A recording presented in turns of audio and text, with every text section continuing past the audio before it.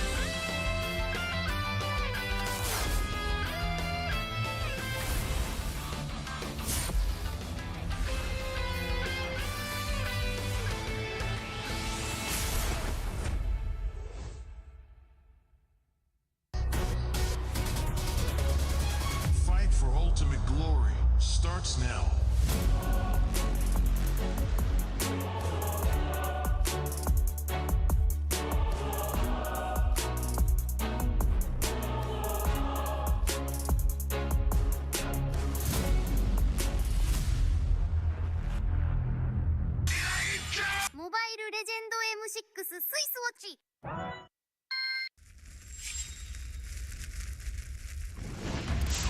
みんな、渦巻きナルトが帰ってきたぞ。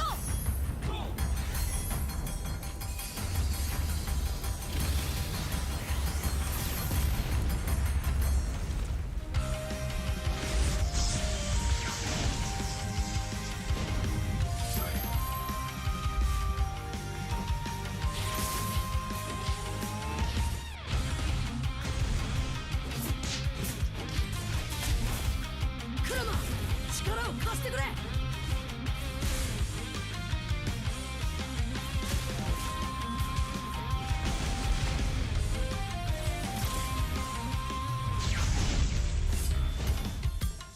っしゃ、第7班ここに復活だってばよ。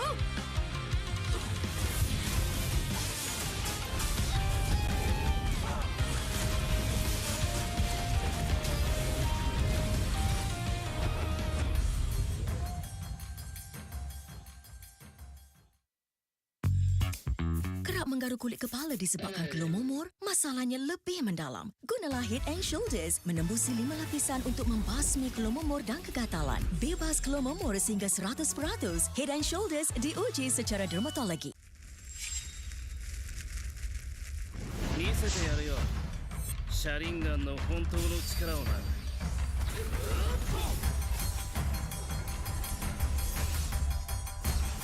力が湧いてくる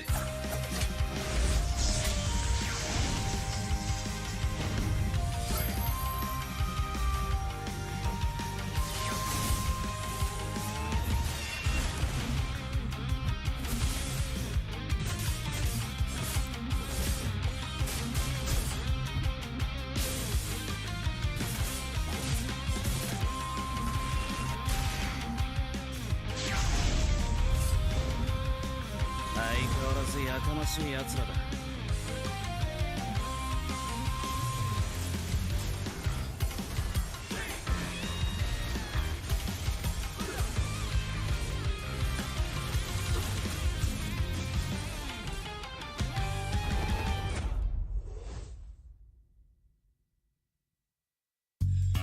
You keep scratching the surface for dandruff? But the problem lies deeper. Use Head and Shoulders. It goes 5 layers deep to defeat dandruff and itch. Be up to 100% dandruff-free. Head and Shoulders. Dermatologically tested. みんなを守るために、私はもっと強くなる。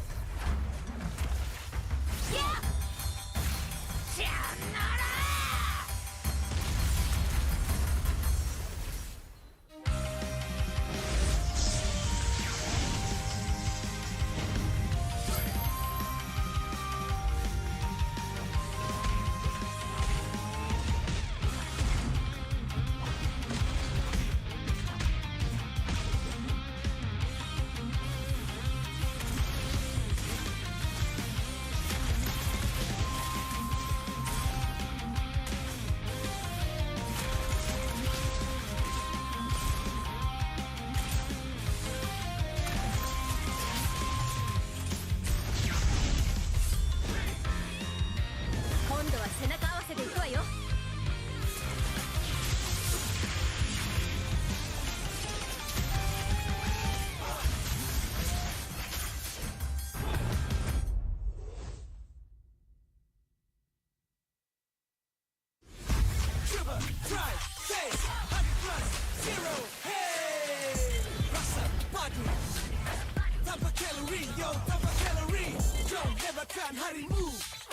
Dengan 100 plus zero Coba, try, taste 100 plus zero Hey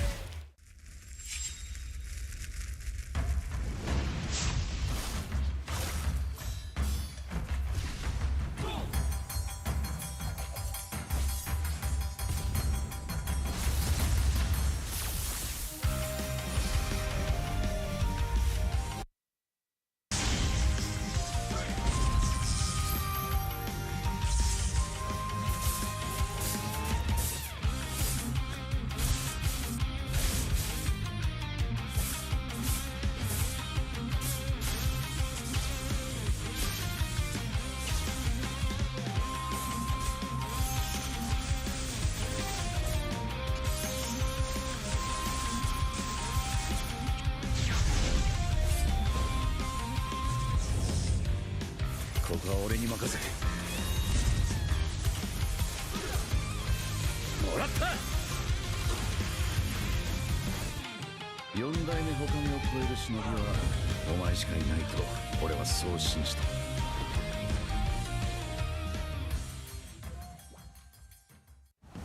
Jiwa Perwira setinggi semangat gagah sang harimau medan bertarung walau di mana kita berdiri sama perkasa biar lawangan kita bergema satu dunia Perwira dan Pertiwi bangkitlah dan terus berjuang marilah kita bersorak harapan pasti ada ayo Tim Mas kita mara bersama kita semua Tim Mas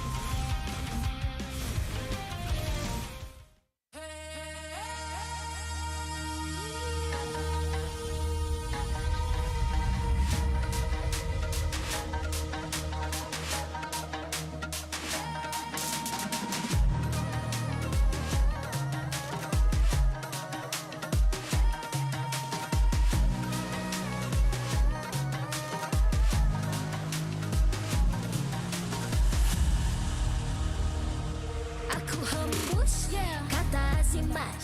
Bila terjatuh, aku beringat. Jalan dah jauh, cari titik bermula. Krak, krak, krak, krak. Jangan patah semangat. Semarak api bukan calon calang. Biar apa menghalang, aku sambut datang. 1000 daya, 1000 alasan. Harungi semua sampai di akhir garisan. Eo, eo. Kami tak senang mengalah, kami luar biasa. Semangat membara, harungi bersama. Lakukanlah sama-sama lakukan, bergema di kiri dan kanan. Tak berhenti marah ke hadapan, tak mengalah berdepan cabaran. Jaga, jaga, kita jaga. Jaga, jaga, kita jaga. Cari air. See me, watch me, hype me, gotta give it all. Don't matter how many times I fall, gotta get back up, yeah, yeah, gotta go. I can hear them calling, now I gotta serve. Now swim my click, now you get what you deserve. We keep it tight, we keep it cool, they got me and I got them too. Api tak kunjung padam. Marah ke hadapan kita, sehaluan jangan simpan-simpan. Kita anak Malaysia. Kami tak senang mengalah, kami luar biasa. Semangat membara, harungi bersama. Jaga, jaga, kita jaga. Jaga, jaga, kita jaga. Cari air. Yeah.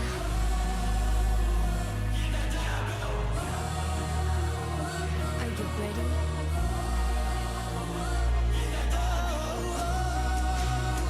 Can you feel me now? Yeah, yeah, yeah, yeah. Let me hear you say. Oh, yeah.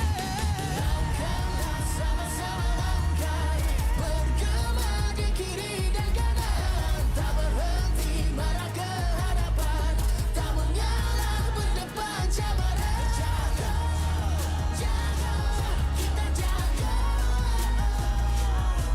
Jaga, jaga, kita jaga. Cari air.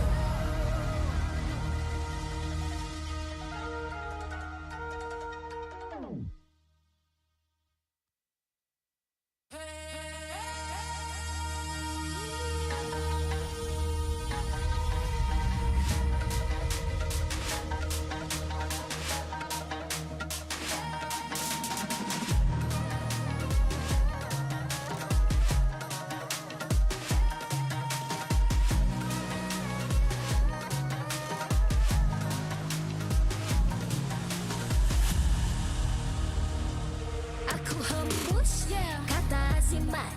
Bila terjatuh, aku beringat. Jalan dah jauh, cari titik bermula. Krak, krak, krak, krak. Jangan patah semangat. Semarak api bukan calon calang. Biar apa menghalang, aku sambut datang. 1000 daya, 1000 alasan. Harungi semua sampai di akhir garisan. Eo, eo. Kami tak senang mengalah, kami luar biasa. Semangat membara, harungi bersama. Lakukanlah sama-sama lakukan, bergema di kiri dan kanan. Tak berhenti marah ke hadapan, tak mengalah berdepan cabaran.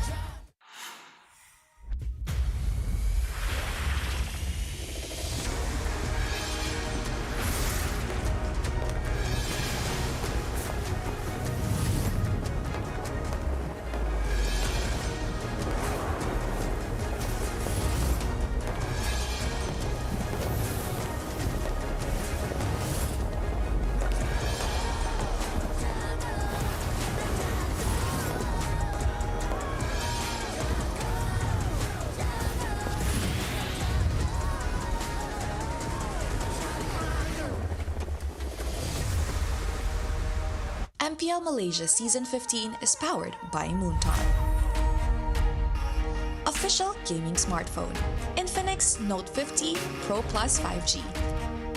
Powered by the MediaTek Dimensity 8350 Ultimate 5.5 GB processor for smooth performance. Equipped with 144Hz refresh rate for buttery smooth gaming visuals. JBL tuned speakers for solid sound and a more immersive experience.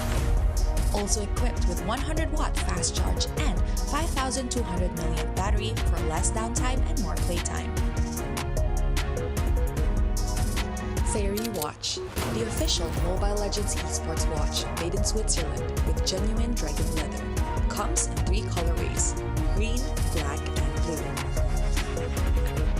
Our esports partners, Head & Shoulders, up to 100% dandruff-free and itch protection. Head & Shoulders is dermatologically tested, penetrates 5 layers deep to eliminate dandruff. Get yours now. And thank you to all our strategic partners. 100 Plus, Playas, Astro Arena, MPL Merchandise, MPL Ticketing, supported by KBS, PSI, Rapamuda, MESF, PSM. Selamat datang ke MPL Malaysia musim ke-15, minggu ke-5, hari pertama. Nama saya Rose, host anda sepanjang musim ini. And guys, pada minggu lalu, kita sudah saksikan Minggu Diraja, mana 2 slot ke playoffs sudah didapatkan oleh kedua-dua tim, which is Selangor Red Giants OG Esports dan juga Homeboys. Pada minggu ke-5 dan juga minggu ke-6, kita ada 4 slot lagi untuk pasukan-pasukan yang masih lagi tengah kejar slot dorang ke playoffs. And of course, as of today, kita punya transfer window pun sudah ditutup, which technically means pasukan punya lineup sekarang has to kekalkan sampai ke playoffs. Dorang dah tak boleh ambil player baru, coaching staff baru or change anything with their lineup. So untuk mulakan minggu ke-5 hari pertama, mari kita tengok jadual untuk perlawanan hari ini. Untuk perlawanan pertama, kita ada DX Seoul menentang Todak. Todak telah mengaktifkan mod Todak Langgar minggu lepas dengan penuh agresif dan berani. Tapi bagi DX Seoul, sebuah pasukan rookie, mampukah mereka menghalang gelombang kebangkitan ini? Ataupun Todak akan muncul lagi dengan draft cheese pick mereka atau pertukaran pemain? Dengan Todak, apa-apa pun masih lagi boleh berlaku. Untuk match terakhir hari ini, Ocean Black menentang Monster Vicious. Monster Vicious untuk minggu ini dan minggu ke depan masih ada 4 perlawanan lagi untuk dilalui. Antara paling banyak dalam kalangan semua pasukan. Adakah ini memberi mereka lebih ruang untuk mengejar slot menghadapi Ocean Black yang masih lagi mengejar mata untuk liga ini? Adakah Monster Vicious mampu mendapatkan mudah 2-0 ataupun Ocean Black akan bangkit untuk dapat rasa mata pertama mereka? And of course, kepada semua orang yang tengah tengok live stream ini from your home, work or anywhere else, di pentas kebanggaan ini kita saksikan semua kejayaan, kesedihan and of course the enjoyment of everybody watching. So, kalau korang tengah tengok, don't forget to scan the QR code ke bawah ataupun isikan kod ini dalam MLBB anda untuk mendapatkan in-game rewards. And of course, tanpa membuang masa, mari let's throw it to the casters untuk mulakan match pertama di minggu ini. Casters, take it away. Thank you very much, Rose. And let me just say, this week didn't come fast enough because honestly, Stafa, watching Minggu Diraja, the Royalty Week, like it was an amazing week. And now week 5 tomorrow, only a few hours away. Anyways, I'm being a little bit too excited. Welcome to MPL MY Season 15. You are watching the English broadcast with me, LaFell, and alongside with me, Stafa. We haven't worked for a while now. Yeah, this is actually our first time sharing a desk the whole season. I don't know how that worked out, but it's nice to be here with you again, sir. Nice to see you. Nice to speak to you once again behind the camera. And nice to see all of you guys watching at home as well for the beginning of week 5. Yeah, we'll be reading your comments, but now we got to read this. Playoff Rush DX Soul's third win or Todak's streak continues. And here's the thing, Staffa, right? Like, compared to all MPL MY few years back. All right. Week 1 to week 4, bangers. A lot of impact, a lot of action. But then week 5, week 6, it starts to drop off. It starts to get a bit stale, a bit boring. But now, this season, I gotta say week 1, week 2, week 3, the worst. But now we're picking up, right? Week 4, week 5, week 6, Todak and Homeboys, they're going to the playoffs, sure. We don't know who else is going.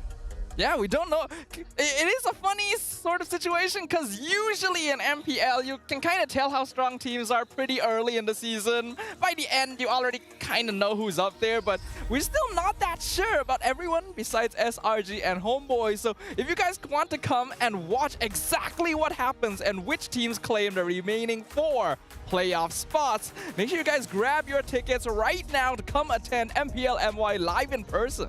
Yeah, because here's the thing. I got DMs, people complaining to me, the matches that they want to watch, it's gone. It's sold out, right? Yeah. So make sure you guys grab your tickets fast. Especially you can't walk in. You got to buy it online. Yep. You gotta make sure to grab it in advance as well. I saw so many posts online about tomorrow's matchup being sold out like weeks in advance. Oh yeah, that's insane. And what's insane is Infinix, because our MPL is powered by Infinix, powered by the MediaTek Dimensity 8350 Ultimate 5.5G processor for smooth performance. We're actually reading your comments here, so make sure you guys keep on commenting. And we can do that without charging because of the battery, because it's equipped with 100-watt fast charge and 5,200 milliamp hour battery. In fact, right now we're gonna be looking at the players ping testing with the phone. Look at them having a great time. Having a great time before all the what you call it, like all the violence that's gonna happen in the game. All the violence happens. I'm just looking at them shaking the phones, and it reminds me of when you play racing games and you just move your body left and right. Even though it doesn't actually do anything, we all know it does. Yeah, of course. Yeah, of course. Like, you know, recalling actually damages the base, right? Yes. And emoting, it actually reduces your opponent's mana. Yeah. Right? No one knows this. It's very not well-known info. Because every time you spam recall, the base takes 1 damage. That's insane. Yeah. You know what's crazy? That's crazy. You do 1 damage, but the base, it just recovers 2 HP. Yeah. Yeah, so it is what it is. Right now we're looking at the standings here, and it's insane. We only know top 1, top 2. Actually, not even. Only tomorrow, Staffa, we can definitely say either Homeboys is on top or SRG is on top. And now we're looking at Todak as well as DX Soul. DX Soul number 7, but if you want to go to the playoffs, you gotta be top 6. And Todak, even though they're number 5, they can't feel comfortable yet. Pick some losses and they might drop down to 7 and below. It's an unforeseen situation that no one could have expected going into Season 15, that so many veteran lineups would still have their position uncertain at this stage of the regular season. Monster Vicious, Todak, Team Vamos, all sitting at 9 points. While they're technically in the safe zone right now, there aren't many matches left, and you never know what could happen. Staffa, the insane thing is, Homeboys and SRG, they have positive points, sure. But then if you look at number 3, Arrow, you only have 1 point. And then you go down, you only have 2 points. Like, in this league, it's so hard to get points. Whose fault is that? The thing is, normally this is supposed to be a good thing. Yeah, It means that the league is close and all the games are tight, but we're too good. We're too good. We make ourselves look bad. Yes, exactly. Let's go with that. Right now, it is the race for the final 4. Who will advance to the playoffs? Because we guys are looking here. Again, Homeboys and SRG, they're safe, right? If they lose all the games after this, they're still going to the playoffs. All the other teams here, Toda, DX Soul, Arrow, Team Ray, MV, Vamos, they can't say the same. In fact, Vamos is one of the candidates to actually not go to playoffs. Because if you look at the remaining matches each of these teams has to play, Vamos has the fewest matches remaining in the season, with only 2 matchups left, one of them being Arrow Esports, one of the teams that really made a splash in Minggu Diraja comparatively, a team like MV is looking a lot more comfortable. They've got 4 games left, and they're tied with Vamos. Yeah, going up against OB, you might be getting points there. Team Ray actually looking a bit tougher, and Team Ray, of course, wants to go to the playoffs as well. Arrow and Homeboys, definitely going to be a bit of a challenge as well. But yeah, Vamos, this is unprecedented. From number 2, going internationally, you know, going to Riyadh, and now to the point where they might not even go to playoffs. Like, that's insane. Like, losing at playoffs is one thing. Not going, that's a big deal, Stafa. It's a position that this lineup has never felt. All the way back from when they debuted as Homeboys, it's always been an uphill climb. Yes, they've gone through some obstacles, but nothing like this before. And comparatively, teams like even DXO, which we're going to be watching later, still look like they may have a better chance of going through, which means that every single match we're going to see from now on just matters that much more. Let me just say, DXO makes MEL look good, right? Because they came from the MEL, and then even though they have difficulty going up against all the teams, but look at the teams that they have actually gone up against, and they pushed them to Game 3. They went up against Vamos, Game 3. They went up against Homeboys, Game 3. Like, every single team that they face against, even though they lost, they never just lay down and die. Yes. Right? They keep on fighting back. Ever since week 1, I already looked at DXO and thought this team is tenacious. Yeah. And every single week they've continued to prove that. I have so much respect for this team specifically because of this. But first, let's check out their opponents. Todak still gonna be sticking with lineup C, consisting of Sihin, Magma, Zyme Senpoi, Gebe, and Momo. Yeah, I would say the surprise factor that we saw against Todak was that Baxia in the roam, and it really shut down against heroes that really depends on the healing, like the Gato Kacha.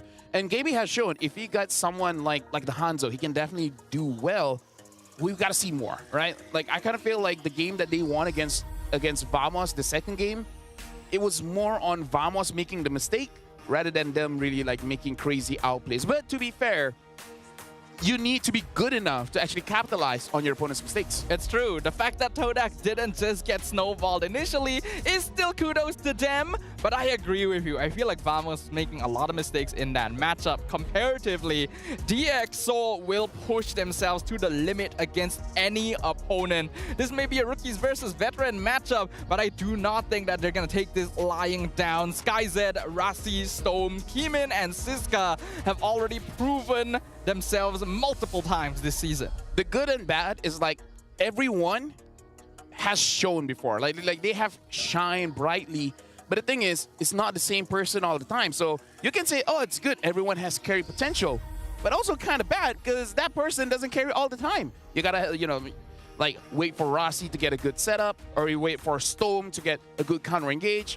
But either ways, DXO against Todak, this is going to be one hell of a match. And in fact, with that being said, looking at the stage, it looks like both teams are ready. And with that being said, we're going to invite both teams, Todak and DXO, onto the stage. They shook things up with bold, unique drafts and triumphed over Vamos last week. Now they return more prepared than ever, aiming for a clean sweep to keep their playoffs hopes alive. Please welcome the Kings of the Ocean, Todak!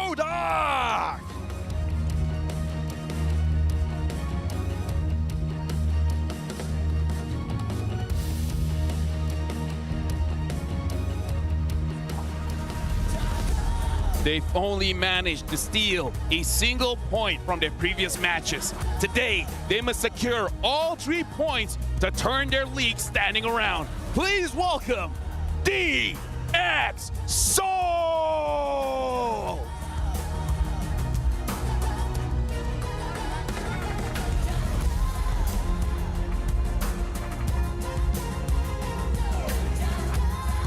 Without further ado, let's bring up the coaching staff of both teams alongside our head of League Ops, Franklin, that will ensure fair play and professional integrity in the matches. From Todak's side, we got Coach Kuja alongside Coach Tio and Backdoor from DXO.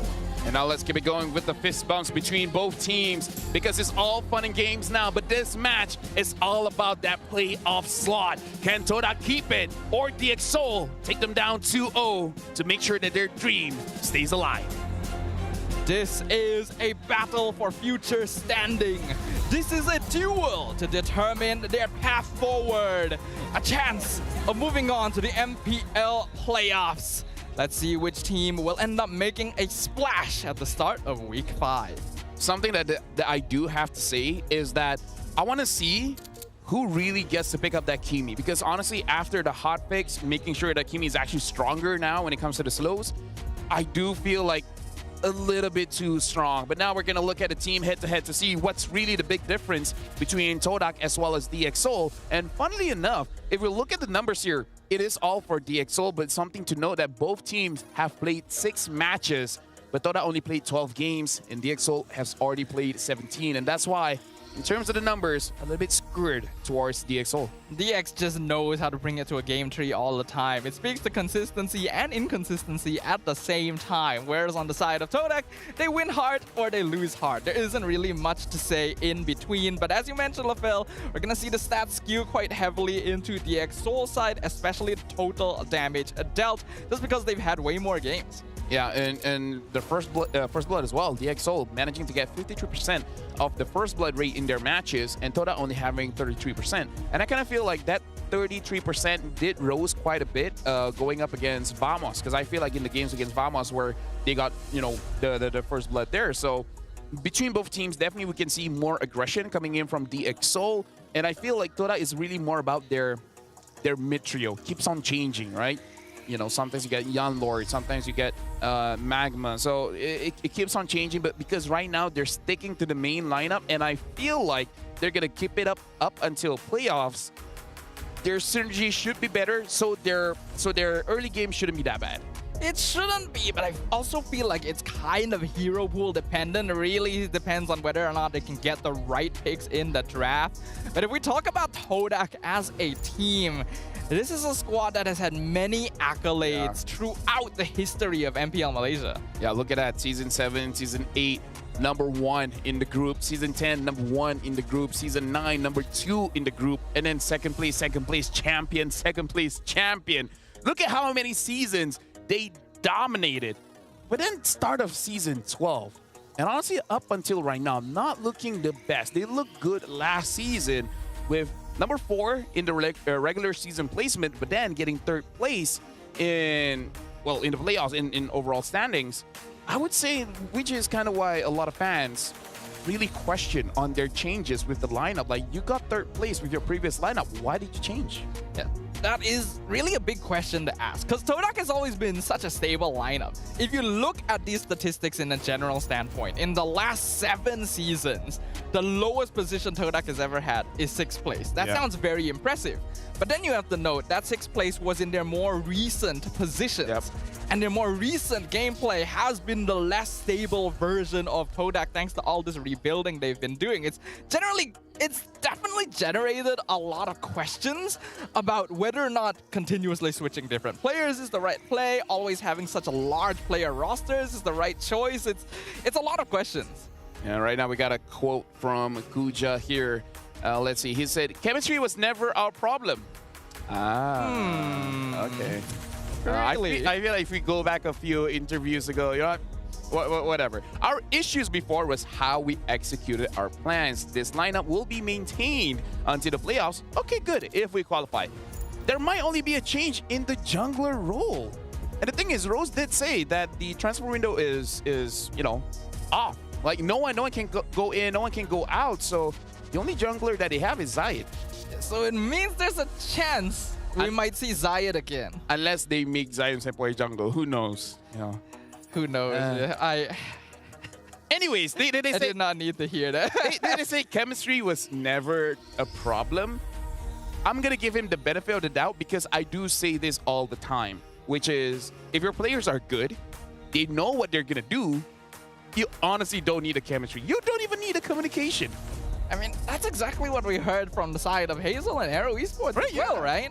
Like, they actually ended up having very similar play times with their team before joining MPL MY, and there's a pretty notable league of difference between how well they synergized with them right from the get-go.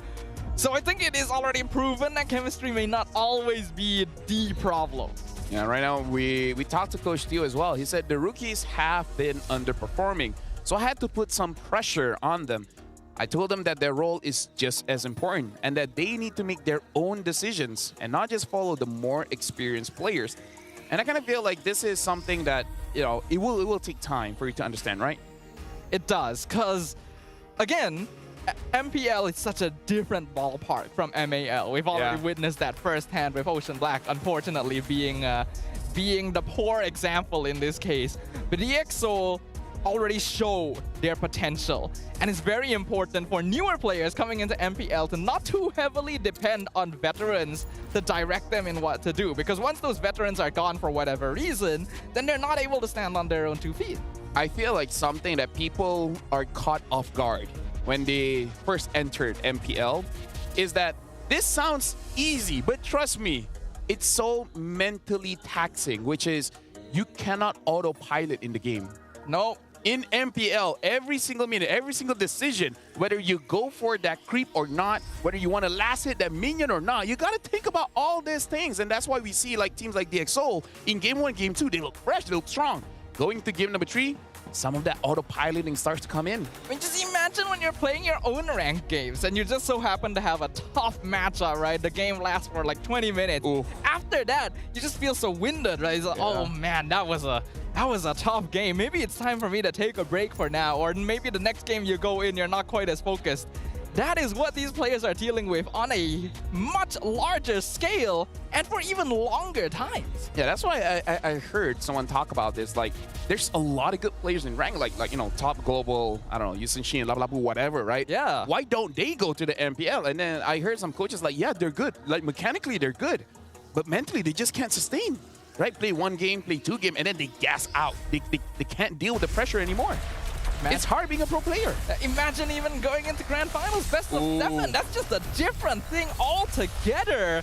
Luckily, though, for the regular season, it's just best of 3s. So let's jump into the drafting phase for the first game of our first best of 3. Yep, right now we can see that DxO are first pick, Todak is second pick. And it looks like DxO batting out that Phovius as well as Hanzo, really looking at Gabe, making sure that he doesn't have that big of an impact. And Todak batting out Chip as well as Kimi.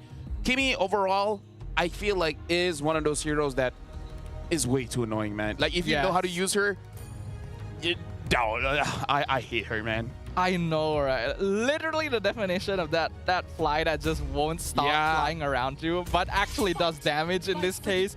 The fact that they fixed the bug where I didn't even know there was a bug. I didn't know there was a bug. I didn't realize there was a bug. Apparently she's stronger now. She was always supposed to be stronger. Oh my goodness. And we're just like, huh? Dude, Kimi has been holding back all this time. Yeah.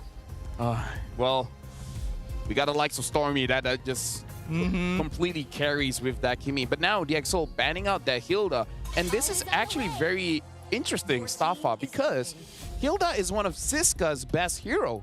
So the fact that they take it out as well kind of shows that maybe there is an improvement in DxO. Maybe Siska has something new that he wants to show. I think it's generally an adjustment on the blue side, though. I think if they were on the red side, they'd be more willing to open it up, because it's not a first pick hero most of the time. It's a bit safer to go for it when you have more options to lock in. But who knows, right? Maybe you're right. Maybe there is some secret weapon being hidden here. Right now, you have the Jushin, a lot of control, but just not that big of damage, you know, until you get your first 2 items. But hold on, right now we have a fun fact about Sheehan. Back in MAL Season 1 and 2, Sheehan only lost 1 match when going up against Kimin and Siska. Could this be the rematch where he feels confidence of taking the win? Where getting Harif is a good start. That's a very good start. Sihin has been one of the rookies that's really been popping off this season. Even when Todak doesn't look too good, Sihin seems pretty consistent, and that's a rare trait from a player who is making their MPL debut. Yep, I still remember going up against Vamos, where Sheehan basically didn't do much in the early and mid game, but honestly that is because Vamos was controlling the map completely. But then come late game, he took over, man. And the thing is, he didn't shut down his brain. Oh, I'm gonna Zaman Force, dash around, get some kills. No, he actually managed to kite away, wait for his cooldowns, and then re-engage. So DxO giving Sheehan that Harry is big cojones. Alright, so is picking up the glue. When the Hilda was banned out, I was wondering, would we see the Faramis? It's a pretty common Siska pick, but yeah, the Faramis is always going to be a threat. And it actually deals with the Hayabusa somewhat well as well with the Netherrealm, so they're basically opening it up right now for Todak. Yeah, but maybe it is some kind of bait because they're like, you already pick up Kalia. If you're going to pick up the Faramis, not going to be doing that much damage. But then you just remember, Homeboys brought this lineup as well. Harif, Kalia, Faramis, and I don't know, looks pretty damn strong. Yeah, it's just a straight up team fight lineup. You already have sustain with Netherrealm. You also have sustain from the Kalea. I feel like it could be pretty... Oh, okay. That's an alright counter as well. Yeah, Faramis, both very good answers to the glue. So Todak keeping it on the safe spot, not going for the obvious bait. Yeah, right now I would say like, oh, they're actually betting out the Gata Kacha, which is a pretty good ban because one of the heroes that can actually deal with the Kalia. And I guess maybe Shihin just feels very confident in his heart, making sure that doesn't matter if they get like a Granger, he can fight with it. But we do have to say that Granger is one of SkyZ's best hero, right? And Granger does have a good laning phase against the Hive. So I do want to see if Todak will respect that. Based on the way that they're approaching the draft, I actually don't feel like they're going to go all the way to ban the Granger. There is still a chance, but it feels like they're going to be focusing a bit more towards other sources of frontline, especially now that the Gatot's already been taken out. The Ling ban. That's interesting. What is that showing? All right. I mean, like, yes, maybe Gibit can use it, and they're betting out the Moskov. I wonder, like, are they going to pick up a marksman with no mobility? That's why they're taking out the Ling now? Who doesn't have a lot of mobility? No mobility in this Because meta? Beatrix has mobility. Even Clint has mobility. Irrital, of course, have mobility. I wonder what they're cooking up here. Maybe they're just trying to force... Chang'e goal! Okay, maybe. But Chang'e did get changes, though. She did. Actually, I'm kind of curious to see how Chang'e might get played now, because the reduction in ult cooldown is actually pretty big in exchange for the magic scaling reduction. But I've seen like the first or second skill having longer cooldowns than her meter champion. yeah, they're forcing Geve onto fighter / tank jungle. They know something here. Like they know something that Todak is cooking Basically, up. Zeus and Glue both directly counter tank jungle. Yeah. So they're just removing high mobility jungle options, I guess. But there's still like the Joy, you know? Or has Joy? No, Joy hasn't been right. banned. Yeah, Joy hasn't been banned. Joy is still there. They did nerf Joy slightly. Would it be enough for her to be ignored? Actually, even Fanny's still up. I understand the Fanny. The Fanny's been kind of used as a gambit a lot of the season, but Joy being ignored is very surprising to me. Dragon is ready anytime. 1-1. Okay, 1-1 does have mobility, but okay. And then they pick up the Cho. Okay, this is a comp that's completely designed to counter tank jungle. Like every hero here except Hayabusa counters tank jungle. If you pick a Fredrin into this lineup, you are griefing yourself. All right, Gushin then. let me think about this. Gushin, Saber, Fanny, Joy. Because the Cho also counters Joy. Yeah. So it's actually a pretty smart draft from the EXO. Are we forgetting something? I feel like we're forgetting something. Eason Shin, if you want to go that far. I can reach the darkness if I'm fast enough. Yeah, there we go. Okay, yeah. All right. Well, now we get to see, Gabe, can you use the Fanny? So far, I believe... Oh, we kind of forget about the Suyo, but to be fair, Suyo is also not that great in this lineup. So yeah, we've seen him use the Joy, the Suyo, as well as the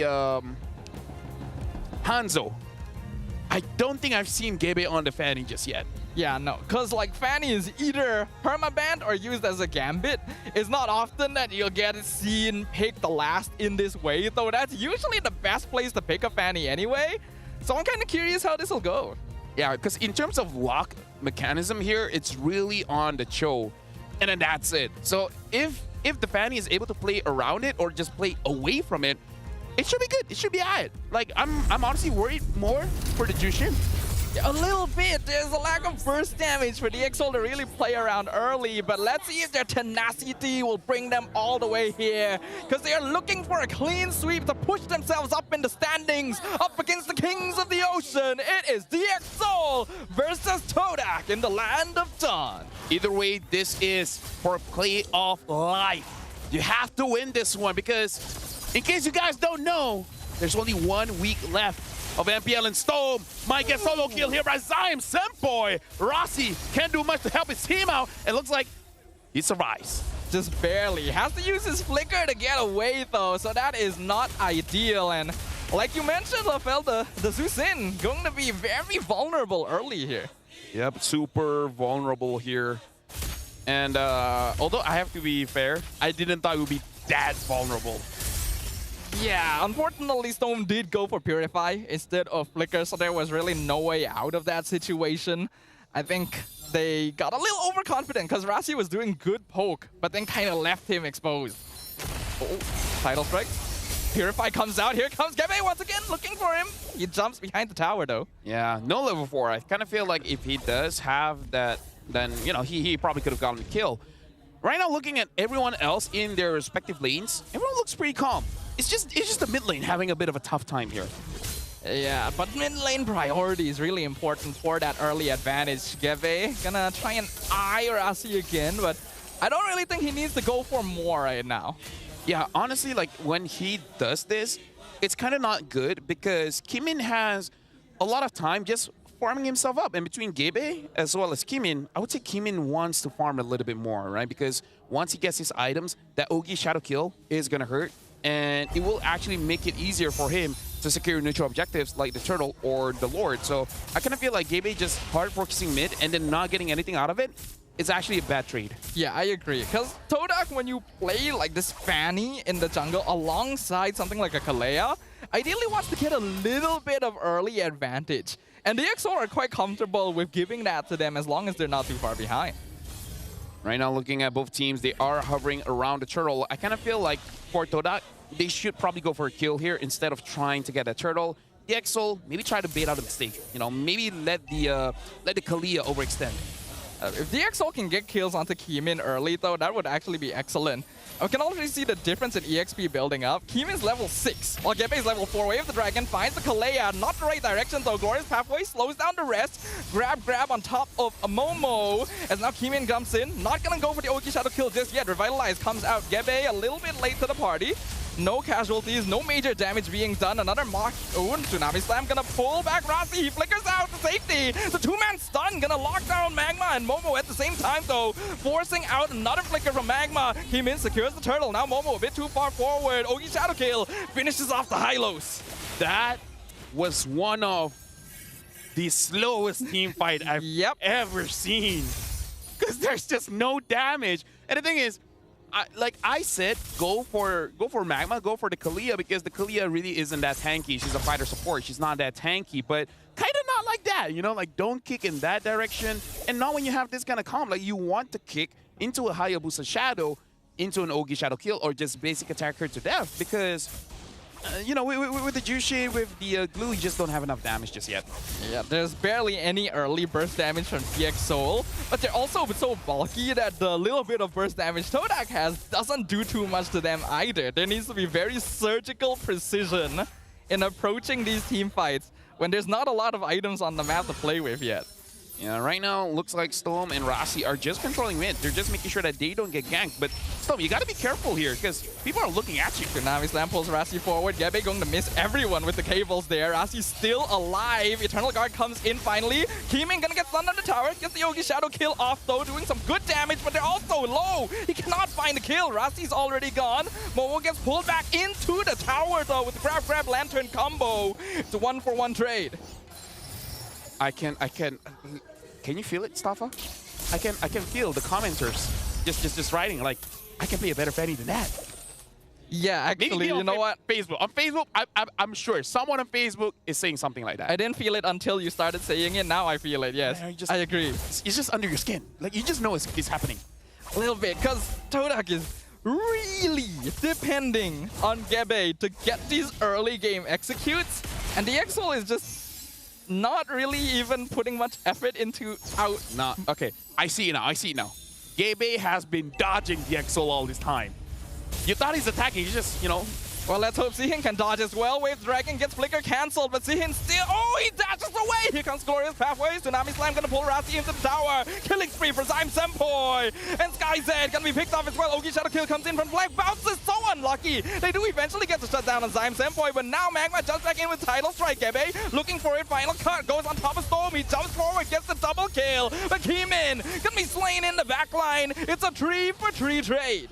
I'm so confused, Tafa, and I don't think that's a good thing because there's a lot of fighting going on, but it all seems like they're just trying out their luck. Like, we're just gonna throw out a few skills and see if it connects, because so far, Rasi, missed kick, Todak, even the follow-up seems a little bit messy. I don't know. Maybe it's just the first game. Maybe it's just the first game they're you know. It's a warm-up game. Yeah, it's a warm-up game. Yeah, thank you very much. That's what I was looking for. Yeah. Not really ideal. Oh, Wave Dragon finds Zihin. He dashed into the wrong bush. Zaman Force keeping him alive a while. But Rasi will finally get the last hit. Todak will use that chance, though, to start working on the turtle. All right. At least that was a little bit cleaner. Now Siska trying to provide a little bit more pressure on his Akimi. He gets the turtle? What? How? Gave trying to go back in, does eventually get the punish on Siska. That's going to be a trade onto the glue, but... Huh? No, Stafa, I'm going to sound like a genius because I say, you know, between Fanny and Haya needs to farm and it becomes easier to get the neutral objective. Okay. I so saw this coming. Ooh. I mean, yes, but... Yeah, I know. Geve is literally on the turtle. I know. He is kissing the turtle. Storm now getting kissed a little bit as well. Will be able to ult away. I get it. I do. It's upsetting. Yeah. It's just the first game, Stafa. We have more to come. They were so close and then they drifted apart. Yeah, and now looks like Tsunami Slam onto Rasi. Ooh, big combo. Eternal Guard locks it down. Zihin gets the kill. Meanwhile, the grab gonna connect. But now we can see Magma dropping so low. SkyZ will finish them off. Does have the crossbow of Tang available on mobile. Will decide to pop it. Here comes Gebe from flank. Bit late to the party. Will go in. Those guys gets the double kill. Gebe misses. Stone. Oh my he gets God. stunned. Killing spree for Susin. Oh my God. Oh my. Oh. Well, there you go. Right now, the EXO 4,000 gold ahead of Todak. What can Todak do now? Again, let me just remind all you all. Playoff life on the line. Oh. Gebe's Fanny would be so good at the hole in the wall game show. Oh. that was, Safa, let me just say, that was epic. That was epic. That was epic. You could even say it was a grandmaster player. Yeah, you could say that. Anyways, right now DxO, they're looking like they're, you know, being more in control. They're being more in control, and I can see why the Fanny wasn't bad. Yeah, definitely a gambit. Definitely a gambit. It's a gambit, all right. The thing about a gambit is there's usually some risk, and well, you don't always win. Well, right now, Magma, first item pick up, the fleeting time. They need to get kills for that fleeting time to really look good. Conceal being used. And Todak does not have the best of positionings here.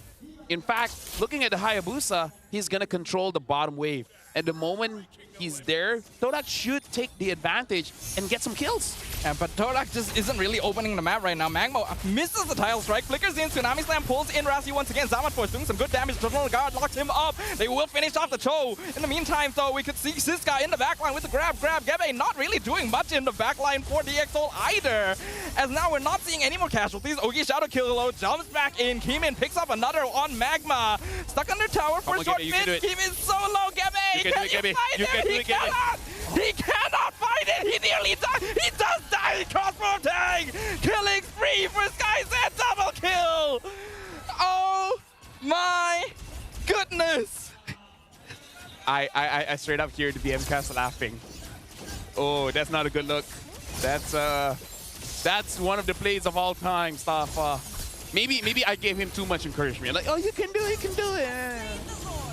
You know, like if you hit people, right, it helps with your energy.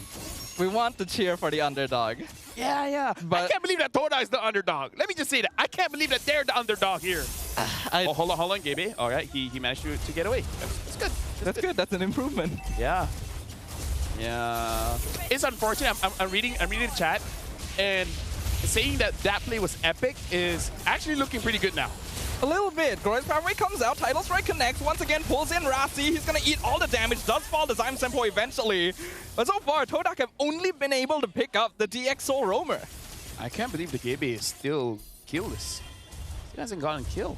Even Momo has gotten killed. Momo has 2 of them. Maybe he's a pacifist. Yeah, maybe he is a pacifist. No violence. Yeah, I mean, like, you don't want to judge how people want to live, you know? Yeah. Let him, you know, do what makes them happy. And I feel like Gabe would be happy if he gets a buff. Don't think he's going to get it, though. Don't think he's going to get it. I mean, he was getting them early. Oh, yeah. Like, DxO was giving it to... That was an ult, wasn't it? At this point, maybe give it away to Shiheen. Right? Maybe, yeah. Yeah, Shiheen, you want the buff? You can have it. I don't know if DxO will be so charitable anymore, though. Now that they have map control. Oh, look at that. Give it! Oh, Shadow Kill connects! Oh. He's able to jump over the Magma, though. Lucky for Gebe. Oh, that was almost cool. And now, yeah, it looks like they're not being charitable. Kimin is going to get this purple buff, and the Lord is going to spawn at a very long time. Todak, what they need to do is try to establish some kind of map control, or just hope that they get minions for Shiheen to farm up. Tidal Strike misses. This time, Tsunami Slam onto Siska. He gets terrified. Lockdown under the tower. Flickers out, though. He's still alive. Will eventually get melted down. Gebe gets his first kill of game wave. The Dragon goes connect with the Fanny. As now Kimin comes in, but it's too many members there to commit the Yogi Shadow Kill. Gebe looking for it again. Misses his ultimate. Hits SkyZ instead. We watch, but we don't judge. We watch and we don't judge. But hey, look at that. He got a kill. Too late. Yeah. Oh, maybe that's cool. Tsunami Slam on the Keyman. He doesn't have his dash. Zyme Sempo. He slays the Hayabusa. DxO, if you lose this one, man. If you lose this one, if I was your coach, you will not hear the end of it. Yeah. I'll make sure that next Riot coming out, you'll still remember. Pretty much. I agree with you. If I was in that position, I would... Oh, two-man Flicker Jikundo gets the knockup, gets the kicks in! Storm with the mega kill! And the crossbow attack comes out, melts down Momo! Melts down Magma! It's a double kill for DxO! 10 seconds in. Oh, looks like Gebe! He gets the shutdown! One shot, finally! Doing what Fanny is meant to do. But the thing is, that might not be enough to stop because that's Storm, that's the Jushin. The Jushin's job is done. If you can get SkyZ, now that's going to be different, right? That is going to be different. That is your main goal. But at least with one member down, Todak are able to delay the DxO. They keep their mid inhibitor alive, but they're still going to have to surrender this Lord. Oh, look at this Gabe. Gets the buff. Now that's a win con, Staffa. That's a win con. Gabe got that buff. Now you know. SkyZ, you're going to be ground Z. Because that's where he's going. All right. I'll keep that in mind. Yeah, We'll see if he becomes... Gebe, he sees them.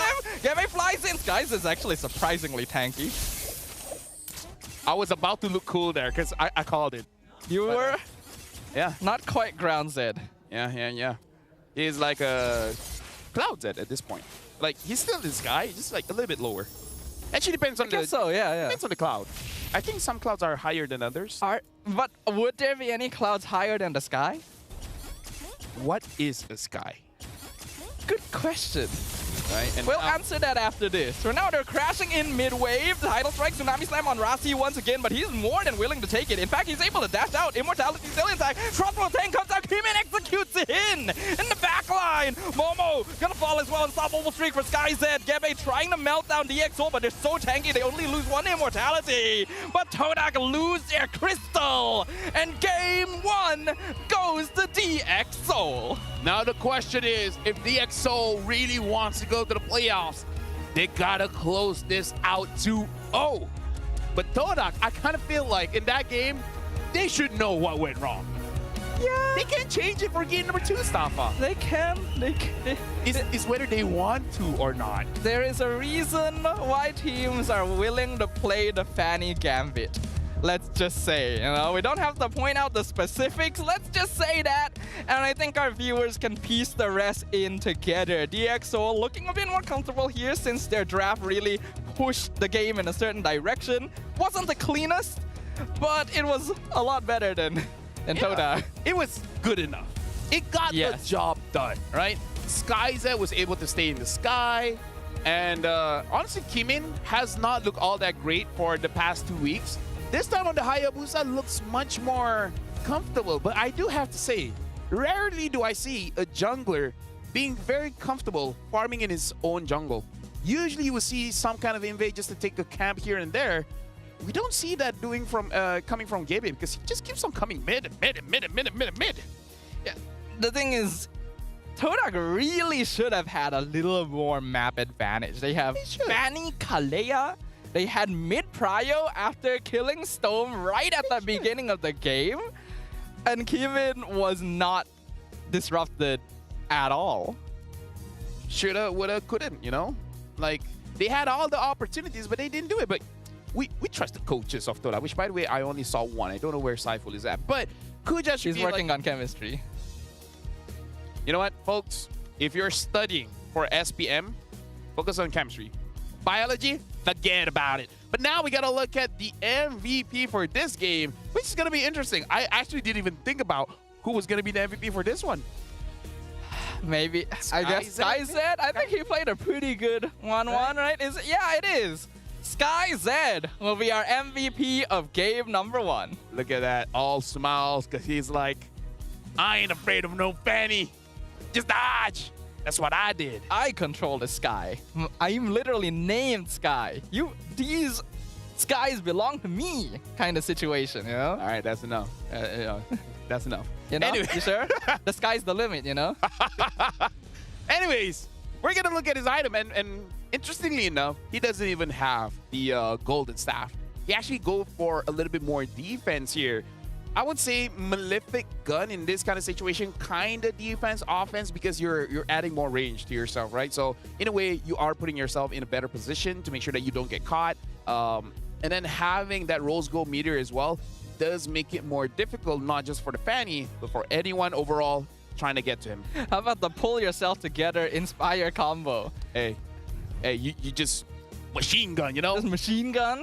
That's machine gun 1-1. It's a very greedy choice to go for that because, yes, 1-1 has the built-in Purify, but having a little bit more escape is usually good, Or more defensive emblems is good. You don't need to defend yourself if they die first. True. Right? True. With more assists, the Inspire comes up every single team fight. Right? So that is true. Your job is to kill them. And he did 6 of them, and he helped with the other 6. He holds a very inspirational position alongside DxO. Almost 100% kill participation. Actually, not really. I can't do math. I forgot that the 13 was Todak, not DxO. I mean, it's 2 turns. Yeah. It's 66%. That's pretty good, for a goal laner, especially on 1-1 as well. You usually can't join fights too soon on a 1-1, especially when there's something like a Fanny on the opposite side. You're usually pretty vulnerable. But, yeah. I don't know, chat. Answer me in this one. The DX win or the Todak lose? Sounds like a simple question, but it's really about philosophy here, Stafa. It's really about philosophy and how you look at the game. But now, yeah, I actually feel like all the 1-1 players in MPL MY has been using pull yourself together, and so far they have not been punished. So maybe that is the optimal one right now, where you just want to be a little bit more aggressive, because I feel like until 1-1's damage gets buffed, I think this is the build that they're going for. Once 1-1's damage gets buffed, either by her basic attack or her ult, then they might change something else, like a tenacity or something. I suppose we do have to recall that Inspire is kind of an offense and defensive tool, since the faster you attack, the faster you can run away as well. And if we look at the total stats overall, SkyZ actually doing the most damage across his entire team, which is again impressive as a 1-1. Especially when there's a hero like a Zusin or even a Hayabusa on your side as well. It just shows just how much presence he had on the map. Yeah, and also looking at Todak here, everyone kind of did the same amount of damage, which is good and bad, right? Because you look at your high loss doing 20,000 damage, you look at your Kalia 23,000 damage. And then you look at your Harif, 34,000 damage. Yes, the Harif is higher, but not that much higher. And it's not completely his fault because there are very good engages coming in from DX, either Rossi getting the Way of the Dragon onto him, or Kimin just able to sneak in one of his quad shadows into the Harif and then just getting a kill off there. Either way, DxSoul definitely played very, very well in this game. Yeah, I think the EXO did a very good job of just controlling how Todak would move and then identifying weak spots in the roster. And Todak just felt a bit passive. Again, you have good early game heroes. You got mid lane on the bat. And then it didn't feel like there was any impact, right? It didn't really see much help for Zihin. It didn't really feel like Momo got much either. And we, of course, know that Geve didn't really get too much himself. So it really didn't go anywhere. That's why we see 3 out of the 4 in our notable players here going over to DxSoul, with Kimin having the rich guy, SkyZ being the carry, as well as Storm being the best wingman, Momo unfortunately having to be the sandbag. You know, Staffa, if I was in the line of a Todak, right? Okay. Say I'm Zyme Senpoi or Shihin, doesn't matter, right? I feel like what I would be doing in between game 1 and game 2 is give the silent treatment. Give the cold shoulder. Just to one player. You know, take your pick. Like that's like one of them, right? One of them. Just give the cold shoulder. And then if they ask like, hey, you all right? And I'm like, I don't know. What do you think? Did you hit your cables? Like I read a comment. People say that War Axe is only useful if you hit something. True. Like, you're right. You're right. That is correct. You can only build up War Axe stacks if you hit something. And unfortunately, as we can see from our highlights here, it was not very easy for Geve to Storm dodged the Fanny with no dashes. He just walked. He literally walked away from Fanny. How can you allow that? Look at this. Like, no, I can't. I can't. I can't. That actually does. I can't. Staffa, before we start the show, you were like, let's hope we have a good day. Yes, I did. I did say that. Yeah. And I did say, you know, we can have a good day or we can have a fast day. I'm worried we will not be getting both. Probably not both. We can... Probably not either. We will have a good day or a fast day. Please at least have one. Please give me one. Please. Game number 2, Todak's going to show up. Todak's going to show up. But will this finally be the game, Staffa? That DxSoul gets a 2-0. Let's hype that up. That's true, actually. DxSoul... Was that a good game, Mars? No. Hold on. Hold on. I'm gonna talk to the BM. Okay. All right, he's gonna leave now, guys. This is our chance. This is our chance to talk about the experience that we have just had. I'm not gonna go up and say that my Fanny would be better because it's not. I can't cable at all. That was not much better than it though. Like I try to be impartial, you know, guys. I try not to call out specific players. It's a bit hard to not do that here though. A little bit difficult. A little bit tricky. I miss Yan Lord. Do you guys miss Yan Lord? LaFell, do you miss Yan Lord? I miss a lot of things, stuff. Like him, sure, but like give me a list. I'll write down from priority to, you know. I mean, Giga miss, you know, a lot of things to miss. What is next? What is next? Well, next is the miss cables. Yeah, I'm looking at the stage. Looks like everyone is getting ready. I'm looking at Todak. They look fine. Looking at DxSoul, they definitely look much more. I mean, that would make that's a game that would make anyone feel good. Yeah, that would. You know, right? Speaking of which, you know what time it is? It's fairy shout-out time. And I got myself a fairy. It's in green color. At least that's what people told me, because I'm colorblind, yo. The official Mobile Legends esports watch, made in Switzerland with genuine Yuzong leather. Comes in 3 colors: green, black, and blue, etc. It does look very nice. Every time I see you guys wearing this watch, I'm like, man, I wish I had a watch like that. It's comfortable. Oh, okay. Yeah. I gotta try that Yuzong leather. Yeah. Yuzong leather, man. I got the green Yuzong. The green Yuzong. I wonder how many others Yuzong have. What was it? The J Dragon skin, I think. Yeah, he has a. Does he have a skin for all of these? Because black is his basic. He has a green. He does have a green. Because you know the one that looks kind of toxic, like the one with the green fumes. Yeah. Right? Yeah, that's green. Does he have a blue? You guys can have a blue if you guys go check out Fairy Watch. Maybe we have a Dragon Ball skin collab. Ooh. Shenron. Oh, we gotta have that now. Right, and then that's like necessary. Like nice. Gord already has a Kamehameha, right? It's easy, just and then do something. Give something to Phoveus. Something to Phoveus. Yeah, actually, it would work pretty well. You know, they're always teleporting all over the place anyway. Right. Oh, look at this. Looking backstage, a lot of discussions coming in. Sheen looks pretty stressed. Even Ashi's there talking to Gabe, and then Gabe looks pretty nervous. Yeah. He's like, oh, why are people talking to me? Man, it looks like me after I played Fanny. Oh, yeah. They're like, yeah, let's not do that again. That's why when Milo requests for Fanny, I ban it out. And look at this, guys. Catch the MPL MY merch. Drops live on TikTok Saturday, 17 May on 8 p.m. If I'm not mistaken, you guys can even get a bag as well. Look at that bag. Look at that tote bag. I think that's what they call it, right? Tote bag. Or, I think so, yeah. Tote bag. No, I think tote bag is correct. Tote bag? Not tote? Tote bag. All right, there you go. From Starfire himself, tote bag. I hope I'm not wrong. It would actually be funny if it's the Today bag. The Today bag? Today? In a Today? Get your Today bag today. Yeah. Get your Today bag while supporting Todak. What was that? I don't even know what accent was that. She's nice. She's cute. Yeah. Like, I want to focus on the model. Don't focus on what we're saying. Yeah, of course, of course. The model, she herself, very nice. She is a gymnast. Really? Yeah, she walks the tightrope and everything. Wow. She can jump, and then she can fall down as well. I'm once again unsure of whether you're telling the truth or not, but I'll take your word for it. Hey, I'm pretty sure she can jump and she knows how to fall down. True. Do you guys know you actually need skill to fall down? Or you just need like a banana peel on the floor. And now we have a WhatsApp from Zyme Senpai against Vamos. How did you guys find back the Todak Langar spirit?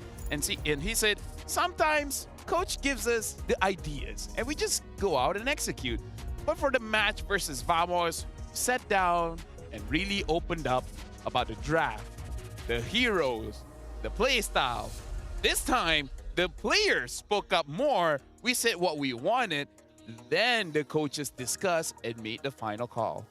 Yeah, I think that's good. I think it's always very important for the players to also give their piece about like, hey, this is the hero I want to play. This is the style I'm most comfortable with. Maybe we can try this idea because different perspectives are always good. Yeah. So maybe, especially from the people that's actually playing. Yeah, maybe I hope they gave some perspective between game 1 and now 2. I wonder what's the thing. It's like maybe we just can't play Fanny.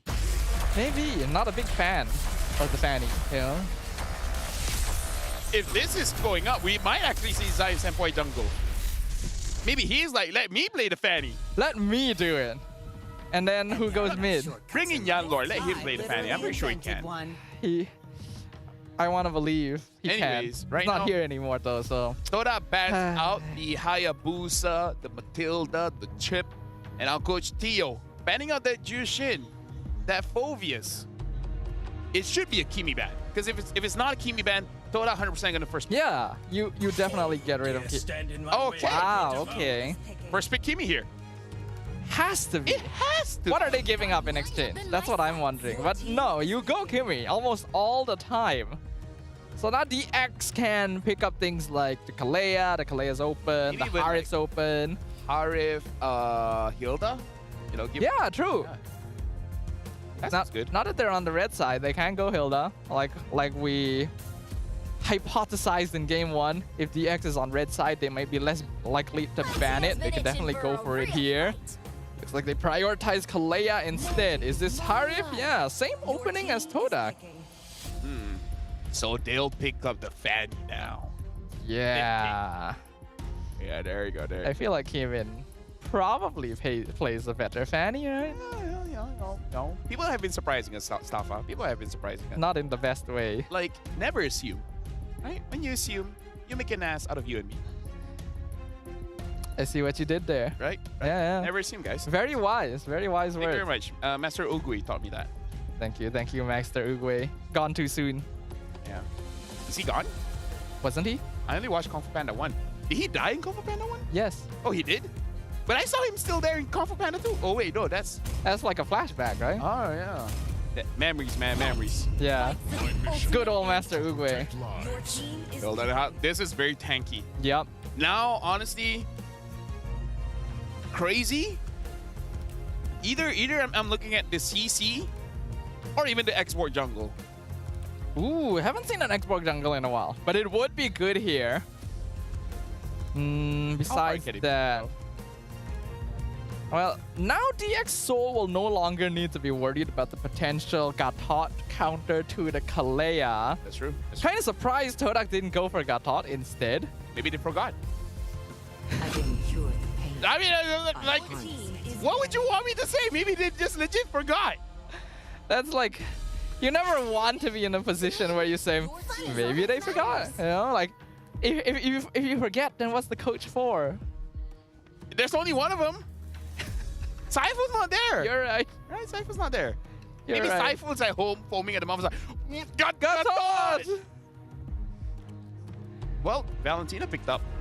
Valentina's interesting. I think, legit, at least the Valentina has a dash so that when the Kimmy's all up in your face, you can run away. True. There's also the thing where now Todak probably needs to ban Lucas. Because then DXO can just first pick Lucas second phase. Yes, that's true. Yeah, honestly, Lucas and CC might be a problem, but between the two, I would agree. Yeah, the Lucas is a bigger problem because the Lucas can actually get onto Kimmy. Especially with all those anti-CC. You know what, my God, Moonton, you know how to balance heroes, man. Yep. But did they actually nerf Joy that hard? It's like Joy is just gone. I haven't tried her. And to be fair, I haven't seen her in rank as well. Like they reduced 20% off of her alt scaling, which is actually pretty sizable, but yeah. Is it that noticeable? I feel like I need to try now. They ban on the Moscow here. So a good ban here would be the CC, the you gotta ban Lucas. The Lucas. They don't. Wait, why they ban? I feel like they're Lucas, right? You gotta pick Lucas. No, I feel like Hyo, Hilda, etc. Like, and they have the Kimmy. It should be okay against a Fredrin, no? Yeah. Right? Unless this all handles a Fredrin perfectly fine. Unless whatever their jungler is completely useless in the early game.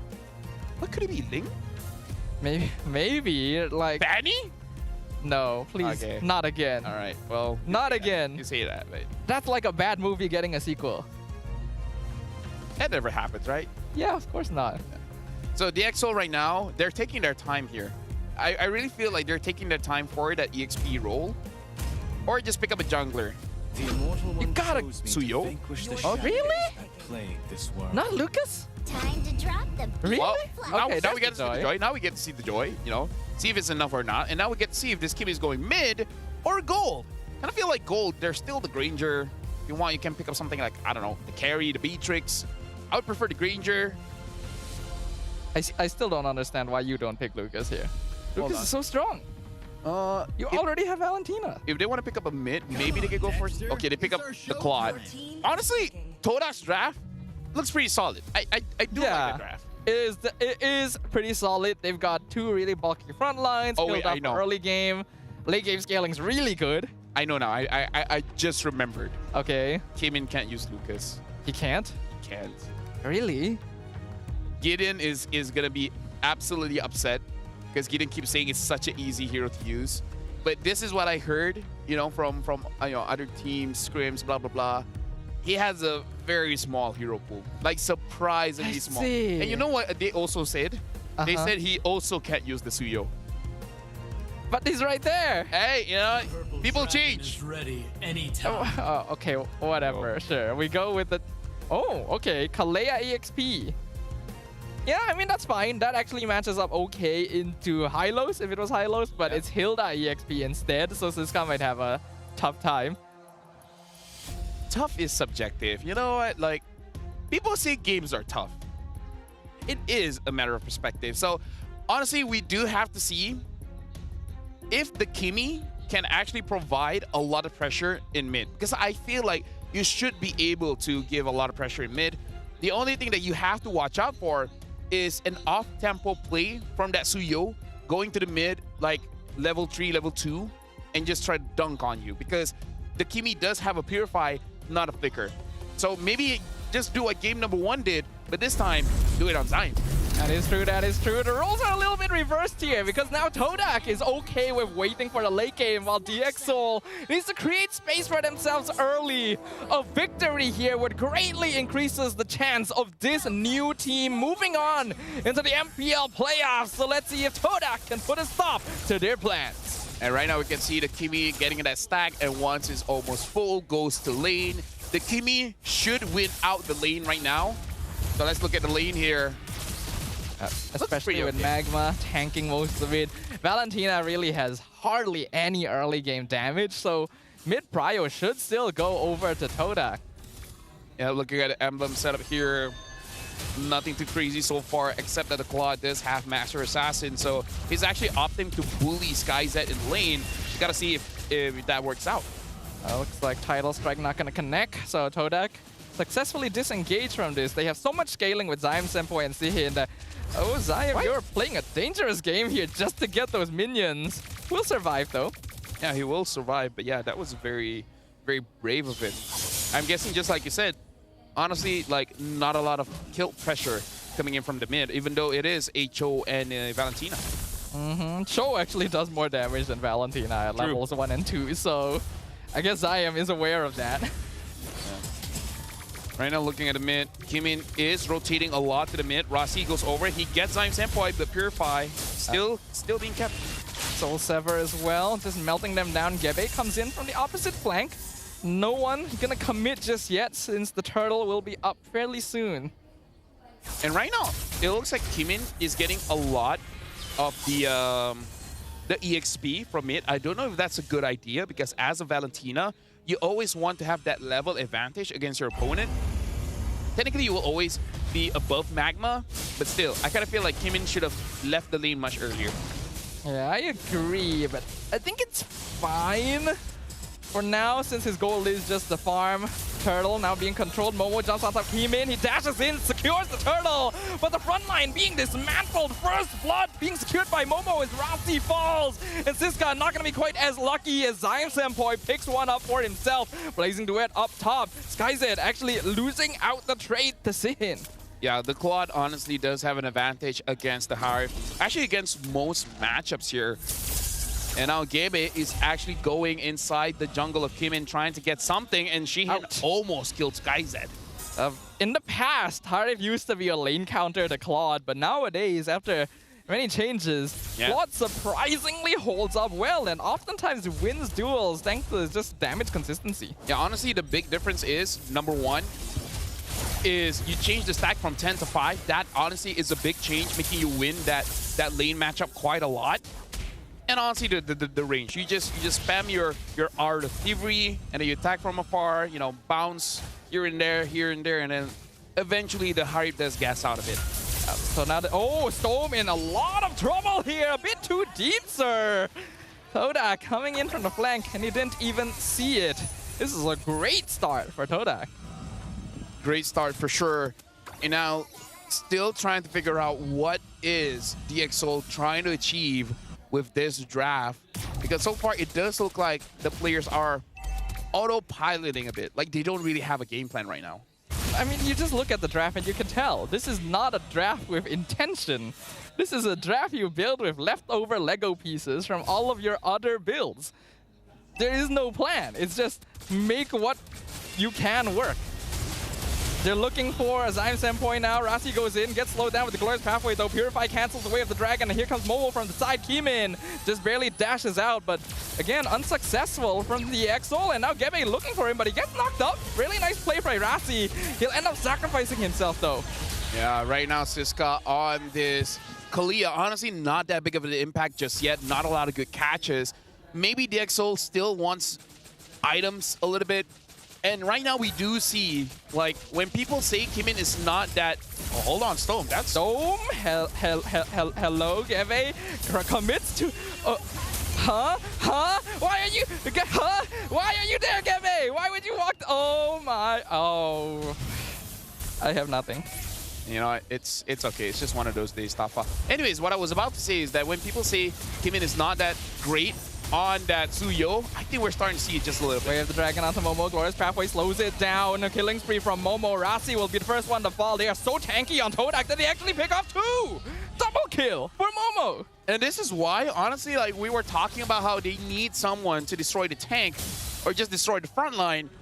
And honestly, no one from DxO can do that. Honestly, even Skyza would suffer a little bit. Exactly. Well. Ooh. Disrespect. Skyza, disrespect. He still has the playing to it. Mel could have outplayed that, probably. Probably. Yeah. He's just an ordinary marksman. Yeah, it's just an ordinary marksman. Toda right now 3,000 gold ahead. DxO only having 1 kill to their name. Toda already has 8. Toda has full control of the map, and DxO, they don't have the pieces to solve the problem that Toda is offering to them. Exactly, that's what I wasn't a big fan of this draft with. Again, the Lucas would have been so much better here, but hey, you can't really help it if your hero pool doesn't fit the bill here. Todak now with a massive lead in 6 minutes, 8 kills to 1. I'm really worried that if Rasi gets a kick and they legit have no damage, so Rasi just helps out Todak by giving a free flicker. Pretty much. Yeah, that's the problem. Because if you try to go and see Hinder Zyme Senpoi, they both have Purify too. That means you actually have to commit both Rasi and Siska's ultimate. Rasi trying to find an angle. Siska is there as well in case Gaby wants to jump in. Speaking of which, so far, I would say the Joy doesn't look that different. Like, maybe less damage, sure. I mean, like 20% is big enough, but doesn't seem like that big of a deal so far. Yeah, doesn't seem like it. I think early game Joy won't be hit that hard. The 20% damage reduction is gonna really be noticeable in the late game though. So that's what I'm keeping an eye out for. Yeah, right now look at Todak. They're pressuring mid a little bit, but so far Todak hasn't really hard committed on anything yet. You know, not hard committing on invading the jungle, not hard committing on pushing any lanes. Really just about like, I don't know, it kind of feels like Todak is just doing chores at this point. Yeah, I do feel like they could be a bit more active with the lead they have, but it's still fine because Claude Kimmy, their late game is basically secure as long as they don't do anything too dumb. Whoa. Siska will end up forcing the Purify from Sihin down bottom. It's a 1v1, Blazing Duet, clears the wave, keeps it shoved up. Todak knows that DX is down a man. Yeah. They should see the Suyo now, so they can hard commit on this hurdle because Kimin wants to 1v1 against Shein, and Shein so far is able to survive. He just BMIs out all the while. Geve is getting the turtle, and DX again. This draft is not doing them any favors. Yeah, this is one of those things where you just do nothing, and then you hope your opponent makes a mistake. I'm really still survives. Yeah, I'm really not a big fan of the blind pick Valentina these days. It's so not good. I would have preferred something like a Novaria even. Right now, looks like Gaby is invading the... Rasi gets the kick, but the Electrifying Beast just comes out. Purple buff stolen once again. Another flicker spent by Storm in the mid lane. Blade Surge connects with Magma. Magma says, haha, that tickles. Yeah, that's pretty much it. At least Skyzet is able to get that turret. Maybe after Skyzet gets the Holy Crystal, we see this draft and we're like, you know what? It makes sense. It makes sense. But for now, it does look like Toda is not going to give Skyzet a lot of opportunities to go for it. Skyzet is just going to explode here. Flickers away. Just almost dodges away from Gebe. Electrifying Beast comes out. Glorious Pathway. They are so deep. Kimin gonna melt as well. Double kill going over to Gebe. And now the Tsunami Slam trying to pull one backwards. But guess what? You have no damage. Blazing Duet comes out. Rasi gonna be separated from the rest of his team. And Todak just runs him down slowly. This is 11-1 Stafa. DxO only has 1 kill and it's on to Gebe. It would actually be kind of funny if Gebe is the only one that died in this game. It would be pretty funny. It would be pretty funny. And he wouldn't even mind it compared to what happened in game 1.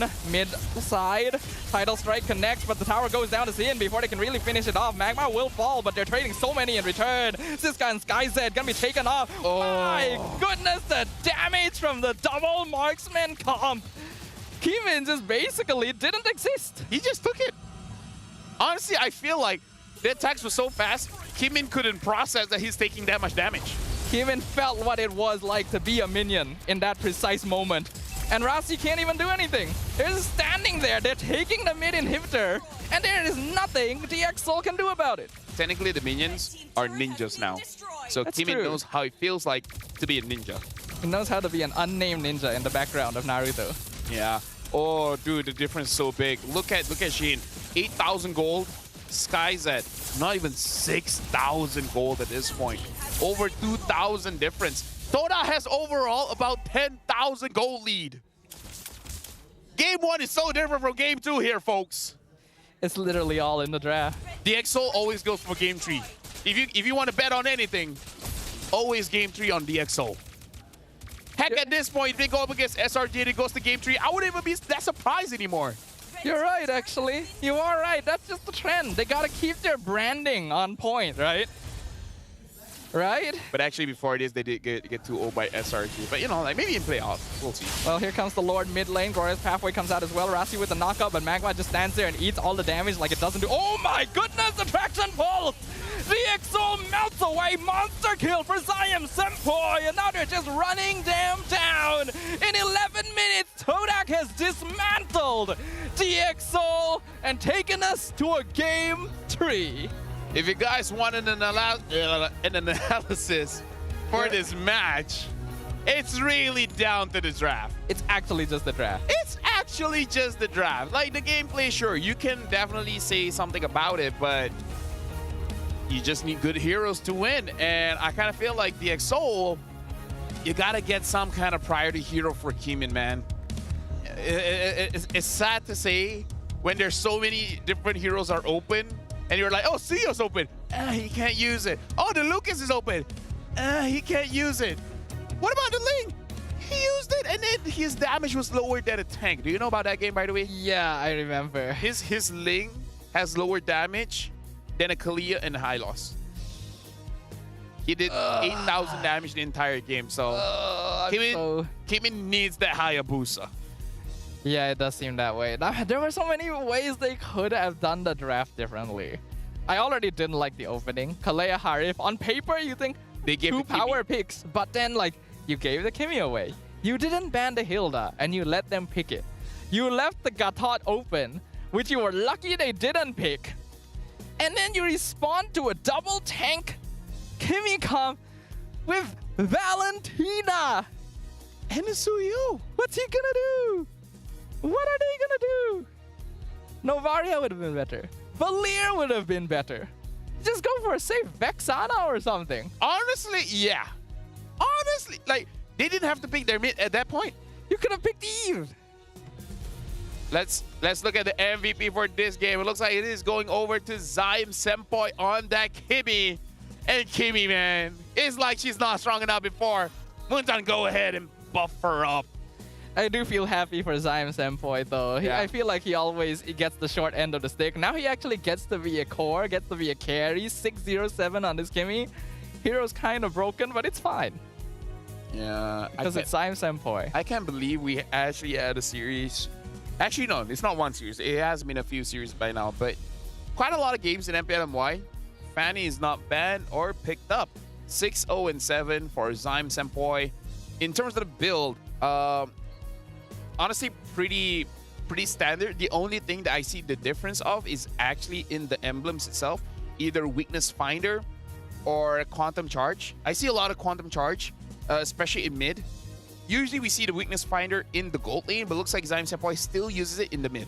Yeah, I think Weakness Finder is a better emblem if you want to go for like the core scaling route, and then Quantum Charge is more of a utility route to take advantage of that mobility. That's why you see, you know, it in gold and mid respectively.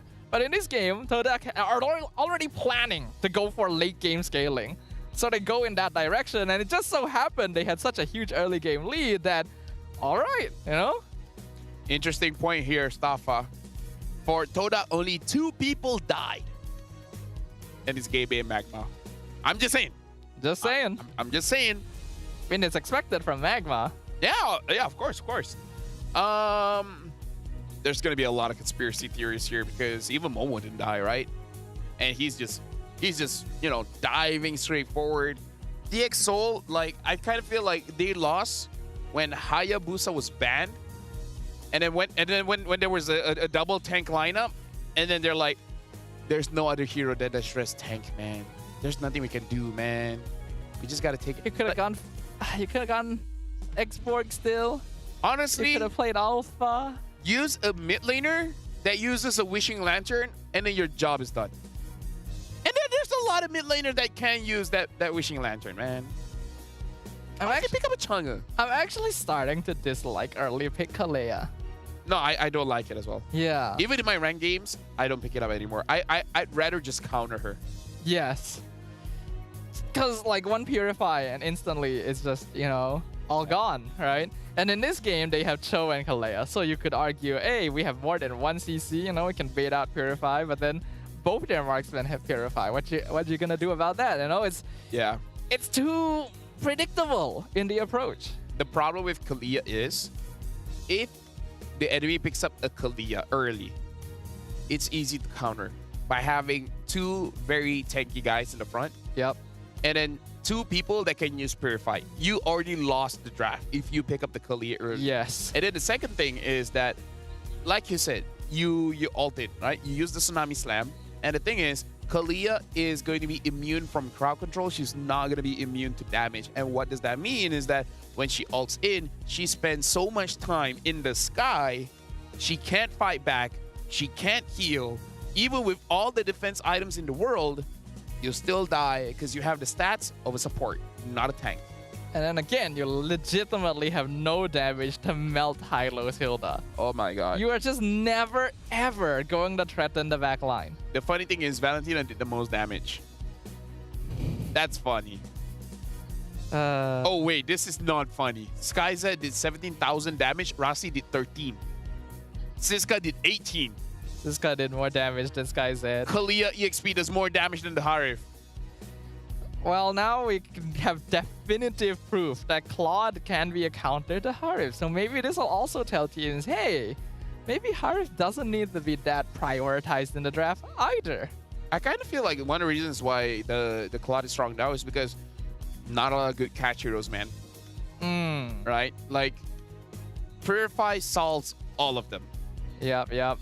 That is the thing, isn't it? And because of that, Todak are able to rack up so many numbers this game. Sihin had 903 GPM.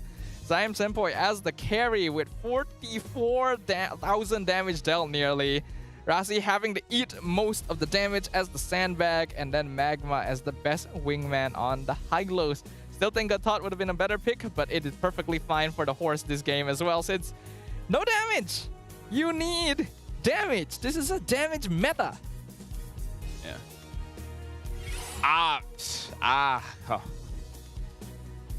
All I want to say, Stafa, is that we hope for either a good day or a fast day. Again, we're getting neither of them. Did I say something haram on stream? I don't know if I said something haram on stream. I feel like I just asked for too much. Yeah. Like the desire sensor is just too good. It's too strong. Wait for tomorrow. Tomorrow's Stafa. Tomorrow's gonna be good. Okay. Right, homeboy right. SRG. No way it's not gonna. No way. Maybe we shouldn't hedge our bets too early. All right. Maybe we need to say tomorrow will not be good. Yeah, that's what we need to do. Tomorrow will be rubbish. It'll be terrible. It'll be worse than now. I spit on you. Okay, maybe too much. But anyways, looking at here, it really is all about the draft, you know? Like, hey, does Todak get the fanning? They lose. DX Seoul, if Kimin doesn't get the Hayabusa, hey, you lose, right? So get a good jungler. Junglers are important. Junglers' life matters. Again, I use the metaphor of this draft from DX Seoul just being the leftover Lego pieces. It still is. Like, there's really no true direction as to how this draft is supposed to play, nor does it really have the correct solutions to the problems that Todak is posing to them. It doesn't match in scaling. You have nothing to melt. You have no early game burst. You have barely any power spikes to play around in comparison to Todak. And it's just all around a bad draft, to the point where even a team as tenacious as DX Seoul is not able to do anything with it. The thing is, my mother doesn't know about Mobile Legends, and I think even she doesn't like that draft. I'm gonna see if my wife complained. She hasn't complained just yet. Sometimes she does complain whenever she watches. I feel like letting your mom see this game is the same as like giving her your laundry, because afterwards she'll say it was washed. I don't let my mom do my laundry. Oh, okay. Yeah, That's good. Yeah, of course, right? That's good. Right? Don't let people touch your dirty laundry, folks, because only you know how dirty it is. That's bad. Damn dirty. That one is bad. That one is bad. And we're gonna give free skins here, but only if you're here in Malaysia, because if I'm not mistaken, Safa, this event is specific here in Malaysia, where we're celebrating the Wesak holiday. Did I say that correctly? I think so. Right? Yeah, Wesak, I think right? so. All right, Wesak free skin. Long story short, log in, play the game, and then you get the skin for free. But a little bit more detail here. Celebrating a special treat just for you from the 10th of May up until the 23rd of May. Few days away. Join the Wesak free skin event and claim an elite skin absolutely for free. Yeah, don't There miss you go. out. This is a limited time celebration, right? So make sure you guys join now so that you can show off your new look in the land of Dawn. So it's just a free skin. You just have to do some tasks, and then you guys can get a skin. If you see on the screen right now, any of these skins you don't have, this is a great chance for you to just grab it. Is it really free if you have to work for it? Is anything truly free in life? That's true. Is anything truly free? Because people ask me like, hey, are you free? And then I'm busy. Maybe that's not what you're talking about, right? Yeah, no. No, usually when people ask if I'm free, I say I'm expensive. I would say I'm affordable. Mahal. Have you seen that TikTok where the girl's like, No, look. So basically she's like, you know, selling her things like, our product is affordable. Mahal. And people are like, wait, which one is it? Hold on. Something's not right. In case you guys don't know, mahal means expensive. I'm pretty sure in Tagalog, mahal means something else. But here in Malay, mahal means expensive. So she's basically saying like, our product is affordable and expensive. It's affordable for some people. And expensive for others. Yeah. She's the clever one. I'm the dumb one. To be fair, I do have autism and ADHD. It's a powerful combo. It is a powerful combo. Today I did not take my meds though, because today I'm fasting. So I can't eat, I can't drink. So who needs meds anyway? Yeah, you're already all full by watching these great games. Full is subjective stuff, huh? Because let me just say, watching the games, yes, I'm definitely full of it. I'm full of games. I'm full of something right now. Oh yes. That's full of air. I'm full of air. I think in Malay we call it angin, but in English it's gas. I'm full of gas. Honestly, I've been full of gas recently too. I gotta do something about that. Get some tola angin. Yeah, there you go. Shout outs to Indo, man. Shout outs to the tola angin. Push win. Push win. In case you guys don't know, it literally means push win. It does actually. All right, let's talk about what needs to be done for game number 3 here. Just get a good draft. Like, is it too much to ask for, Stafa? I wouldn't think so. I wouldn't think it would be difficult to ask for that. We're in MPL. We need a good draft. Also, someone in the comments says mahal can mean love or expensive. Oh, in Tagalog? Okay. I guess so. Love is expensive, though. Love is expensive. That's true. Have you guys tried to be in a relationship? There you go. All right, let's see. So it's a Zeusin first pick, DxO on blue side once again. They did ban out Kimmy by Todak on the red, but they also steal away the Hayabusa. All right. Oh, now DX is like, now what? Fanny? I don't know. Look.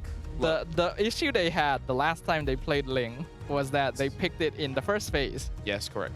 So maybe if they want to go that again, pick it a little later might be good, but then Todak might ban it out. Or just don't have a jungler. Just no jungler? Actually, maybe at this point, maybe you can pick up the Fredrin if you do want that Fredrin, and then save your gold laner later just to see what's the best. True. Right? Like at that point, maybe you can pick up something like a Beatrix or a carry, maybe even a Claude, right? See value in me? Okay, that sounds like Fredrin. Yep, it's Fredrin and then a 1-1. So the 1-1 is usually a good solution to tanky frontliners like this Fredrin pick. So DxSoul are just removing that as a possibility in advance. Combos well with the Zeusin as well. I was going to say, if Kimin does have hero pool issues, pick his hero in the first phase. And that's exactly what Coach Tio has done this time. I just noticed in our MPL group, everyone's talking about game number 1. Talking about what? Yeah. Game number 1? Yeah, yeah. It was an interesting game, right? It was an interesting game. Interesting is subjective. Todak, I wonder if they would pick up the Harif here. I kind of feel like Harif has lost both games. Honestly, maybe just pick up the Claude. If not, it'll get banned out. Right now, it looks like the coach is talking to Zyme, and Zyme is saying no to something. Your team is They're picking up the Granger. Okay, okay. Honestly, this is a pretty okay lineup. Now it's just about the mid, because Jushin doesn't deal well against long range like the Eve, like the Farsa. So maybe try to cut down some of that, especially the Eve, because traditionally you do pick up the Eve to go up against the Fredrin. True, true. That would be a pretty solid solution here. Let's see if those heroes do decide to get banned out. Looks like Todak gonna take their time with this one. They already know the rough rubric of what the DxSoul is going to be playing around with the Fredrin in the front line and then the 1-1 in the back. Having some good dive already on their side is solid, since they have the Hayabusa to potentially jump the 1-1. Let's see what else they combo it with. The fire of battle. Oh, I got some info. Apparently, Saiful is feeling sick. Oh, yeah, that's why he couldn't come today. So hopefully he does get better and messed up his chemistry. Stop it, Staffa. Stop it. Yeah, let the man breathe. Anyways, they ban out the Farsa, and again, I kind of feel like they should opt to ban out that Eve as well. Unless there's another pick that I just really can't think of right now. Honestly, the Faramis is a good counter towards the 1-1. Once a time ago. That is something that they can consider. If, you know, like maybe later they can pick up the glue again. Like ban the Faramis and then pick up the glue and then just deal with the Eve. Yeah, I can definitely see that where that's coming from. Artillery in general is gonna be okay, yeah, that's fine actually. Zone control. But Eve is arguably more dangerous in zone control. So getting rid of Zask is interesting. But Todaku in a completely different direction. The Zayam Senpoi Aloyi. I'm thinking, what will be the EXP here? Because there's a lot of good combos that you can have with the Luyi. Because I'm thinking of the Luyi and the Hayabusa. You know what it reminds me of? It reminds me of Arrow Game 3 against SR. Oh! Benedetta! Oh, this is the EXO going back to the comfort. Back to the comfort. Gaming utility. And then Siska like, sit your ass down. Let me play damage. If you're worried about the Loi Haya split pushing, Benedetta deals with all of that, right? You just have your waves managed across the map. And then one of the easiest ways to catch the Hayabusa, he jumps in front of you, you bite him on this Franco. All right. A very interesting draft from the DxSoul. Could be a good draft. It could be a good draft. You know what I worry about, Staffa? Here's one thing. Yeah? Where's the damage? For that mid trio, like Siska can deal damage, Wama can deal damage for sure, but like, you know, maybe Fredrin, Jushin, Franco, a lot of control. I just want to see what they got the damage or It not. just means that the mid trio is more utility. They're just slowing down the fight. So no early aggression then? No. Right? Just farm. Unless like Rasi starts walking around hooking buffs or something. I do not like when people hook my buffs, that's for sure. Yep. Yeah. A hooked buff is a bad buff. Wait, what? It's not the buff's fault. Why are you blaming the buff? Wait, it's not like they asked for it. Look, casting is difficult stuff, okay? I understand. Back off. I understand. All right, thank you. Appreciate it. Well, let's see what happens here. Game 3. Both teams looking for points to move up in the rankings and secure themselves in a better position for MPL playoffs. This is Game 3 between DxSoul and Todak. And right now, I do want to see, in terms of the emblem set, I want to see what Siska is rocking here. And it looks like, yes, it is going to be full-on damage. Even like honestly, having that petrify kind of solidifies that you're going damage, because you always have this feeling. What if this is just like a up? Did he steal it? Yes. Look at stole Gave it. Magma took it. Good news, bad news, right? Good news, bad news. Good news, Todak got the buff. The bad news, it was a Gebe. It was not Gebe. Magma. Why is it always Gebe and Magma?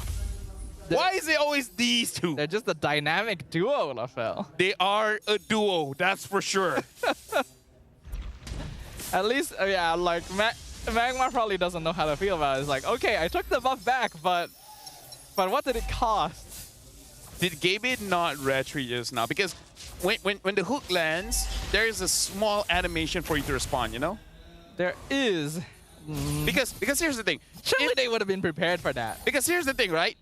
If Rasi had the buff, that means he stole it with the hook, right? But the fact that Magma got the buff, that means it was hooked over the wall. Yeah, it still survived. Yeah, still survived, and then Magma took it. So I feel like he didn't retreat. That was the time that Gebe could have retreat, or he just retreat early. I have no idea. We're gonna need to check that back. For now, though, Siska gonna get knocked off, taking a lot of damage. Eye for an eye, though, will get him out. Ooh, Gebe. Ooh, baits the petrify. Yeah. Gebe did that even without the purple buff. Isn't that impressive? That is impressive. It's a far cry from his fanny. Yeah. I'm not gonna let him live that one down. Oh, you know what? I'm gonna join you on that one. So right now the the turtle has been started, came in, takes it very fast. Another hooked on the purple. Just slows it down this time. Gebe should still get it. He just hit level 4. He just hit level 4. That's what happens. Oh, look at Rasi. Look where he is already. Just grief him. Like at this point, it doesn't even matter if you win or lose. Just make him feel bad. It's just sending a message. Yes. Just make him cry like a baby. or a teenager. Magma gonna land the title strike. Surprisingly not committing the Tsunami Slam on Stone. Flickers in for Rasi instead. And apparently I do get confirmation. So Gebe used the retreat early.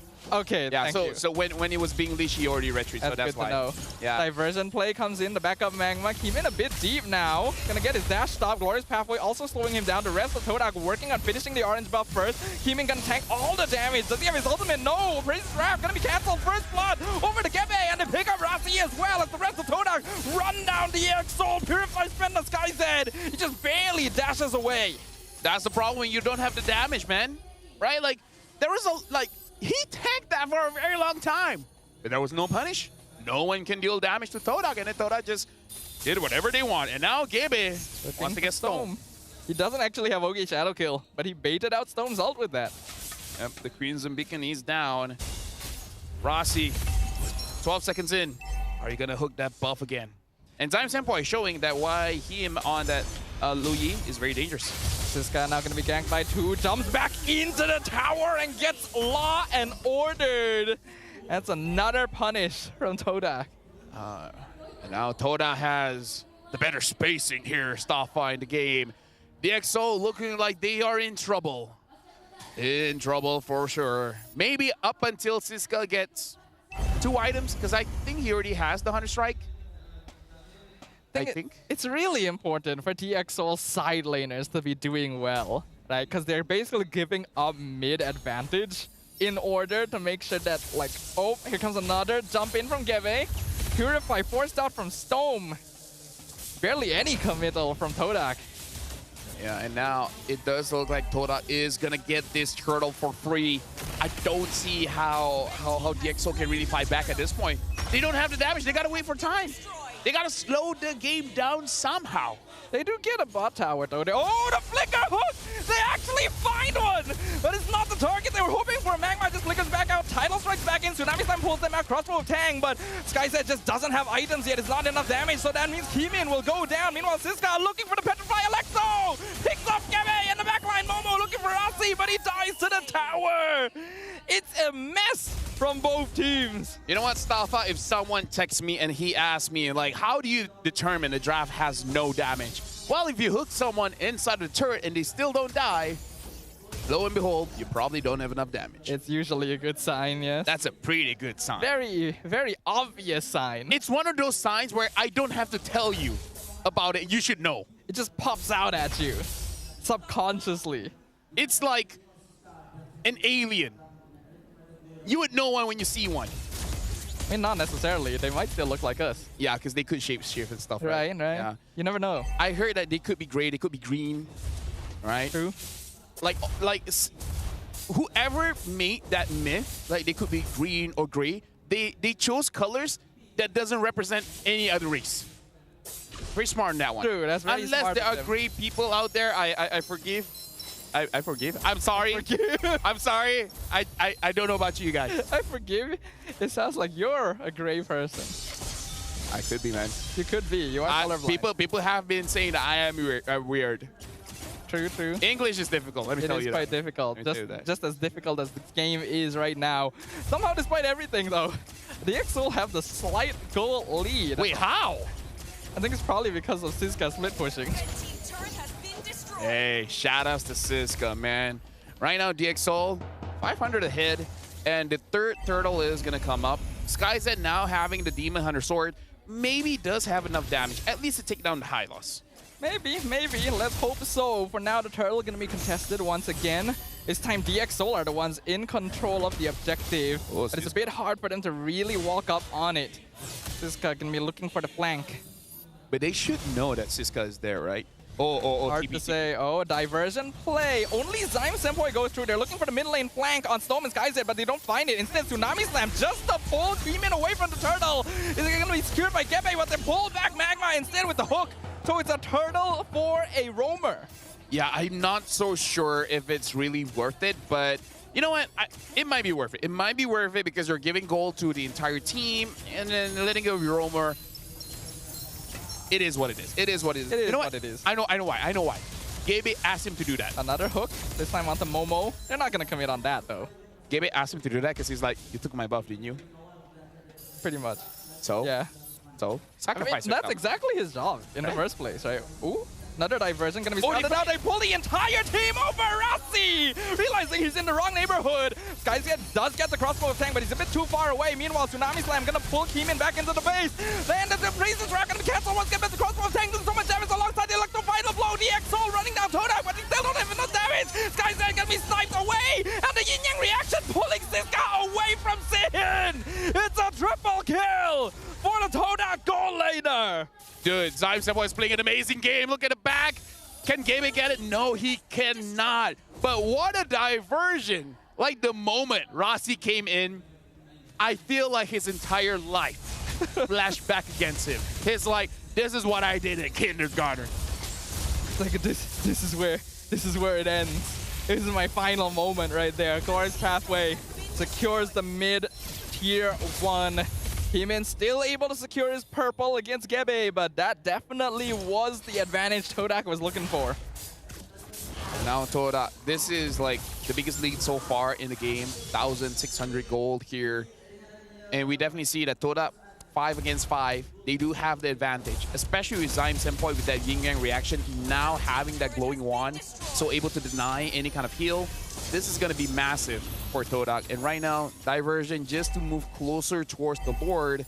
DxSoul, they have to balance this out. How do they play as a team without clumping up together? Because you don't want that reaction to go up every single time, because if you do that, your damage dealers, they're not going to be doing much.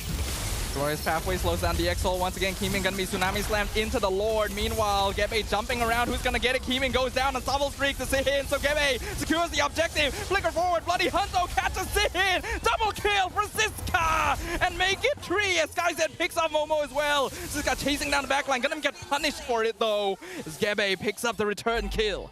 Yeah, and now DxSoul, if they can at least get mid, then they're in a very good position, because at least then, after dealing with the Lord, start controlling that buff, because that's what Fredrin is supposed to do, right? Against all these assassins, just force yourself inside of their jungle and then push them away. The only reason he's not able to do that in this game is just because they don't have enough damage, right? Because sometimes when we see a Jushin, you see a roamer that can deal some form of damage. But this is Franco. Franco can't do much here. Yeah, Franco really can't do much. In fact, Franco can't really even stand in front. Diversion gonna be used to send more members up to support the Lord, but DXO doing a good job of making sure that it doesn't really connect with any towers. So despite Todak getting the objective, I think DXO will still come out on top in this one. Yep. At this point, Kimin should give the buff over to someone else. I would even argue maybe give it over to Siska. Oh, hold on. Oh, they'll find Kimin. He dashes away though. Looks like Todak will only be able to translate this to a top tier 2. Momo gonna get picked up, but he is way too tanky for them to commit on. Yeah, I kind of feel like Stove should not have brought it over to Kimin. Like, Kimin's tanky boy, but if he's like, whoa, nah, I don't want to take this fight. Yeah, I think even the... Oh, they hooked Gabby! Why are you standing there, sir? Now the jump forward, Crimson Beacon by Storm. They're trying to slow down the rest of Todak. Glorious pathway used to escape. Not gonna lie, I was looking away. And then afterwards, like, Gabby was already there. This is the thing about this catch heroes, man. You can miss, like, all your hooks. You just need 1 or 2. Yep, that's all it takes. Really changes everything. That's all it takes. I'm reminded to the times when Todak played Atlas back in MSC a few years ago. At one play, that's all it takes. They also played Atlas Jungle. We don't talk about that. All right. They were number 4. They lost to Singapore. We don't talk about that either. Yeah, in case you guys don't know your history, you know, some things is hard to forget. I'm a very forgetful guy, but that's one of those things that you just don't. Is this one of the games that you'll remember? Oh no, I don't mind forgetting this. Yeah, I don't mind it at all. Yeah, neither do I. I might remember the first one though. The first one was very memorable. Very. It's always the most memorable things that are memorable for the wrong reason. Right. Yeah. Looks like Momo will scout out the EXO here. Next Lord is coming up in 15 seconds, and thanks to Siska's split pushing, the tower score is actually even. Yeah. Net worth difference also basically 0. And now Siska again just controlling the side lanes. I'm still waiting for that diversion coming in from Zyme Senpoi, because you're looking at them and they're moving as a team here. So they're waiting for an opportunity. They just don't know which bush that they want to go into. But they used it to get closer. They will engage in the mid lane. The Flicker Turtle Strike gonna get purified away by Storm though, and the Winter Crown keeps Kimin alive. Gabby cannot find the angle in, but the Depth Sonata doing so much poke damage. Storm gonna be forced to back off. Glorious Pathway also comes out. Multiple resources spent, but still no casualties yet. Rossi, a good hook, can win the game. Oh, Gaby! Gaby gonna look for Siska. Commits the Yogi Shadow kill. Look for final blow though. Gonna disjoint it with the iframes, but that means no Benedetta ult. Yeah, but again, like Siska still has that Petrify, so maybe a good engage can give DXO the win, because at this point, oh wait, it's only 13 minutes. I thought it's like 16 or 17 at this point.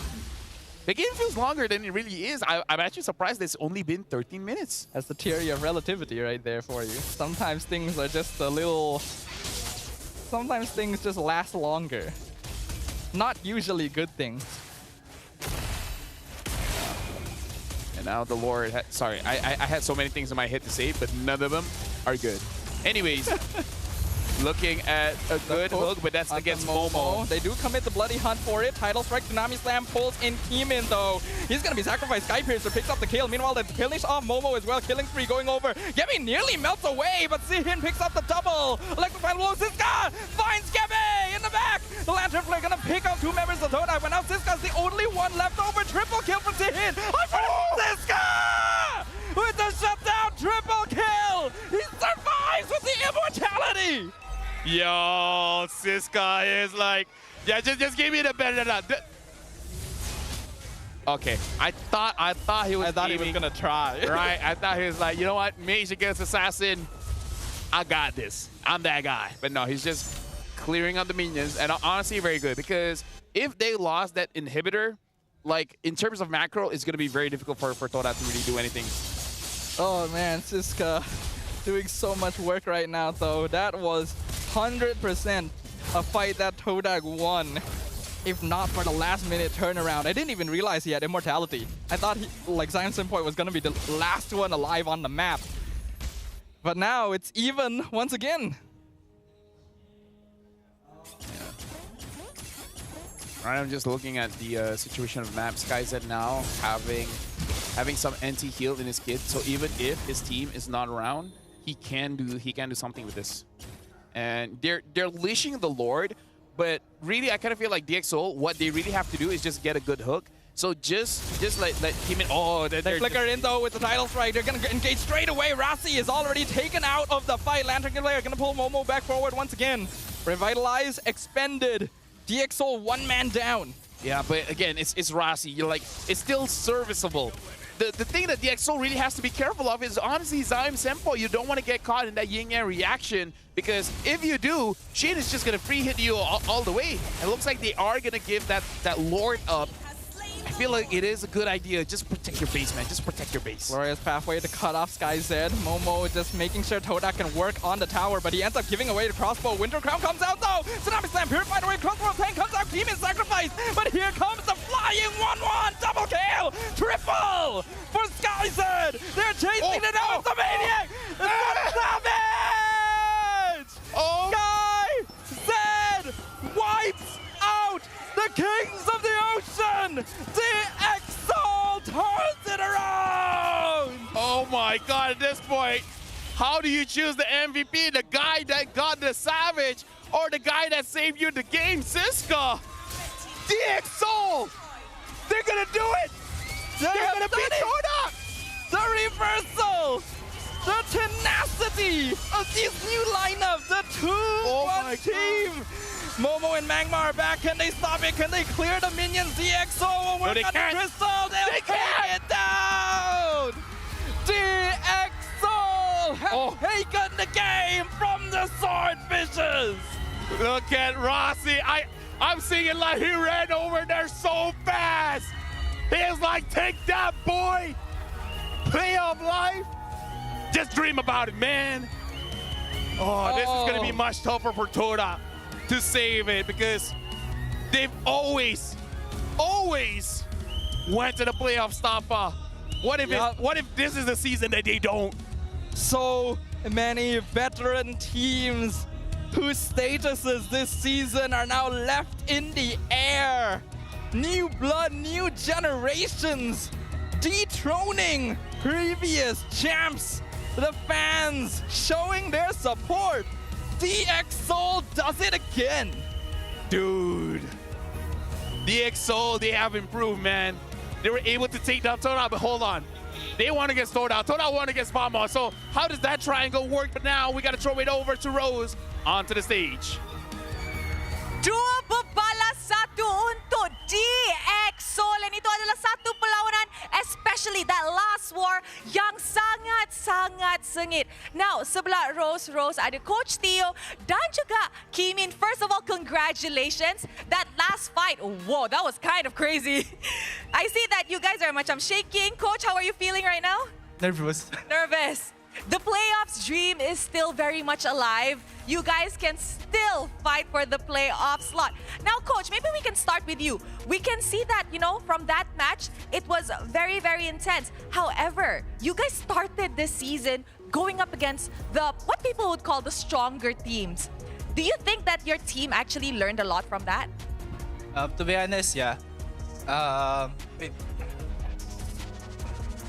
Got this. Galing na lang ako. Okay, go ahead. Sa mas marami sila natutunan nung mga mistakes namin before. Kasi mas nakikita namin yung mga problema namin in game. And then yeah, after that, Phoenix namin usually before Todak, inayos namin lahat ng mga problema namin, macro, micro, mga ganun. And then yung power hero namin. I see. Now, Rose actually tanya sebab kita tahu beberapa minggu lepas ni, actually DxO punya first few matches ialah teams yang kita boleh cakap agak kuat untuk musim ini. And I tanya kalau DxO dapat any knowledge from that matchup, and dia cakap actually the team managed to improve a lot in terms of micro and macro, which they managed to apply untuk perlawanan up against Todak untuk minggu ini. And I think we can see especially the power picks. Now, speaking about the power picks, okay, I'm going to ask you, we don't know if he's going to be the MVP, but I'm going to ask you, as a coach, we know that Benedetta is not the meta. Why Benedetta? Comfort pick of Siska. I see. Okay, later, if he is the MVP, we don't know. I'm going to ask him later. Now, Kimin. Okay, Kimin, dulu dekat MAL selalu jumpa Shihin kan? Betul. And Kalau tengok track record, Kimin punya track record tak bagus macam tu lawan Shihin. Adakah you rasa dah macam puas hati dapat kemenangan atas Todak hari ini? Sangat puas hati sebab kita orang tak pernah menang lagi lawan diorang. Even dekat tournament mana-mana pun selalu kalah kan. Tapi kali ni kita orang dah dapat pantai balik diorang. Happy lah. Happy gila. Is there anything yang you nak cakap kepada Shihin? Untuk Shihin, masih ada harapan untuk playoff. Just do your best. Betul tu, masih lagi ada harapan untuk playoffs. Now speaking about playoffs lah kan Kimin. Kalaulah dua-dua pasukan Todak dengan DXO layak ke playoff, awak nak jumpa lagi ke tak Shihin sekali lagi di playoffs? Kalau ada rezeki boleh je. Okay. Ada tim mana-mana yang you nak jumpa lagi dekat playoffs kalau layak? Any rematch yang you memang nak? I think MV. Monster Vicious. Yeah. Okay. Itu adalah satu benda yang menarik. Kalau layak, mungkin kita boleh nampak lah kan. And with that, mari kita tengok MVP perlawanan ini. In 3, 2, 1, MVP jatuh kepada... Som? Jatuh kepada...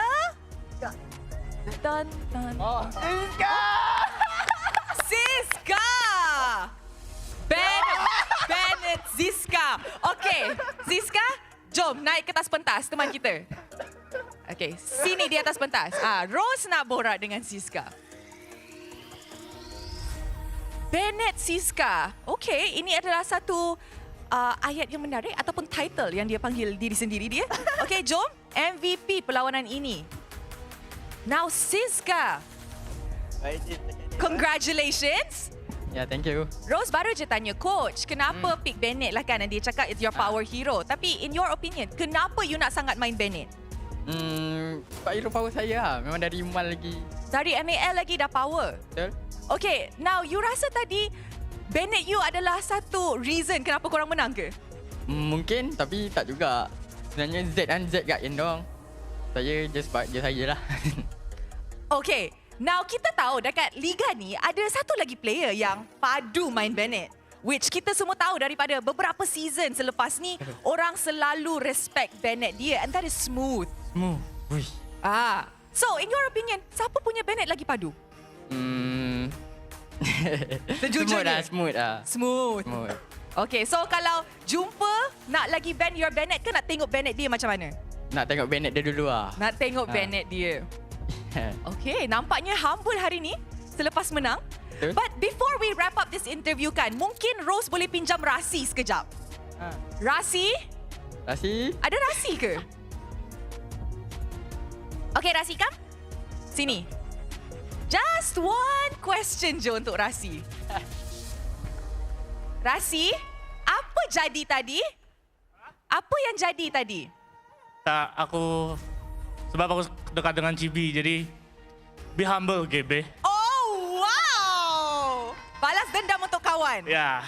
Okay, you know what, Rasi, the mic is with you. Is there anything yang you nak cakap kepada fans DXO yang hadir untuk sokong korang? Kau nak cakap?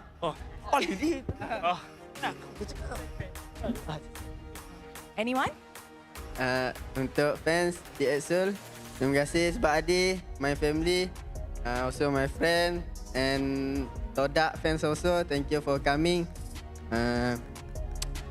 We will do our best after this. Yeah. Okay, terima kasih kepada DXO and congratulations atas kemenangan hari ini. And with that, let us show it back to the casters to analyze apa yang jadi dalam perlawanan ini. Casters, back to you guys. Yo, like man, Mustafa in MPL MY, you can't taunt, man. Like, just can't. Like, Gabe did it to Chibi, and then Rasi is like, oh, you just open the doors, man. Just be humble, man. Just be humble. Like, isn't it? Honestly, though, I have missed. I do miss it. Getting direct call-outs on stage, man. We have not had that in such a long time because, like, all the usual taunting players are either not active anymore or have become more disciplined or just they just don't win. You know, it's like it's been so long since we've gotten something like that. Yeah. In case you guys don't understand what Gabe did, Rose was asking like, hey, why'd you taunt Toda? And then he was like, oh, it was a message to Gabe, you know, because he did it to Chibi. So now I just want him to know. You gotta stay humble, my guy. Ah, so good. So almost as good as Siska's gameplay. His Benedetta. While definitely SkyZ was the one to get the Savage, the second player of the season only to get a Savage. Siska was the one setting it all up, that Benedetta, getting the wave shoved up in the backline, and then even having that play where he turned the entire fight around, getting 2 last-minute kills. This man has a Benedetta to be feared. You know, Staffa, I made a joke last week. All right. Because we're talking about how Todak, like Gabe taunted Chibi. All right, yeah, and people were like, why did he taunt? And then I just say like, what if that's the only time that he gets taunt? what if that's the only time that he won? Oh. So far, they only won once with this lineup, right? That's all they got. They even lost to DX. You know, DX is making MPL look super good right now. Actually, right? Again, so much respect to DX Soul for their tenacity. They've shown that they have the potential. They have the mechanics. Their gameplay is directed. They're able to be the ones that take the initiative. They know their comfort pickups. If they work on their hero pool a little bit, I feel like they really will grow in MPL, because Game 2 really was just a draft problem. Yeah. You know, DX Soul, they haven't won a lot of games, but I kind of feel like showing your boss, we haven't won a lot, but we won against Todak. Yep. It's kind of like, okay, you know what? Yeah, you guys are doing good. And Todak won against Vamos. So by proxy, although DX has fought Vamos and Vamos won 2-1. But to be fair, I think either game 1 or game 2 it was close. DX could have won. So yeah, DX Soul is just showing week by week they're getting stronger. Or Todak week by week is just not doing that. Man, this season of MPL has been so... I had to do my power ranking last week and I had so much difficulty in the middle. Just do 1 or 2. The front and the back were okay, easy. Yeah. The middle was just a hodgepodge, you know. It's so many weird interactions between these teams, but I am glad to see DX Soul continuing to improve. SkyZ is now the closest player to reaching the Savage count of Innocent. I think that's a status he can really flaunt. Yeah, for sure. SkyZ, man, like give him the opportunity and he will fly. Like he makes that Sky name very proud for sure. Sheen does deal a lot of damage in this one. 79,000 damage dealt. Like it is just coming off to the pickoffs, right? Siska honestly dealing a lot of damage, 40,000 damage dealt. And honestly, it is about the interruption, because it's one thing to deal out the damage. It's also another thing like making your opponent panic. Like he disrupts the backline. And we haven't seen a damage EXP for a long time. We haven't seen the Yuzong. We haven't seen the Lapu Lapu. And then now you just introduced this Benedetta. I miss the damage EXP lane meta. Those were my days, you know. I do wish that we get a little bit more of that back, but it's happy to see some of its vestiges still hanging around.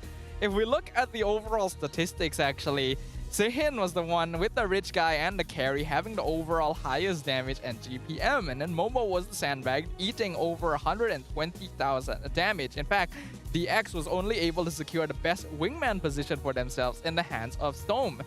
The problem is, even though Sehin was doing the most damage in the game, almost all of Todak's damage was front-loaded onto him. Even Gebe did very little DPS in comparison. Yeah. I don't know, like, if I was in Todak's camp, I don't know what to talk about at this point, right? Like, Zayed? that's an opener. Like someone will open the floodgates and be like, crazy idea, crazy idea. What if? What if? We just bring back Zayed, and then you can tell the entire room goes silent. Maybe Yan Lord as well. Waiting for that one person to be like, yeah, right. But Kuja did say that he will keep this lineup all the way to the playoffs if they make it to playoffs. He also said that the only role they might change is jungler. Oh, that is correct. I honestly, I'm surprised after game 1 they didn't do it immediately. I'm sorry, Geve. I don't want to call out any player specifically, but I have not seen good things from him. His Hanzo was good. Yeah. Yeah. Yeah, right. Yeah. See the positive stuff. Todak had 18 kills to DxSoul 17. DxSoul, not that great. He only had 17 kills. Look at Todak, man. 18 kills. You sound like a ranked player. Oh yeah. Oh yeah. This is for all the Todak fans that are coping. Pretty much. Because I've seen on Facebook. You know what I've seen, Staffa? People are talking about how, you know what? You're a coward because you're playing the objective. How dare when the opponent is having a team fight and then you're split pushing? Coward. That's the kind of brain rot I see on the internet, Staffa. To be honest, I kind of agree with that sentiment. Oh, well, okay. So, it is very annoying to lose the split push, but it is a strategy. It is part of the game. That's something you always have to keep in mind. And early on in this game, Todak was actually doing a good job. Again, we were talking about how the mid trio from DX just doesn't really have a lot of burst and pressure. So Todak had a good lead, but kept really giving it up. There were a lot of situations where the synergy was not perfect. Yeah, looking at this fight as well, if we take it off of Gaby a little bit, honestly, some players from Todak does have pretty bad positioning, like Momo. There are some fights where he opened up where I feel like he didn't have to be there, or at least there was some kind of miscommunication in terms of what either Momo was the one that got a miscommunication or someone else, because the team fight was really split where Momo was too far ahead. Bought the immortality. Yeah, he bought the immortality. Yeah, that's why I didn't see it. Yeah, I was thinking, did he have that? So you didn't make a mistake. He just outplayed you. He actually did. And honestly, again, Momo's positioning is what cost them this final fight as well. This Savage from SkyZ happened because Momo put himself too far in front. He thought, I'll just zone, we can take the tier 2. Disrespecting what DxSoul could do. He thought, I have a Winter Crown, I can survive even if he gets all the stacks. And then, oh, that did not work out. And it's very unfortunate to see because usually Momo is so solid as a player. Well, either ways, I do have to say, that was entertaining. Out of all 3 games, the third one with Cisco and Benedetta, with Savage, looking pretty good. Victory number 3 secured, and DxSoul sealed it with a Savage. 3 victories, but one of them being Todak. I feel like the other one is Ocean Black, and was it JP Niners? But overall, not bad. From a team coming from MPL, not bad. I think it's a pretty solid debut for a new MPL team. And getting a Savage against Todak on your first season, that's pretty big as well. I think we gotta give props for that. I can already see the TikTok clip stuff. If I was Todak, I would shut down social media for a week. Shoutouts to their podcast though. Podcast is good. Might be an interesting one this week. They'll definitely have a lot to talk about. But for now, another 2-1 victory for DxSoul. Not the clean sweep they were hoping for, but that'll at least put them in contention. They're now continuously tied with the other teams in the mid-range in the rankings. After this, it is going to be Ocean Black going up against MV, Monster Vicious. And it does look like Ocean Black will be putting in some new players. Oh, really? Like Ryota DD, we're going to see how they fare against Monster Vicious, which Monster Vicious is strong, but haven't been consistent. So we'll go for a mic check after this, which I think we're coming back soon. We're starting up Ocean Black against Monster Vicious. This is Staffa. My name is Afel. We'll see you guys in the next match. Ya, aku cover kaya guys. Ya, aku dia. No energi. Pani. Terbang. Kasih tahu dia. La. Pecah. Okey, balik guys. Nice one. Ada. GG. Tiffany. Aku kick. Aman ya. Amin. Kasih left kick. Nice. Nice. Santai. Bagus. Jangan terlalu heavy guys. Ente guys, gak apa-apa, treble. Gak apa-apa, santai. Chill bro. Aman. Lepas di gua bawa. Sini, nanti Shin, mungkin Rata biru gua mau. Let's go Shin. Nice. Kasih tahu Shin. Lu bawa ya, Be? Ya. Shin, coba balik ke kau. Oke, back atas. Back atas aja. Gua ada ready nih. Nice, Be. Backup. Imangin guys. Backup. Tuh, kena 2 tuh. Nice guys. Gua stun kali aja gua stun. Nice guys. Ada gua. Jangan ada damage. Bantai guys. Backup dulu. Cow. Target cow. Aku mimik. Iya, landingnya Shin. Nice. Atasnya cut guys. Oke. Reach out nih guys. Reach out nih guys. Ghost stone. Nice guys. Beka. Nice guys. Perang guys. Perang. Nice guys. Orang dulu ya. Boleh. Nice guys. Alhamdulillah. Tas baik Doshin. Baik. Medi. Jangan pas teo. Dah terbang. Nice guys. Lagi. One. Nice guys. Tengok. Sini. Nice guys. Nice combat. Window. Golo. Nice kamu Shin. Waduh Siska. Gua balik. Hati deh. Aman. Tengok. Jangan ditinggal guys. Mau imbang. David. One ulti. Di aku one-nya. Mati gua. Aman Shin. Balik Shin. Lari guys. Guys, tadi kau nak TP mana guys? Low map. Low map mana tadi? Dalam tower. Outside map bot. Aman. Harus dulu guys. Dari winter. Ada winter. Aku ada. Tengok aku lihat aku. Boleh. Aku pecah. Lawan. Lawan. Mati. Aku datang. Gusan. Mid.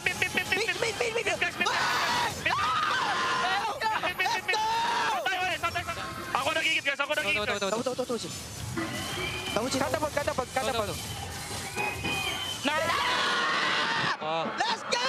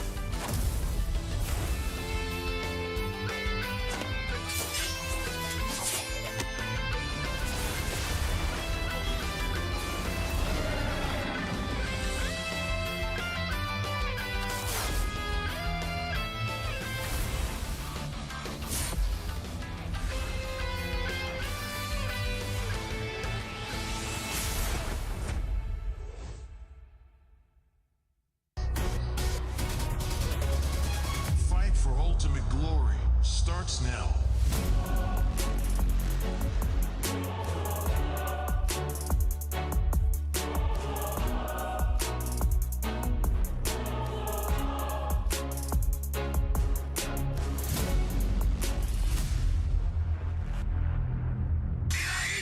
Mobile Legend M6 スイスウォッチ。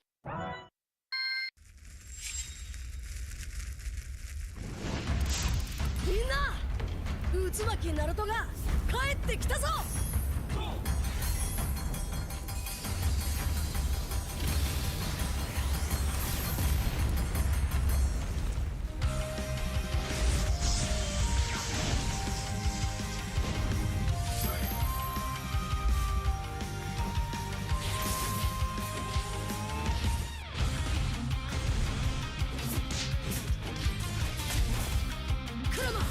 力を貸してくれ。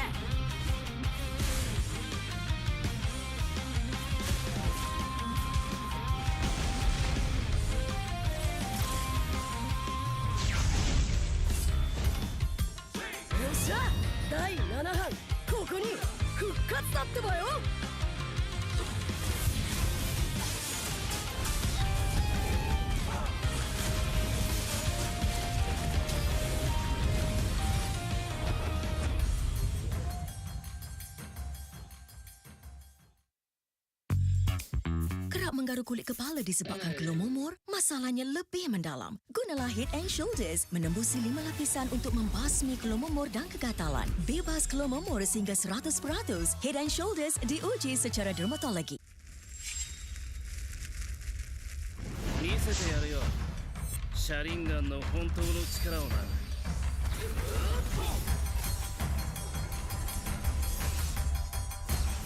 力が湧いてくる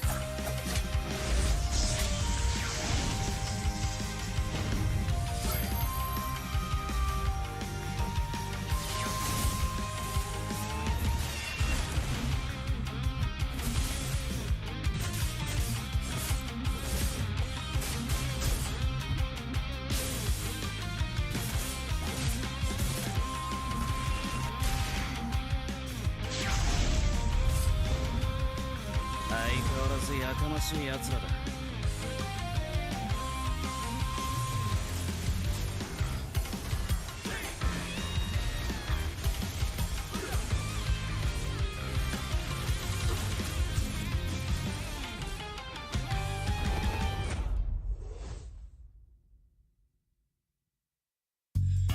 You keep scratching the surface for dandruff? But the problem lies deeper. Use Head & Shoulders. It goes 5 layers deep to defeat dandruff and itch.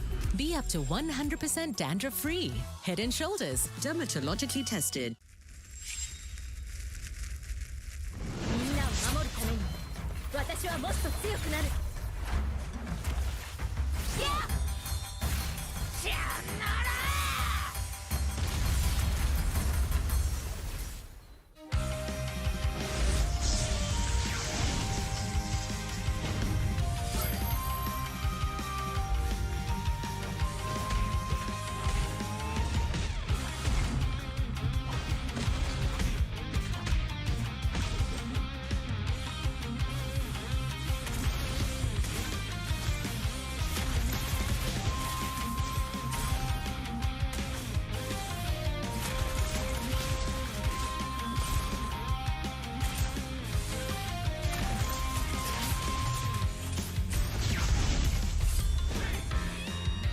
今度は背中合わせでいくわよ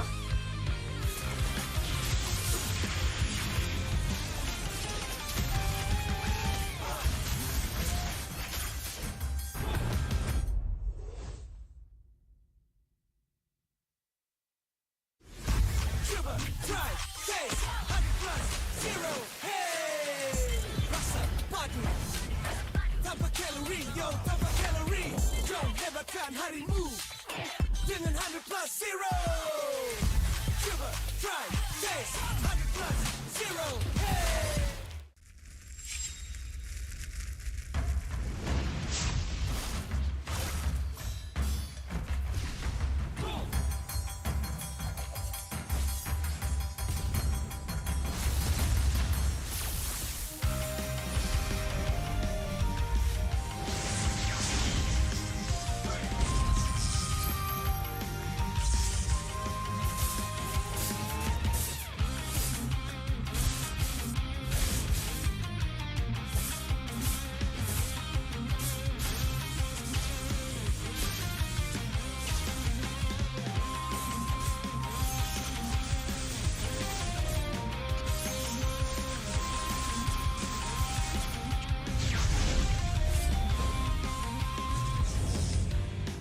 ここは俺に任せて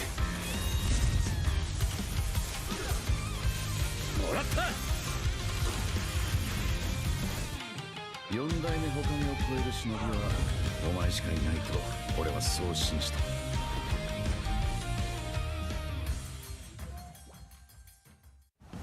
Jiwa perwira, setinggi semangat gagah sang harimau. Medan bertarung walau di mana, kita berdiri sama perkasa. Biar lawangan kita bergema satu dunia. Perwira dan pertiwi, bangkitlah dan terus berjuang. Marilah kita bersorak, harapan pasti ada. Ayo Tim Mas, kita mara bersama. Kita semua Tim Mas.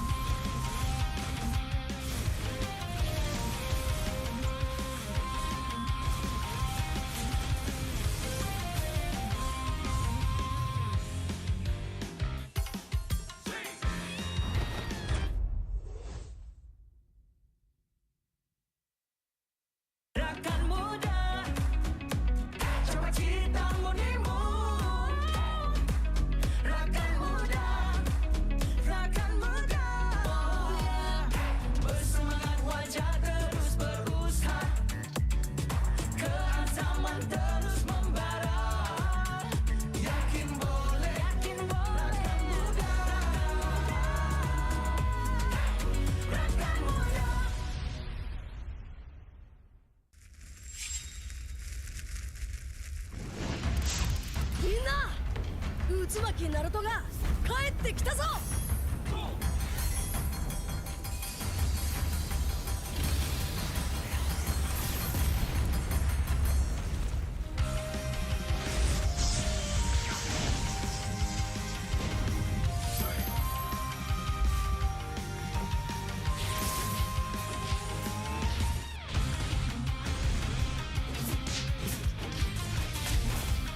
クラマ、力を貸してくれ。よ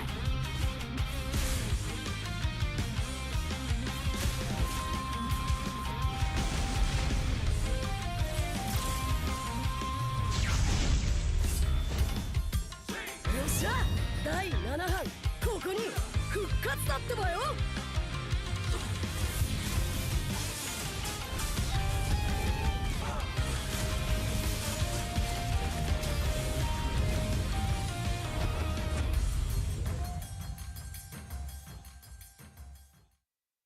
Ini 5 sebab kenapa korang kena datang tengok MPL MY di Stadium Juara. Pertama, korang dapat tengok kita orang main dan tim MPL lain main secara langsung. Kedua, boleh jumpa player depan-depan. Bruh. Yang ketiga, sebab ada booth Vamos. Keempat, tiket murah, RM10 je. Last sekali, yang penting sebab ada saya lah. Jom datang Stadium Juara setiap minggu untuk tonton semua tim MPL MY bertanding. And paling penting, jangan lupa beli tiket guys kat Ticket to You atau tekan link di bio. Jangan lupa follow MPL MY.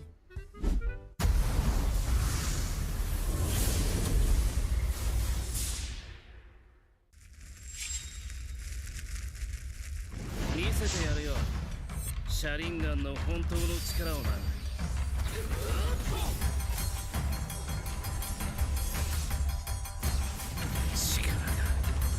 湧いてくる。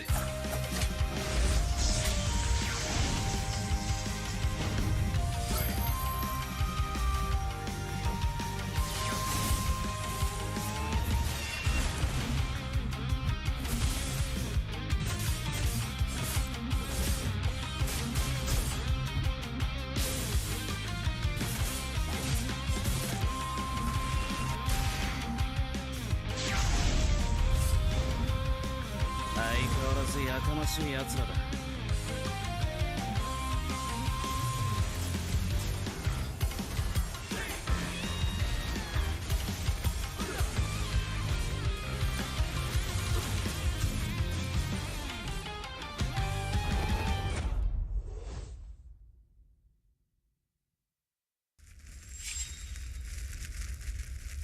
みんなを守るために私はもっと強くなる。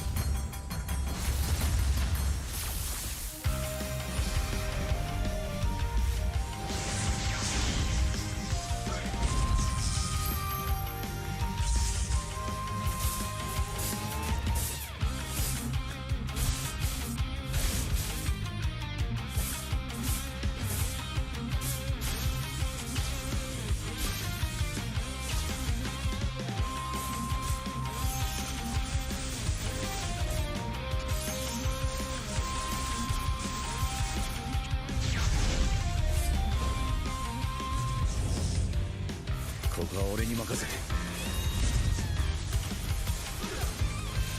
もらった。4代目他目を超える忍びはお前しかいないと俺はそう信じた。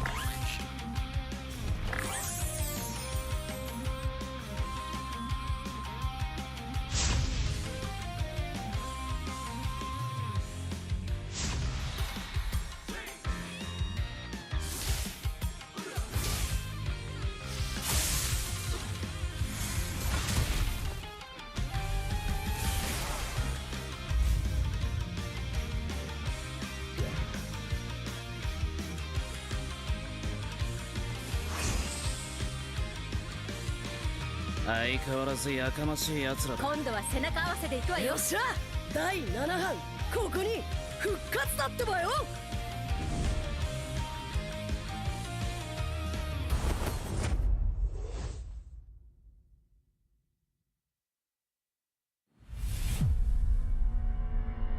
Trofi MPL Malaysia, dia adalah simbol untuk tunjuk kejayaan satu pasukan. Dia membina legasi. Mana-mana gaming house I pergi, they proudly display their trophy because they know what that trophy means to them as a team. There's quite a few champion moments that I can't forget for sure. When Homeboys won their very first championship, that was a very pivotal moment because Homeboys has never really gotten to that length of the tournament. Rasanya trofi season 12 tu betul-betul bermakna untuk saya lah. Last saya dapat trofi tu season 3. So saya tunggu lama lah untuk pegang trofi tu. Season 3 saya menang atas usaha yang kuat. So bila first kemenangan tu rasa macam tak percaya. But then bila season 12 tu menunjukkan konsistensi kot saya dalam scene ni. Saya cuba banyak kali. Cuma fail juga. But then tiba-tiba season 12 miracle happen lah.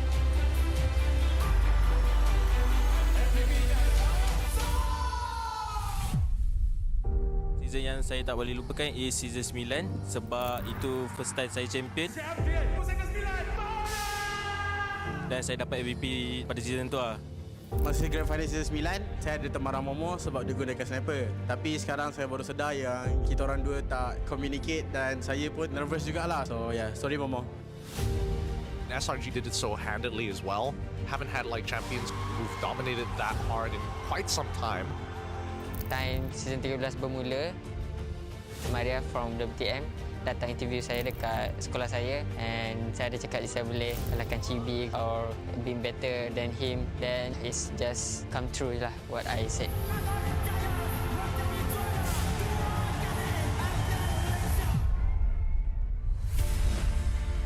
Honestly, I nampak the new design for the trophy is very nice.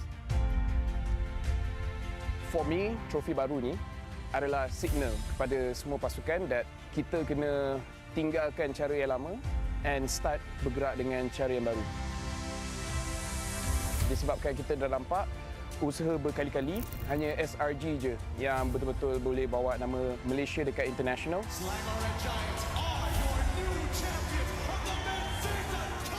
So pastikan you come very prepared. Hopefully dengan trofi baru kita pun akan nampak banyak player baru ataupun organisation baru yang boleh step up and wakil Malaysia dekat international.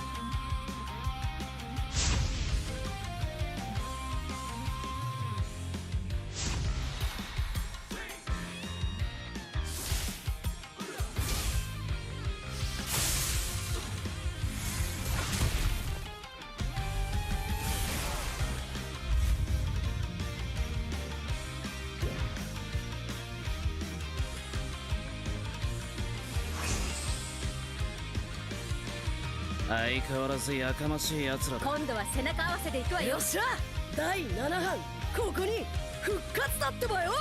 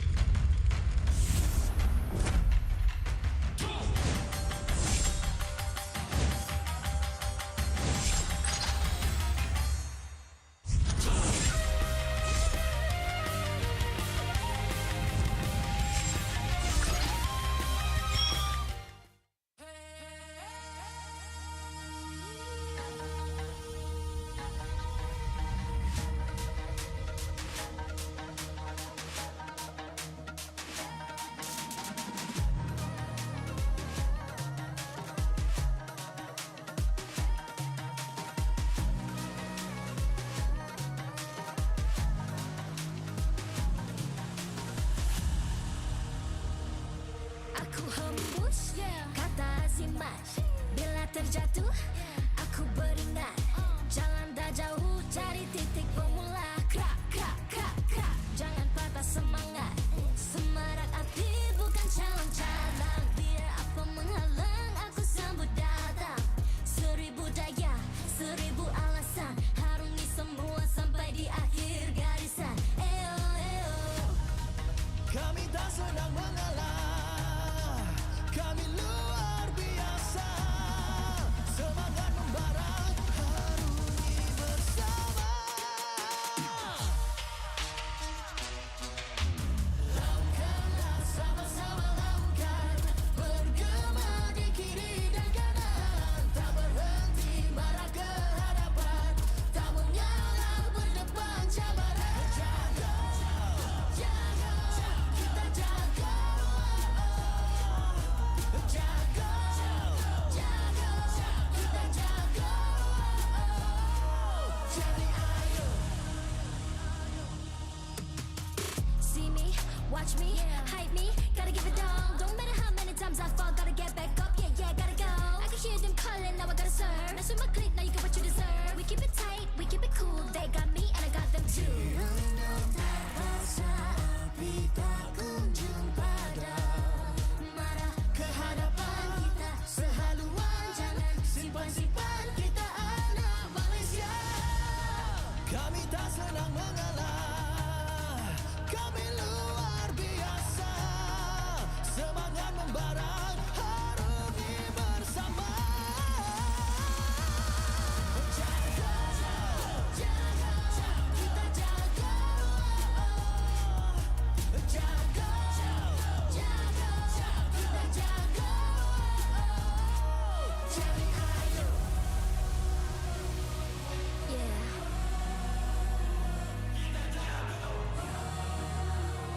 Are you ready?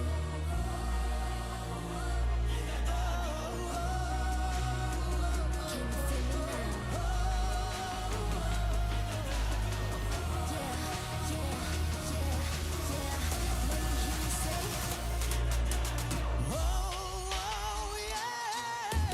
Lakukanlah sama-sama lakukan, bergema di kiri dan kanan. Tak berhenti marah ke hadapan, tak mengalah berdepan cabaran. Jaga, jaga, kita jaga.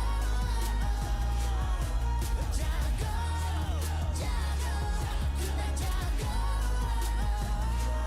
Jadi ayo.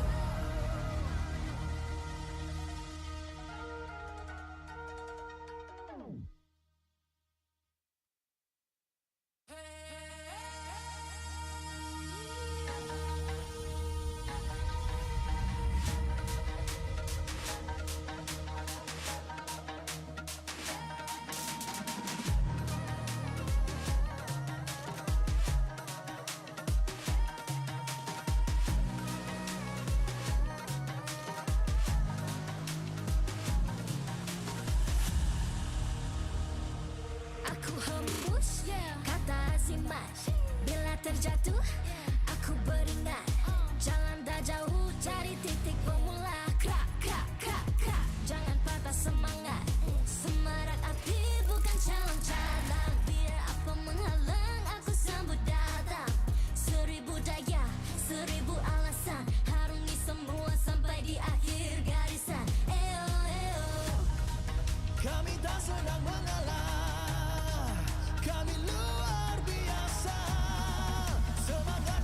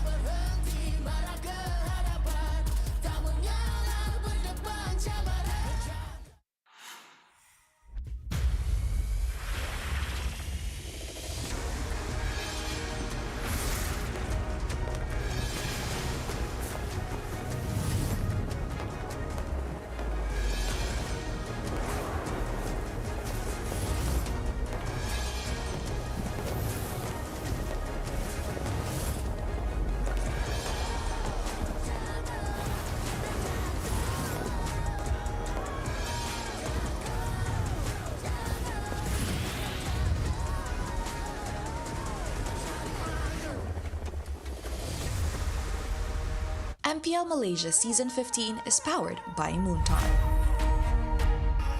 Official gaming smartphone, Infinix Note 50 Pro Plus 5G.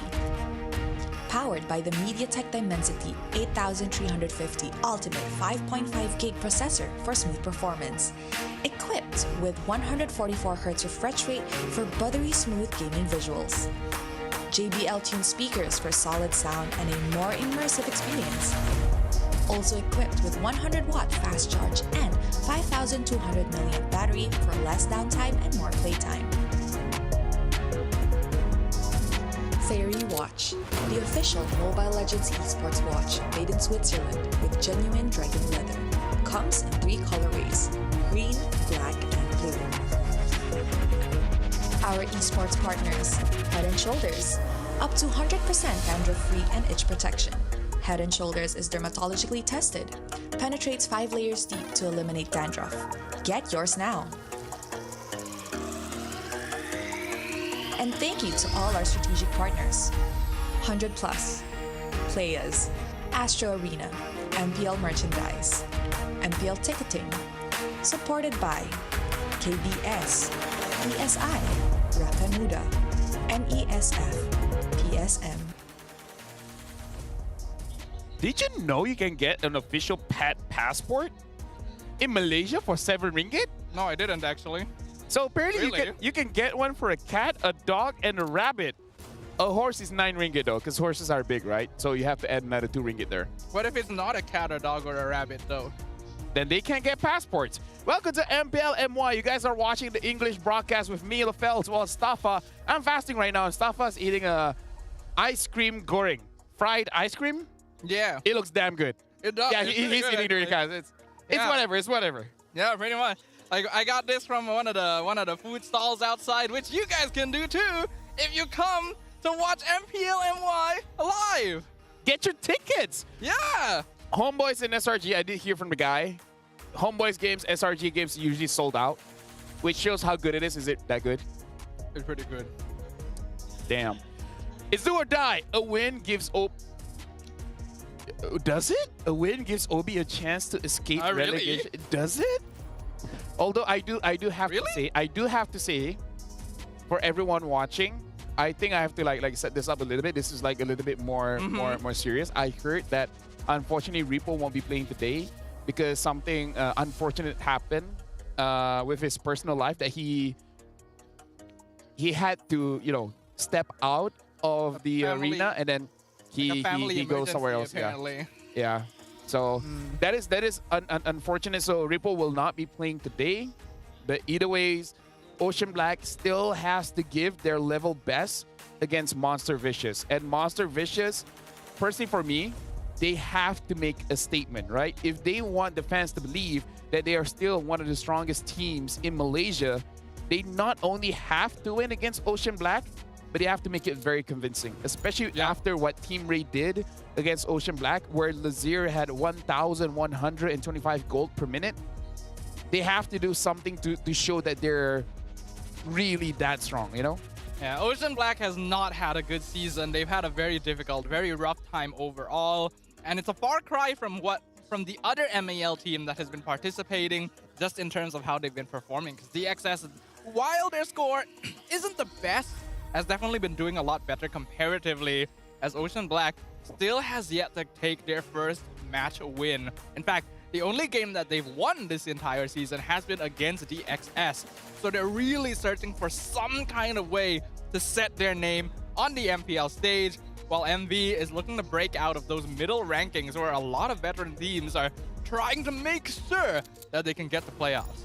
Yeah, and now again for Monster Vicious, this is honestly kind of the same as last season, where they're being very, what did you say? Like, not consistent, right? They're very inconsistent. And in last season, it was interesting because they are able to take wins off of very strong teams, but then they lose to teams that should, like, on paper, shouldn't be as strong as they were. So honestly, this is one of those chances that Ocean Black might be able to take a game off of MV just because of their inconsistencies. And the thing is, though, even back then, when they had that identity as a team that would beat stronger teams and lose to weaker teams, there was still some kind of consistency in that. Now, Monster Vicious is just kind of weirdly up and down. It does feel like they're a bit draft dependent. They're not quite as aggressive in the early game compared to what we knew them for. And there have been cases where the players have just not been performing to the level that we expect of them, especially now that they've had a few seasons of experience under their belt. You really expect this team to be able to do more, because there were a lot of people that were expecting MV to maybe be the team joining SRG OG in M6 last year. Yeah, and unfortunately, I think I'm being as honest as I am if I say that MV games are not memorable. Yeah. Like the thing that I remember most about Monster Vicious was them throwing a 2-0 win against DxO, where they could have ended game number 2, but then they just crumbled. Right? They couldn't do anything. And I think because during that time, they didn't have energy. They didn't drink 100+ before the game. They drank it after the game. But they should be drinking it before the game. Refreshed with 0 sugar, 0 calories, and the same great 100+ taste you always love with 100+ 0. In fact, if you take 100+ 0, you can actually spoil yourself by taking a fried ice cream. Indeed, indeed. In fact, now that I'm having my fried ice cream, I'm realizing I could use some hydration. Yeah. I forgot to bring my 100+. Let's ask Nisa. It's sitting up there. Someone please bring Nisa, me 100+. are you in the room? I need my 100+ Nisa, right can now. you give 100+? Thank you. I need to have my entire meal at the caster desk. Okay, maybe not that much. Maybe not. Nisa, bagi 100+ je. 100+ je, Nisa. Thank you very much. Just ice cream and 100+ then. That'll do. Still fasting, by the way. It's okay. Yeah. I'm actually okay with the drink, but like, anyways. Jumping into this game, Ocean Black against Monster Vicious. Like, this is one of the things, like, mentally, I don't know if they're okay or not, because we're going to be looking at the Ocean Black lineup to see who will be playing today. I don't think it's DJY, though. It is unfortunate. It is week 5. Next week is the last week. Maybe they are just holding out until the last week, right? They're just waiting for the man himself to finally take the stage. But as we look at the Ocean Black roster, it will indeed not have DJY in it. We'll have Ranvei, Mzu, Diff, Shaf, as well as Hashi. This is a lineup that they experimented with last week and still were not really able to find much success with. Yeah.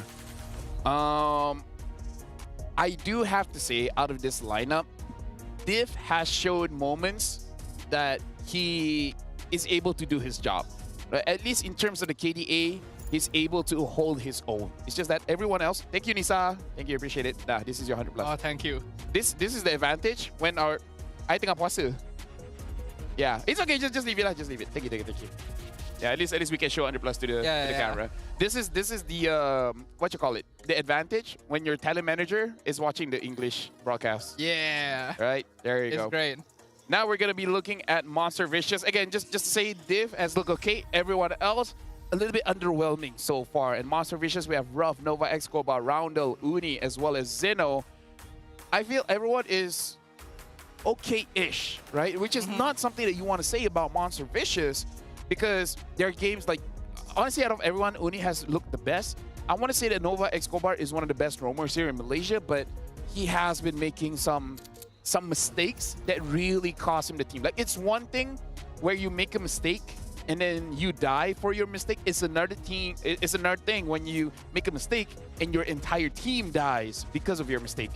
Yeah, it's a little bit of a far cry from what we know him for. All of the MV players have had their ups and downs throughout this regular season, and I'm hoping that they can stabilize a bit. But let's bring both teams up on stage. They're currently in the danger zone and must win to escape elimination. Can their new coach, Rota DD, craft the winning strategy to claim their first victory? Please welcome Ocean Black!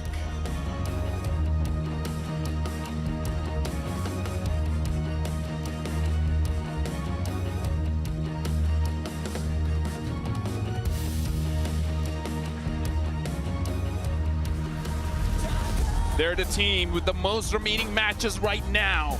Half, they fixed their flaws and prepared to win them all for a shot at the playoffs. Stepping back into the spotlight, it's Monster Vicious.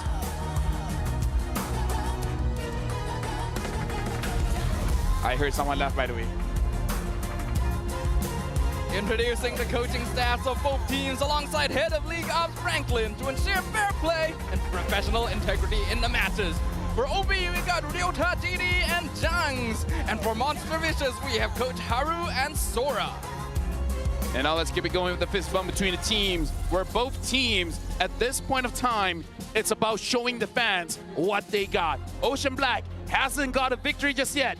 Can they get the first one here against Monster Vicious? And Monster Vicious, they got to show that they're real monsters here in MPL Malaysia. Don't laugh. Will it be the monsters? Will it be the rookies who have thus far found themselves floundering among the waves? We're now in week 5 of the competition. Ocean Blacks no longer have any chance of making it to the playoffs, but maybe they could still earn some points to escape potential relegation. Let's have a look at a quote from Coach Ryota. Looks like he said, I joined the team to gain experience and help Ocean Black as much as I can. I'm here for the long term. And I feel like that's a good mindset coming in, because I would say it's crazy for anyone to take this job at this point, because there's no way that you can go to the playoffs, and very likely that you're going to get relegated, right? So coming in for experience and basically to buff up your resume, because if you take this lineup and you can get some wins, even if it's not a complete match win, you can get some game wins. You can show to potential, bosses, organizations that you know your stuff. Just give a little bit more time and maybe a better lineup. You can make wonders. I do gotta give props over to Coach Ryota DD here. Like you mentioned, LaFell, it's not common for someone to take the job in this position when the team is already this far pushed against the wall. You definitely have a lot to work on, and you're not even guaranteed a lot of reward in return. So let's see what kind of magic he can make here in comparison to Coach Sora, who we asked, has the team fixed the meta issues that held them back the past few weeks? And he said, in the past few weeks, there were some heroes who were slow to adapt to. That's on the coaching staff. It's our mistake. Now I'd say we recovered and adapted to the current match. We haven't shown heroes like Fredrin Jungle or Kimi Mid yet, so we still have a lot of heroes we can explore against Ocean Black. Yeah, I feel like especially for that Kimi Mid is something that they really have to basically get on very, very quickly, because Kimi's proven to be very strong. Fredrin Jungle, I kind of feel like take it or leave it, because Uni's not that kind of guy, right? Like, he can use the Lucas, and I feel like the Lucas is strong enough in this meta right now that you don't have to fall back to the Fredrin. I really feel like Fredrin is a very strong pick, but it does like change your playstyle a little bit. Like, what you want to do with the Fredrin is you want to chain the CC a lot just to lock down certain heroes and let your backline get free hits, right? And now we got to look at Uni here. His most used heroes, the Lucas, the Hanzo, and the Hayabusa, all having 3 games each and 67% win rate. Talk about consistency. And consistency, being able to win out a solid number of games on all 3 of his most used heroes, goes to show that why a lot of people have been keeping their eye on Uni, specifically from the side of Monster Vicious throughout this season. One of the more consistent players thus far, to the point where his Fanny was even praised by players in the international scene. But it does goes to show that he's more of damage-oriented, likes playing on those assassins, wants to be on heroes like Lucas that can really make that impact. Actually, after the previous game, I wouldn't mind him picking up the Fanny and just be like, you know what, this is how a Fanny is supposed to play. We do need something to wipe our memory. I doubt Ocean Black will let it through. But I seriously have to say, you gotta respect his Hanzo, man. His Hanzo is nasty. Like, his Lucas is strong, but nowhere near as his Fanny, as his Hayabusa, or as his Hanzo. I do want to see that Hanzo as well. I've only gotten to cast a single Hanzo game my entire season thus far. Wow. Right? And my fans actually quite enjoyed some of the things I said with the hero, so I'm hoping that we get to see it so that I can do it again for them. But that will all depend on the coaches and what they bring to the table. I don't look forward to casting a Diggy feeding game. Diggy has been buffed. I haven't tried it. I haven't tried it. That's in the past, surely. Hey, you know what? For people that don't learn their history, they're doomed to repeat it. That is true. That is true. But Diggy feeding wasn't because of Diggy himself. It was because of like mechanics that changed with the way you respawn and your bounty. That's right. If you don't have mechanics, you can use Diggy feeding. Yeah, that's exactly what I meant. So right now we're looking at MV banning out the Matilda, banning out the Fredrin, and now banning out the Hayabusa as well. Ocean Black, they're banning out the Chip, they're banning out the Lucas. Sir, what's your command? They did not ban out the Kimi though. Yeah, they didn't. That's actually a pretty big risk to leave that open. They very specifically ban out Lucas and Fanny against Uni, so once again, proper respect going over there. In fact, 4 jungle heroes banned out in the first phase. Shows that a lot of attention is being put on that particular section of the map. There's so many things open right now. And Kalia is one of them that I don't want to say. Yeah. Right, we still have the... it's gotta be Kimi, yeah. Yep, Kimi. And we did see that Sora said they're late to adapt to this Kimi meta. With this Kimi pick, maybe they have adapted. Maybe they just took 1 week and just spam Kimi as much as they can, and now they understand how it works. Now for Ocean Black, Harif is still open. And yes, there you go. They pick up the Harif. Maybe a Joy, because in terms of junglers, there's not a lot of good junglers open right now, or the Suyo. Yeah, Joy, Suyo would be the most obvious ones. The Hanzo, which we talked about earlier, also not banned out, so it could be interesting to see. But Ocean Black thus far has just found a lot of difficulty in general. Maybe even a Gatot? Yeah, I think going for team fight heroes is the best bet for Ocean Black. That's how they got the one singular game this season against DX Seoul. They go for the Badang. Honestly, good pick. Still flexible. You can go for Roam, you can go for EXP. And generally, you can actually change your draft to be a Siege comp and just ask Badang to just push people away. Enough times where Harry was eventually going to get his items. And it looks like, even though the Hanzo is open, Uni has opted for that Joy, and now they pick up the Phobias. Not gonna lie, Stafa, this looks like a SRG draft. It does, actually. These are very SRG heroes and a very SRG way to open it. But because of that, we can already say it's a very nice start for Monster Vicious as well. Not only are you locking in Joy alongside one of her most obvious counters, that is the Phobias, it also locks in a counter directly to the Harif as well. And neither of these heroes are going to be too heavily hampered by a Badang. Although I do have to say, the Phobias is good against the Harif early and mid. Late game, if you have teams to peel for Harif, Harif is able to dash out of your range, at least dash out of your second skill range. You can actually fight against the Phobias, but it's still definitely Phobias favored. Definitely, definitely. The Zeusin now going to pop out as well. We have definitely been seeing a lower priority on this particular hero as well. A lot of really popular picks at the start of the season already losing some steam as the rest of the season progresses. With a Zeusin on the OB side, they definitely need some kind of burst assassin. I agree. To play around it, which right now they're going to be eyeing for, and I imagine MV is going to start banning. Yeah, because right now in terms of the meta junglers, still looking at Suyo. Other than that, am I forgetting something? Like, we haven't seen the Alpha for a while, but Alpha is still definitely usable. Yeah, they ban out the Hanzo, maybe they ban out the Suyo. Honestly, with a Phobias, I actually wouldn't mind for them to ban out something like the Alpha. Yeah, they could ban out Alpha. I'm wondering if they would feel the need to ban something like Ling. There are certain players who've been bringing it to the field. Could offer some late game dive as well. That'll depend on whether Coach Haru decides it is enough of a problem. Coach Ryota going for the full marksman bans, getting rid of Granger and Beatrix. But surprisingly, not banning the Moskov, even though that's a hero most coaches would usually ban when they have a Hare. The Immortal One chose me to vanquish. Honestly, it's interesting. They ban out the Beatrix here. They ban out the Suyo. In terms of the junglers, is there any other assassins that we're just forgetting at this point? Probably just the Ling. Yeah.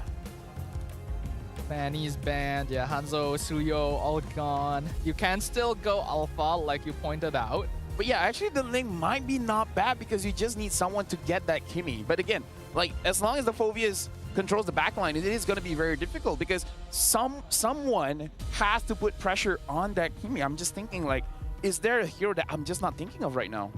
Yeah, someone must be spamming it. When it comes to this point, you always feel like you're forgetting something. Right?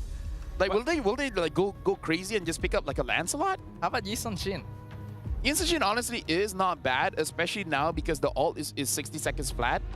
But Yi Sun Shin is more like kiting away from the fight, you know? If you're a really good player, maybe you can dive. But looking at the comp of OB, it does look very dive-ish, right? So you need a hero that complements that. They did play the Roger once. That is true. That is true. But I don't know if that's Daijobu, you know? Yeah, I don't think so either. I would take the Alpha before that. The Gatot is pretty safe. Again, going for team fight. This is a very SRG draft, right, very actually. SRG draft, yeah. Incredibly SRG. Cho and Wanwan to close off MV's lineup. Lots of scaling, good early game catch. They may lack damage early on, but they can slow that down with the Phobia. So this is pretty balanced. Actually, honestly, if they can use the Lancelot, it might be not bad. The Cho and the Phobias can give problems, but this is one of those things like you just die just to kill the 1-1 or the Kimi. And then let that Harif clean up. It's not ideal to have your jungler sacrifice themselves just to pick someone off every fight, though. Yeah, they go for the Ling. Yeah. The only problem is that the Ling is very squishy, and people will be like, duh, he's an assassin. But you would be surprised by how squishy this Ling is. One mistake, not picking up your sword, and then you're done. Like, it's crazy for me to play a Hylos using the Law and Order to stun the Ling once, and then completely explodes by whoever damage. Doesn't matter, coming from the mid, coming from the goal, coming from the jungle. So unless this Fanny has a very good early game where you have a level advantage against your opponents, you won't be able to tank a lot of hits. So this is one of those games where you have to execute very well. You have to execute in terms of your pathing as well. And I don't know if you can actually do that against a Kimi mid alongside with the Cho. Especially since OB actually really doesn't have a lot of early game damage presence. So OB gonna need to try and delay this out for their Ling and Harif to come online. Monster Vicious though, let's see if they'll even allow them that time as we jump into the Land of Dawn. Both teams are looking for the scores they desperately need in the second to last week of MPL MY. Actually, you mentioned about damage. Now that I look at the draft, they don't have a lot of wave clear as well. So if they lose the mid game, they will have such a bad time actually defending against the Gimme, against the 1-1. Once they fall behind, it's going to be hard for them to recover. Now that you point that out as well, the win condition for Ocean Black is actually very narrow. Super narrow. They need to survive to late game and then somehow win out, because MV has solid late game scaling with Roundel and Ruff too. Like, they really gotta emphasize on a very specific point in the game.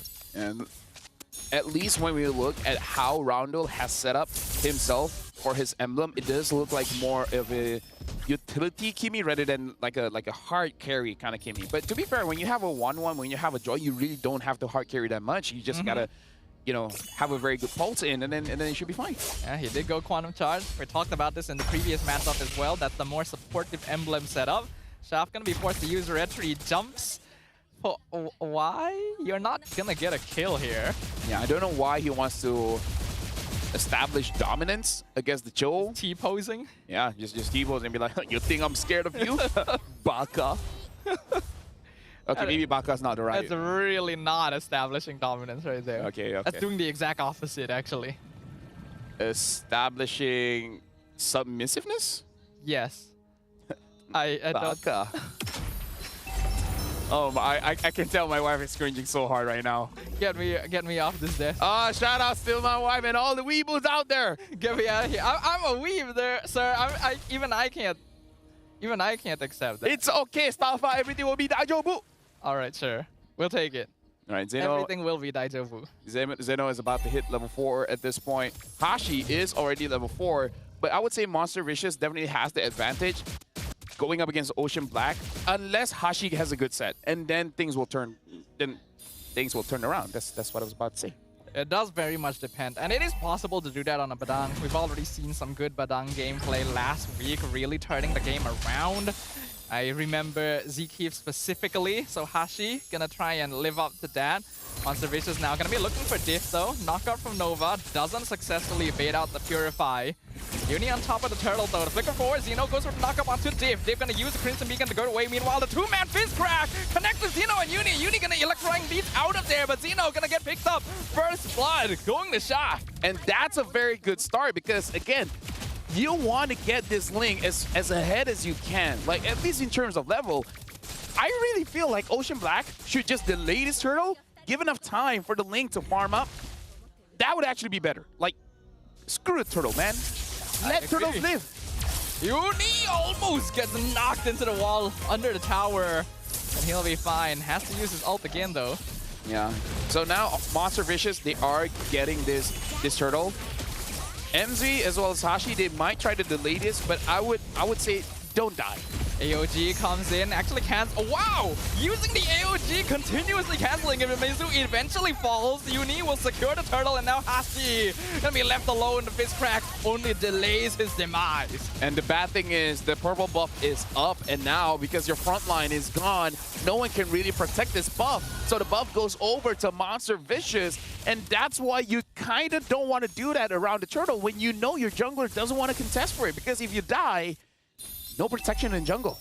Yeah, I like the idea from MZU to just continuously cancel and bait the AOG, but he had to also take the front line at the same time, which meant that he was basically splitting his brain processes in half, allowing MV to just eventually take him out and secure that turtle. Right now, Rondo just shoving the wave mid, looking at Show of Nova Escobar, trying to find where Shaft is, and I kind of feel like that's your win condition. Just know where the Ling is. Slow the farm up a bit. He can take the farm, but as long as it's not as fast as he wants, then you can disrupt their gameplay. Because if Monster Vicious goes to the late game, there could be a chance that Ocean Black could win this one with the scaling coming in from the Harif as well as the Ling.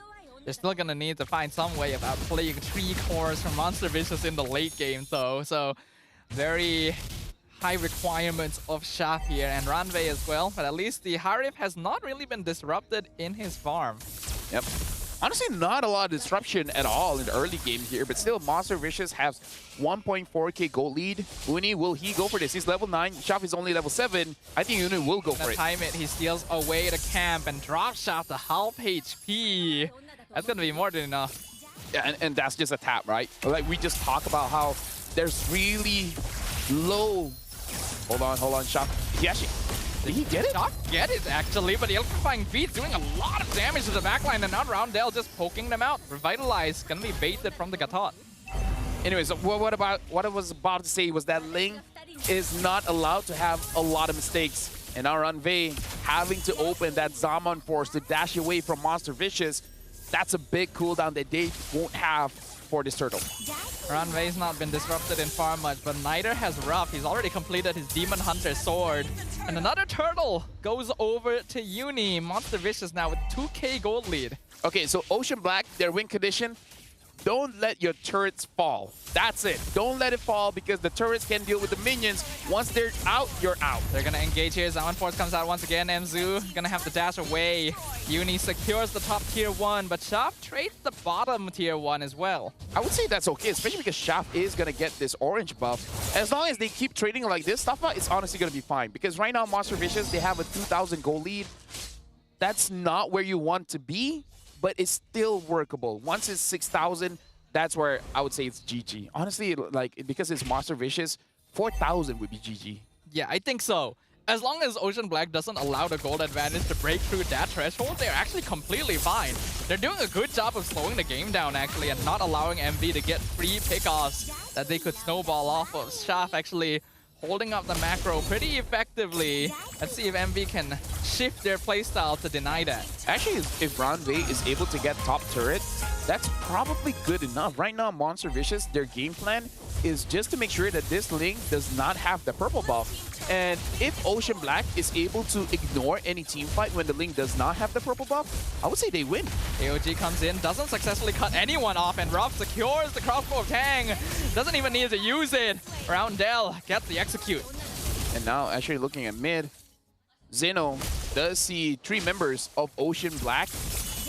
Right now, Monster Vicious are at 3,000. maybe one more turret will give them that 4,000. At that point, Ocean Black might be game. Yeah, this is slowly starting to spiral.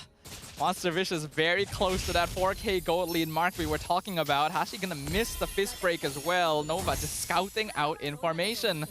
Bottom tier 2 already gone. They're aiming for the mid tier 1. The two-man knockup right into Uni. Electrifying Beats comes out. Fist crack only on 1. Doesn't even do anything.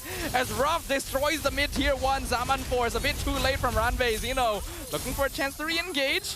But Ocean Black will cut their losses and back off here. Unfortunately, I kind of feel like Ranvei doesn't even have the damage yet, you know? Because even if he dives in, as long as that Phobius is there, he's going to disrupt you, and you will not be able to Chrono Dash around. And that's going to severely impact your damage. And when you don't have any damage, as we saw from the previous match, no matter how good or how long you stay in the fight, eventually you will fall. Eventually you will fall, just like the Lord that MV just secured. 4K gold lead. Now Conceal Play comes in from flank. Div gonna be able to escape, but gets rid of that Purify at the same time. As MV once again contests another purple. Shaft gonna be knocked off the wall by Zeno too. He can't even get his own buff. Yeah, now he's trying to fly away, and even that's gonna be hard. Zeno unable to hit the knock-up. If he did, honestly, Shaft would have 100% been dead there. And now we gotta look at the items. Honestly, looking at the jungle, it is off by almost 1,000, but seeing how bad the game is, it's not that bad. But when you look at the gold, that's where it does get a bit of oof for me. Ruff is already completed with 3 items, including a Malefic gun. Uni scares away 2 members of OB all by himself. Roundel already with 3 items, including a Sky Piercer as well. The lead just growing exponentially larger. Traction Pulse connects, pulls in Div. OB just cannot even defend. Mid tier 2 goes down. And this is going to be the problem because, again, they don't have a lot of wave clear here. So Monster Vicious, the Lord is coming up. If they're able... Wait, have they already got the Holy Defense down bot? Yes, they have. Then I think they can actually get this inhibitor. Like, there's not a lot of things that can stop them at this point. Novax Kovar is just being annoying up top to Shaft. Setting up for the Lord to collide down bottom. Gonna be starting that work on the bottom inhibitor again. No doubt, 2-man tracks and falls into the 2-man knockout. Hachi's melted away straight away. Killing spree coming over. Crossbow Kang denied by the AOG, but Ruff is in the base, and there is nothing to punish him. Monster Vicious running away with the game right now. Yeah, and now looking at the top one as well, Monster Vicious, they want to get this inhibitor, and looks like they are going to get this inhibitor. Nova Escobar probably looking for a kick here. Ruff forces out Tempest of Blades by himself. 1v5 in the base. That's how behind Ocean Black is right now. The final inhibitor will fall, and they cannot even contest. There is no initiation. Uni jumps back in with the electrifying beast. Fist break misses. Novak Kovar will eventually fall to the crystal, but Roundel picks up a mega kill. Uni finishes off Ranvei at the same time, and the minions are still alive. Monster Vicious still exists in the base. They will continue pushing and waiting for the next wave. 9,000 gold lead at 10 minutes and 40 seconds. Monster Vicious is able to take all inhibitors, and now they want to engage in the turret. Half HP. AOG back into the base. Used defensively. Crystal dropping very, very low. MV taking their time with this, making sure not to overextend. OB is clearing, but how much can they do? Hashi will eventually come back, but the minions are still alive, and the Crystal comes in. Monster Vicious will take game number 1. And they played it cleanly. We saw last week they would throw their advantage inside of the base. This time, not gonna happen. Gonna treat Ocean Black with a lot of respect and end the game then and there. I feel like there was more respect given than really necessary. They were so far ahead that I think they could have just thrown their bodies at the crystal, but it is a good adjustment. It's good to see that discipline to make sure they don't throw away the lead that they've been building up the entire game. And I would say in this game, Monster Vicious was able to take everything without any real contest. And it is just one of those things where it comes down to the draft, right? There was not much that Ocean Black can do to prevent Monster Vicious from getting any objectives when it comes for the turtle or the turrets. Not enough wave clear. Even if they get a good catch, the damage is not there. Ling needs the items. Jushin is like, you know, overall damage-ish, but really not that much. And Harv can't move around with that without Fovia. So just like from the previous match, this might just be coming down to the draft. I think Ocean Black drafted a little safely. They started with the Harif, which is perfectly fine, but then you comboed with the Badang, which is, again, a pick that doesn't gain priority in either position that he plays. Then you pair that up with a Zusin. Instantly, Zusin Badang, you need burst. You need some kind of early game 100%. presence to play off of it. But then all the assassins and junglers got denied off the bans. You're left with Ling, and he can't do much early on. And now we got to look at the MVP coming in from Monster Vicious. Who would it be? Uni? I mean, everyone did okay. Maybe Roundel with the Kimi? Right? He did do pretty good. He got some good catches. Yep. Oh, looks like you're right. It is a Roundel as our MVP of game number 1. Drink that 100+. Get your energy up because game number 2, you got to perform again. MVP of the game with that Kimi 100% kill participation. Of course, he's going to get that MVP. He even just opted for a Sky Piercer because it's just one of those games where it makes sense. It was a second item Sky Piercer, by the way. He got that even before Feather of Heaven. That's how ahead and how comfortable Roundel and Monster Vicious was in this game. There's a reason why Kimi was getting so consistently banned in our first match of the day. And this time, Ocean Black decided to let it through to their dismay. I would say at least they didn't lose the lane so hard against the Kimi level 1. Because one of the strengths of Kimi is that you're able to win. Doesn't matter if it's gold lane or mid lane. Just as long as you get the stacks, you can bully everyone out of your lane. At least they didn't fall to that trap, right? Like, they started losing slowly just because they don't have enough damage. And I don't know what's going on today, Staffa, but that's kind of the name of the game. Whoever has less damage eventually loses. It's almost like you need damage to win the game. You know? Almost. Like you need damage to get kills. You need it to take towers, to take objectives. It's funny, isn't it? Maybe kills are important. Maybe they are. So this was a very low kill score game. Only 7-2, 9 kills in total across 11 minutes.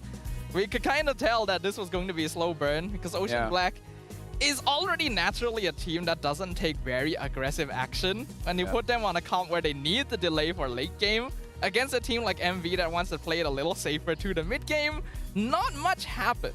Just gonna touch on the items a little bit because we just saw Div. He went for the Elegant Gem and then the Glowing One and then the Blood Wings. Very defensive, really no amount of damage at all. I would say if in the back of your mind, you have an idea that you want this Harif in the Badang, and then eventually you will have a scaling jungler like Ling, perhaps something like a Farsa would have fit your comp a little bit better. Would you win? We don't know. But at least if the Badang gets a good set or the Gato Kacha gets a good set, you can deal pressure and you have better wave clear, right? Enough time for your Ling to actually get the items that's needed. And unfortunately, we have another game where the Ling does less damage than the roamers.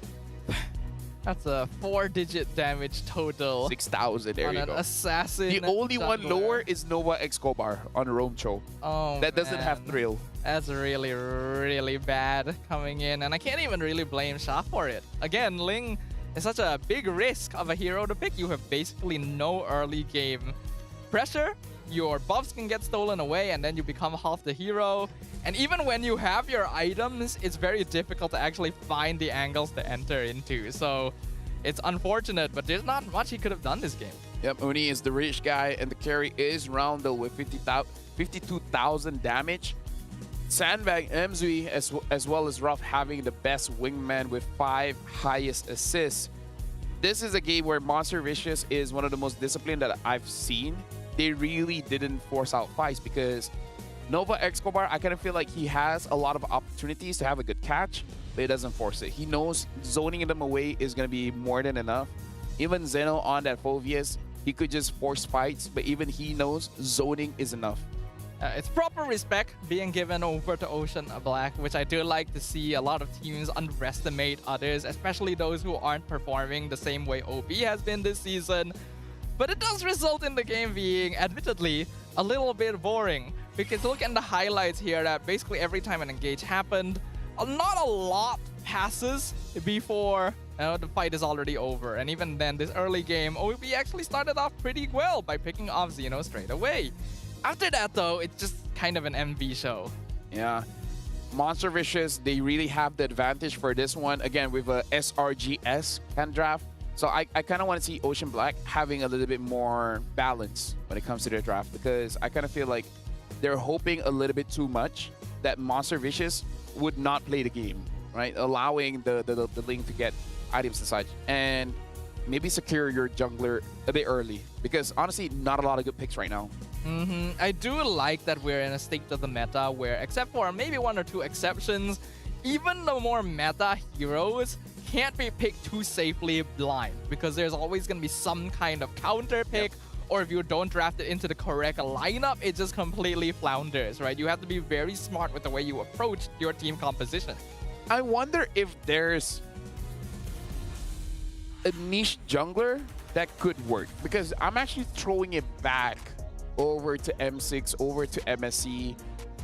Certain heroes like the Bane, of course not the best, but maybe something weird enough that could catch your opponents off guard. So maybe like a Boxia, I don't know, but they need to have some kind of balance in draft, because even your scalp needs balance. It cannot be too oily, it cannot be too dry, because if that happens, dandruff will pile up. And if you guys have dandruff, make sure you guys grab yourself Head and Shoulders up to 100%.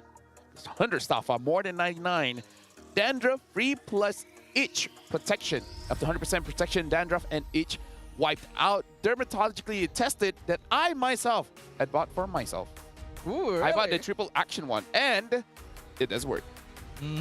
So if you guys have dandruff, make sure you guys check him out. And even if you guys don't have dandruff, there is plenty of good things to check out with Head and Shoulders. It goes 5 layers deep to even defeat dandruff and itch, so you can also practice prevention at the same time as protection. Make sure you guys get yours now. Guys, look at my dandruff. You know where it went? It went to hell, because it's not there anymore. Maybe too extreme. Maybe too extreme. Is that where dandruff goes? That's a good question.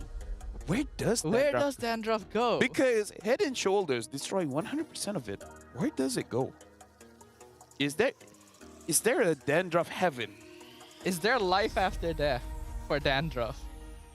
I think there is for us, but dandruff, is dandruff even alive? I don't think it is. It's true. Or is it? I think we're going deeper than we really should. So how about we look at Week 4 reactions?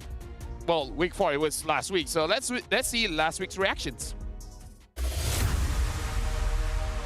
Tommy cuba untuk bertahan, tetapi Kausia masih dipaksa. Tommy di tempat balik game. Hamza segera tarik 1 membalas 1 untuk Ines dan sebentar kali. Tapi dapat cerita. Akankah sempat untuk mereka mempertahankan kedudukan buat kali ini? Tapi game baru saja dijatuhkan oleh Sekai.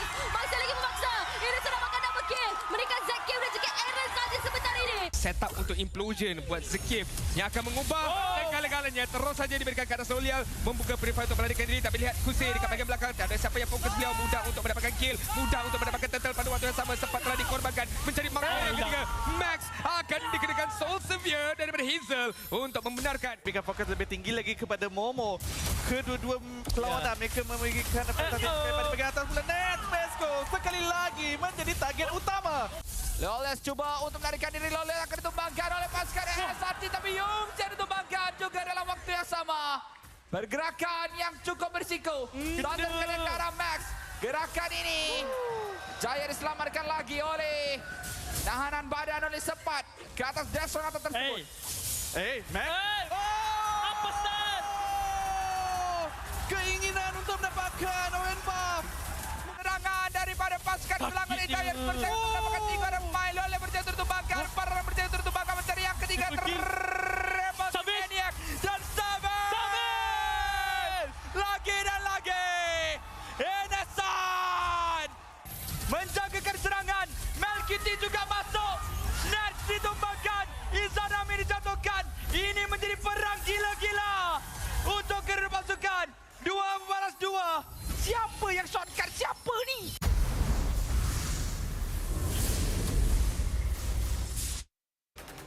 The Max one was the one that I remember the most.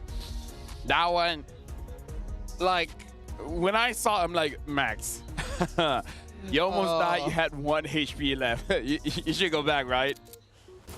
All right, you should go back, right?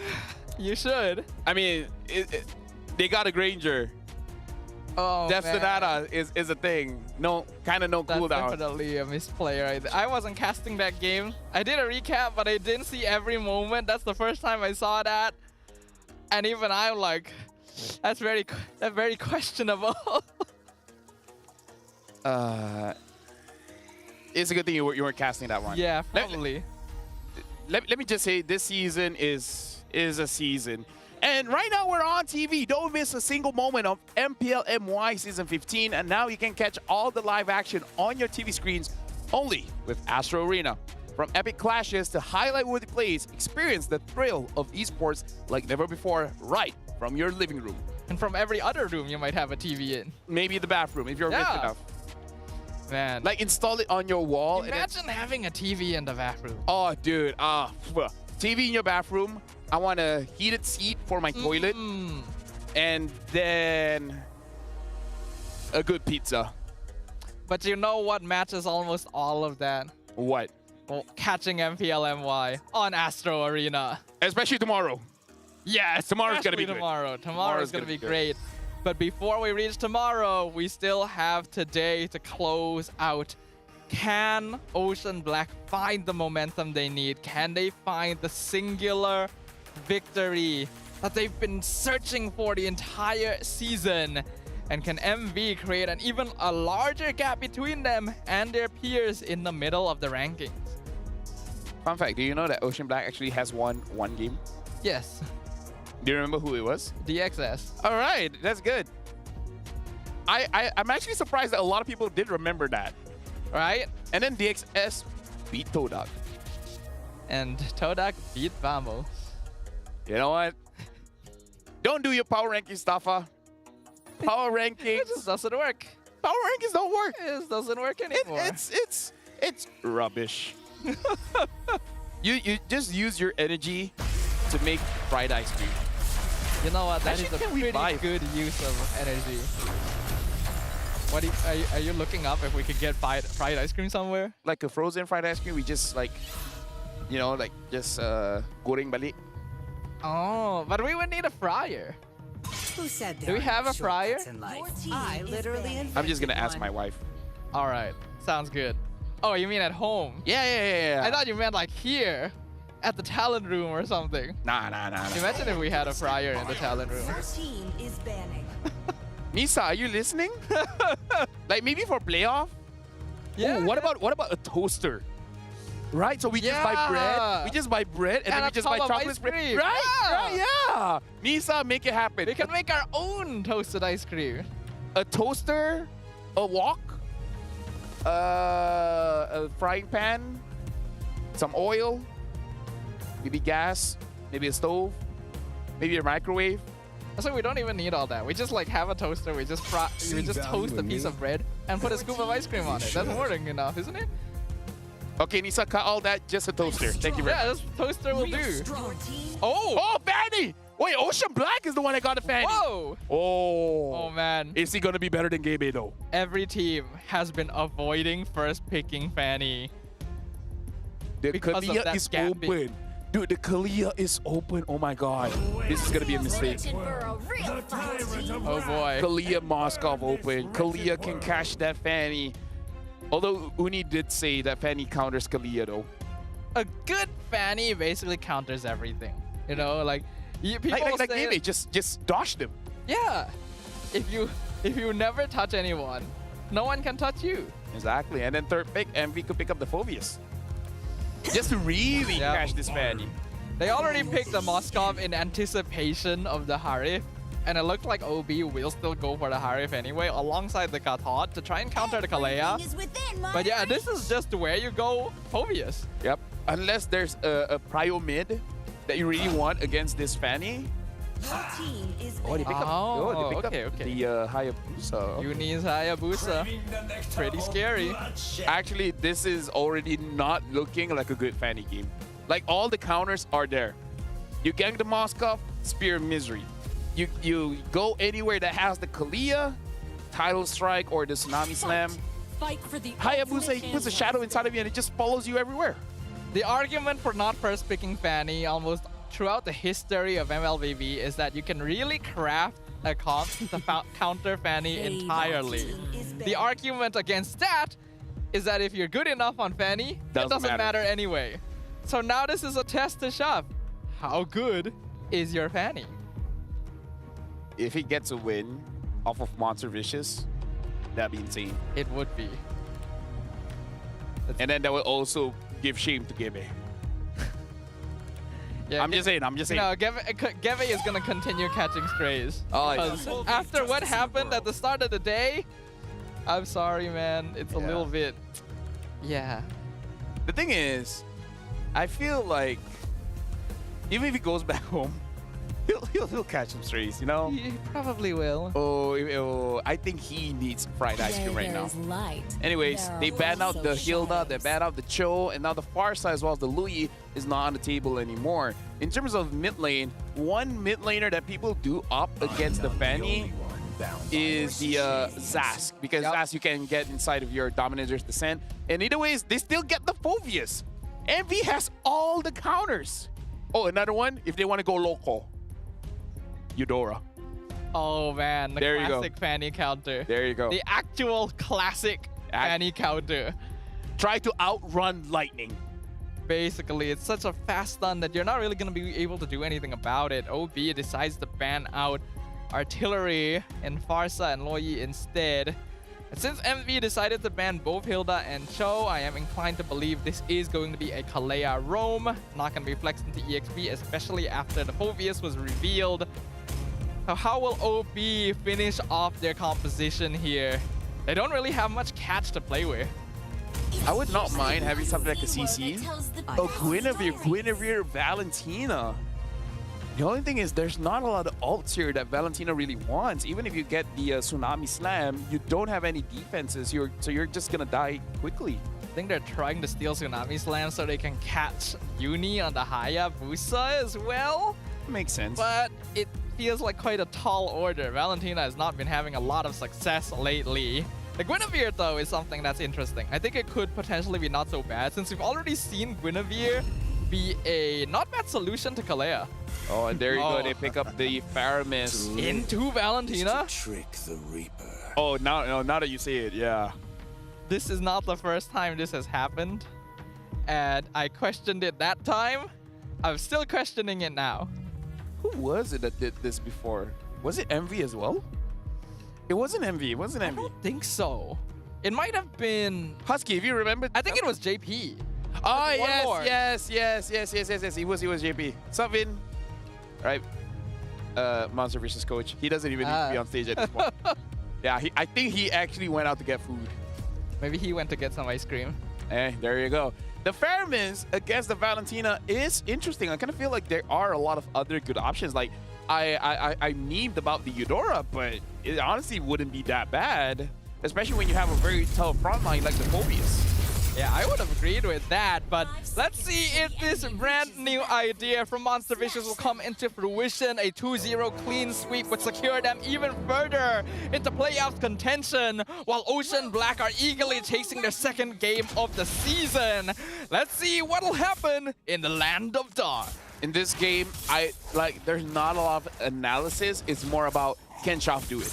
Right? That's it. Like, this is one of those drafts where you have to defy logic. You have to defy expectations, where there's a lot of counters, yes. And then there's a pause. Ooh. You know, it's been a while since we've had a pause, though. Ooh. I think. When was the last pause we had? I'm just looking at Sif, man, because he said this before. He said, we might have a pause today. I'm like, oh. Actually, son of a gun. I did just realize it's Sif and Mars. I just realized it as well. If this goes to game 3, Staffa. Yep. The curse continues. I'm speechless. But either ways, I'm gonna talk about this Guinevere pick. Interesting. One of the reasons why people pick up the Guinevere is actually it's a good pick against the Haya. Because once he uses the Ogi Shadow Kill, you get out of your body, so there's extra bodies on the field. So he might whiff his ult. That makes sense. And I mean, like, good catch, but we have seen it as a counter to Kalea as well. Like, if you time it correctly, the body can cancel the title strike. Yep. So, we'll see. Is a good bait hero. Like, Guinevere is a excellent baiter. Yeah. I'm not gonna say the other one. Yeah, probably He's an not. epic baiter. Yes, okay, we'll take that.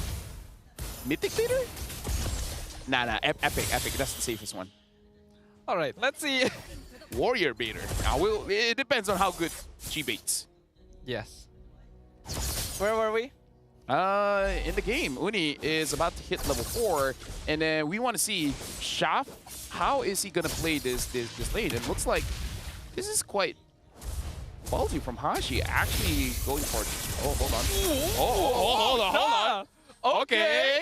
Okay. All right. We got something here. A bit better than Gibby. All right, I'll give you that. That was double the cables of Gibby. Oh, like that's easily. a pretty low bar though. Yeah, but double is a pretty high multiplier. Yeah, quite interesting. Hashi actually opting to proxy the wave against Zeno on this Phoveus. He's not level 4 yet. I don't know if he can really take that much damage. Although, to be fair, like, the turtle is not up. He can just recall. So, okay. Maybe just preventing the Phoveus from moving around. Oh, Shaf again. Okay. All right. Not the cleanest, but you can definitely see that he has the mechanics. He didn't have the buff, right? Yeah. So he didn't have to force it. I'm kind of surprised he went in there when the rest of his squad was not really ready to follow up on it. I guess he was just like getting a vision. Maybe expecting the purple buff to be up, because it did just come up a little while after he left. But now the turtle can be contested. The roamer is not quite level 4 yet. Looking at the Fanny getting that buff. And I believe that Ocean Black, if the Guinevere is able to get a... Oh, Shaf. This is nice, because both junglers understand that the turtle is not a priority. I'm not actually sure who got that. I think it was Uni, because Shaf, if he got it, I think he would get level 6 instantly. Well, now Shaf on top of turtle. Zeno jumps in, flickers forward, doesn't get the knockup though. Shaf misses the retry timing. Zeno steals the turtle away. That Tsunami Slam comes out. Gonna be the stolen Nether Realm used by Diff. Not quite enough to keep them alive though. Hashi still being wailed on by 4 members, but he's surviving so long. Enough for Shaf to come back in. Now the original Nether Realm comes in, keeping MV alive and picking up Hashi and Enzu. That was a very long team fight as well, but that was so unfortunate stuff. Like, you see the retry and now he's gonna get punished. Oh, Shaf gets knocked up! And they steal his buff away in an instant. The house of cards crumbles for Ocean Black. Just let him play. He made a mistake, sure, but he's a kid. Kids are allowed to make mistakes. Not in MPL, FL. Not in MPL. World is a tough place, kids. Go to university. At least the diploma should be fine. El Shaf did end up losing a buff. Still not too far behind, but that's going to be 1 level difference for Uni now. The gold lead, about 1k for MV. Not too big of a gap, but OB is going to need to find some opportunity to narrow it soon. Yeah, I looking at the lanes here, there's really no good lanes for Shaf to cleanly get a kill, because if you go to mid, there's a risk of meeting the Kalia. If you go to the gold lane, you're gonna, be met with the Moskov, and then Phoveus is just gonna take so long, right? So there's really no good lane for Shaf to go to. It's rough. That means OB really needs to try and set it up for him. They do have a Guinevere. If they're able to lock someone down long enough, it basically guarantees a kill with Shaf's presence. But Monster Vicious is rotating quite close together. I was about to say, when you said that's rough, and I'm like, yeah, he's in the gold league.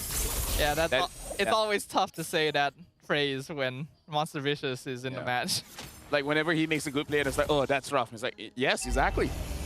You got your IGNs correct. Well, next turtle though, gonna be contested 50% already by MV. Zeno zoning backline. Enzu misses the flicker jump. Uni secures the turtle. Double Nether Realm gonna be used as absolute chaos breaks out across the battlefield. Shaf gonna be the first one taken out. Both Nether Realms gonna go away. Zamanforce gonna be hot as well. AOG gets 2-man knockup, but rough. Finishing off the backline. Hashi trying to buy as much space as possible. Meanwhile, Zeno with a 1v1 killing spree.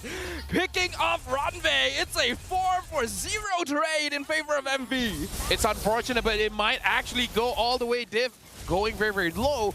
Monster Vicious against Ocean Black. Ocean Black, their draft is really all in-ish, right? You want to go in, you want to get those kills, But Monster Vicious, they just played a better team fight, and the target priority, they're able to stop Shaft. And again, they got the draft to do it. They do indeed.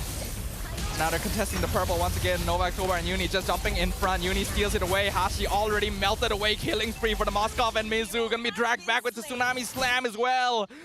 Both frontliners of OB dead in an instant. Yeah, and now like the Fanny will not have really any ground to farm, because now that the mid lane turret is down, I doubt that Shaft will be able to get that purple buff. At this point, Monster Vicious, they 100% control the map. The mid lane, they lost. The jungle, they lost. And unfortunately, the EXP as well as the gold, everyone has lost their lane. There's nowhere for Ocean Black to hide. And this is the risk. Fanny also very dependent on early game momentum.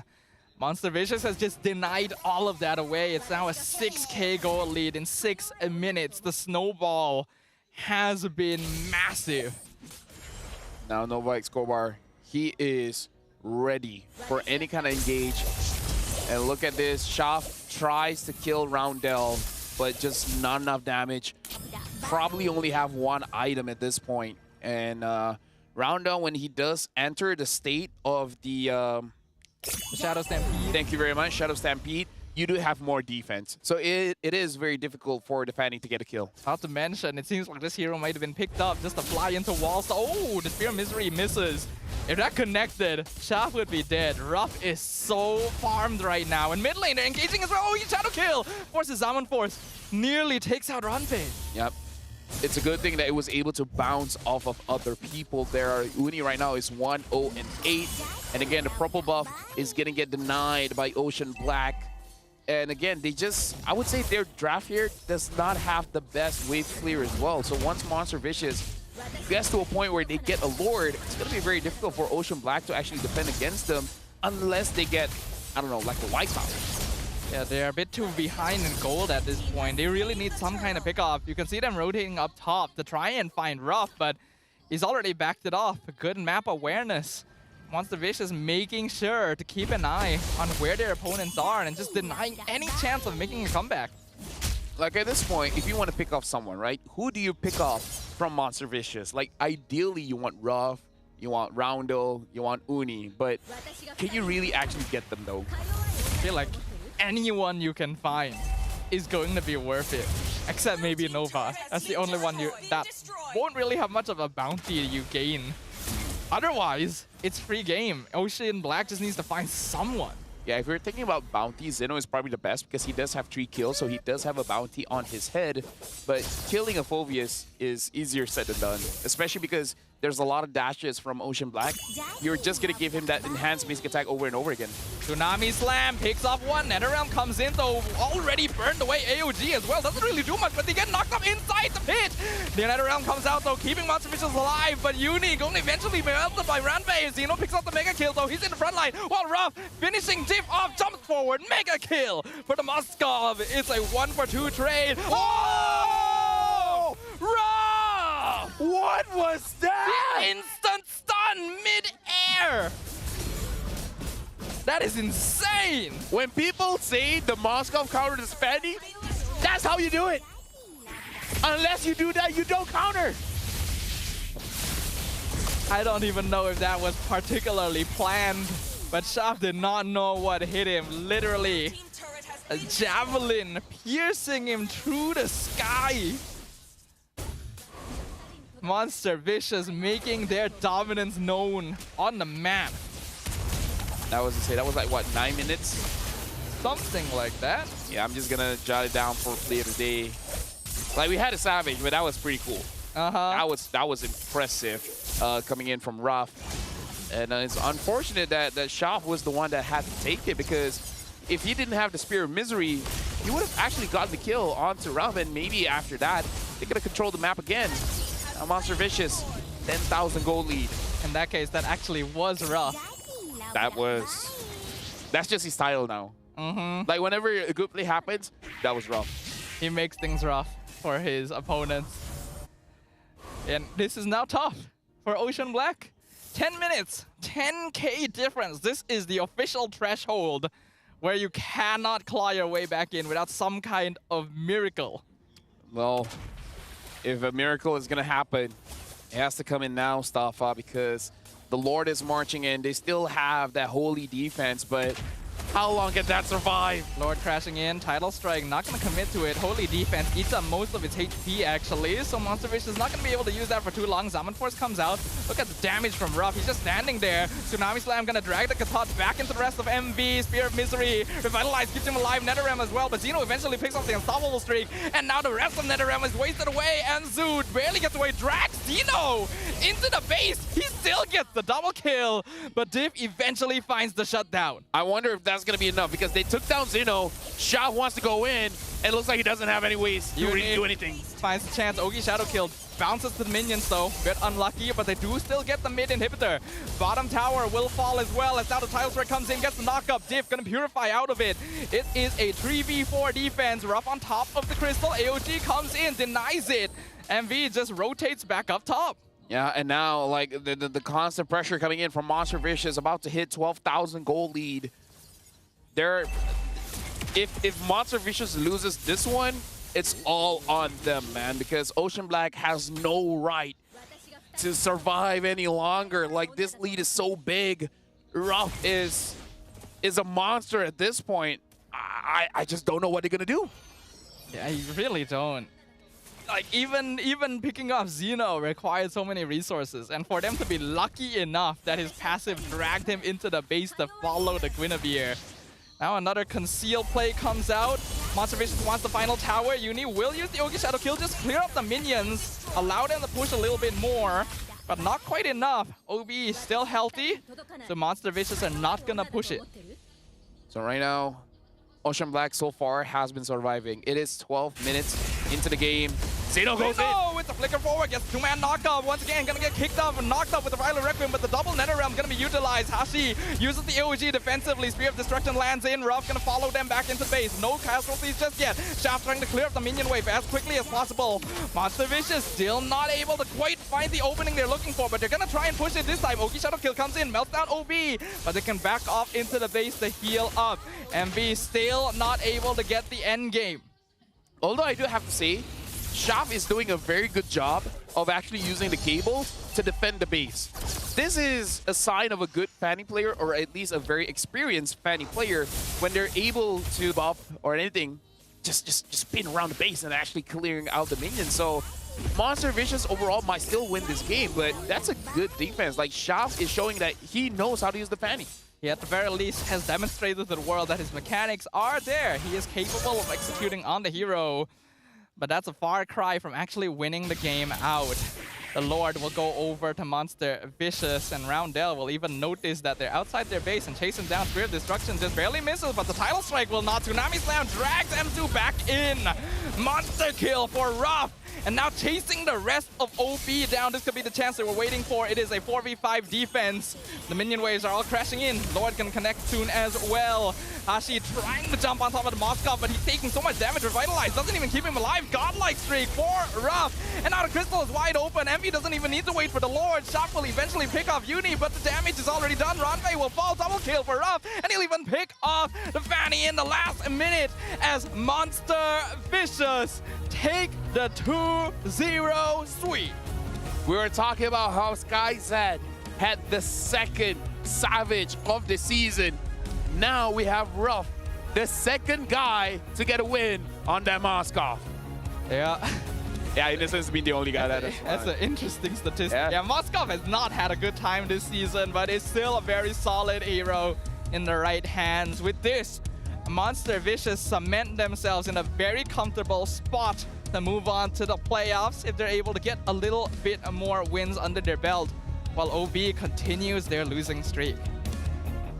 Here's the thing. I feel like even in losses, the players are showing their stuff to other teams. Like, maybe give them another chance, because I do feel like give them time, give them guidance, maybe they can do something. But for now, we do have to go over to the stage with Rose. Dua balas kosong, sekali lagi 3 mata penonton pasukan Monster Vicious. Hello? Hello. Okay tak? Okay. Sehat tak hari ni? Alhamdulillah, sehat. Alright, so korang hari ni, okay lah, korang bila sebelum match start, korang ada 4 match lagi, ni 3 match lagi. Macam mana, apa preparation yang Monster Vicious buat untuk match seterusnya? Kita orang buat untuk sisa 4 match ini mau kasih yang terbaik lah buat patch ini. Soalnya kita orang masih ada chance untuk upper bracket kan. Ya, jadi ya mau kasih yang terbaik aja setiap match. Masih ada lagi chance untuk upper bracket, playoffs, everything is still possible. Yeah. Now, Roundel, Team Ray, Aero dengan Homeboys, in your opinion, pasukan mana yang senang lah untuk bagi korang dapat 3 mata? Sebab kalau korang dapat 3 mata tu, it's more of a rasa selesa untuk masuk ke playoff. 3 tim itu? Satu je yang you rasa paling senang lah nak dapat mata. 3-3 sih. 3-3? Walaupun Aero tengah perform, Homeboys tengah perform, 3-3 tu boleh dapat 3 mata? Ya.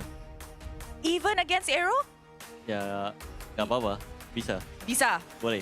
Okay, now I nak tanya. I heard that actually, Roundel punya ex-teammates, you akan jumpa dekat Team Ray punya matchup kan? Virgie dan juga Lazir. Ya. Rindu dorang tak? Trio mid, OG. Apa? Rindu tak?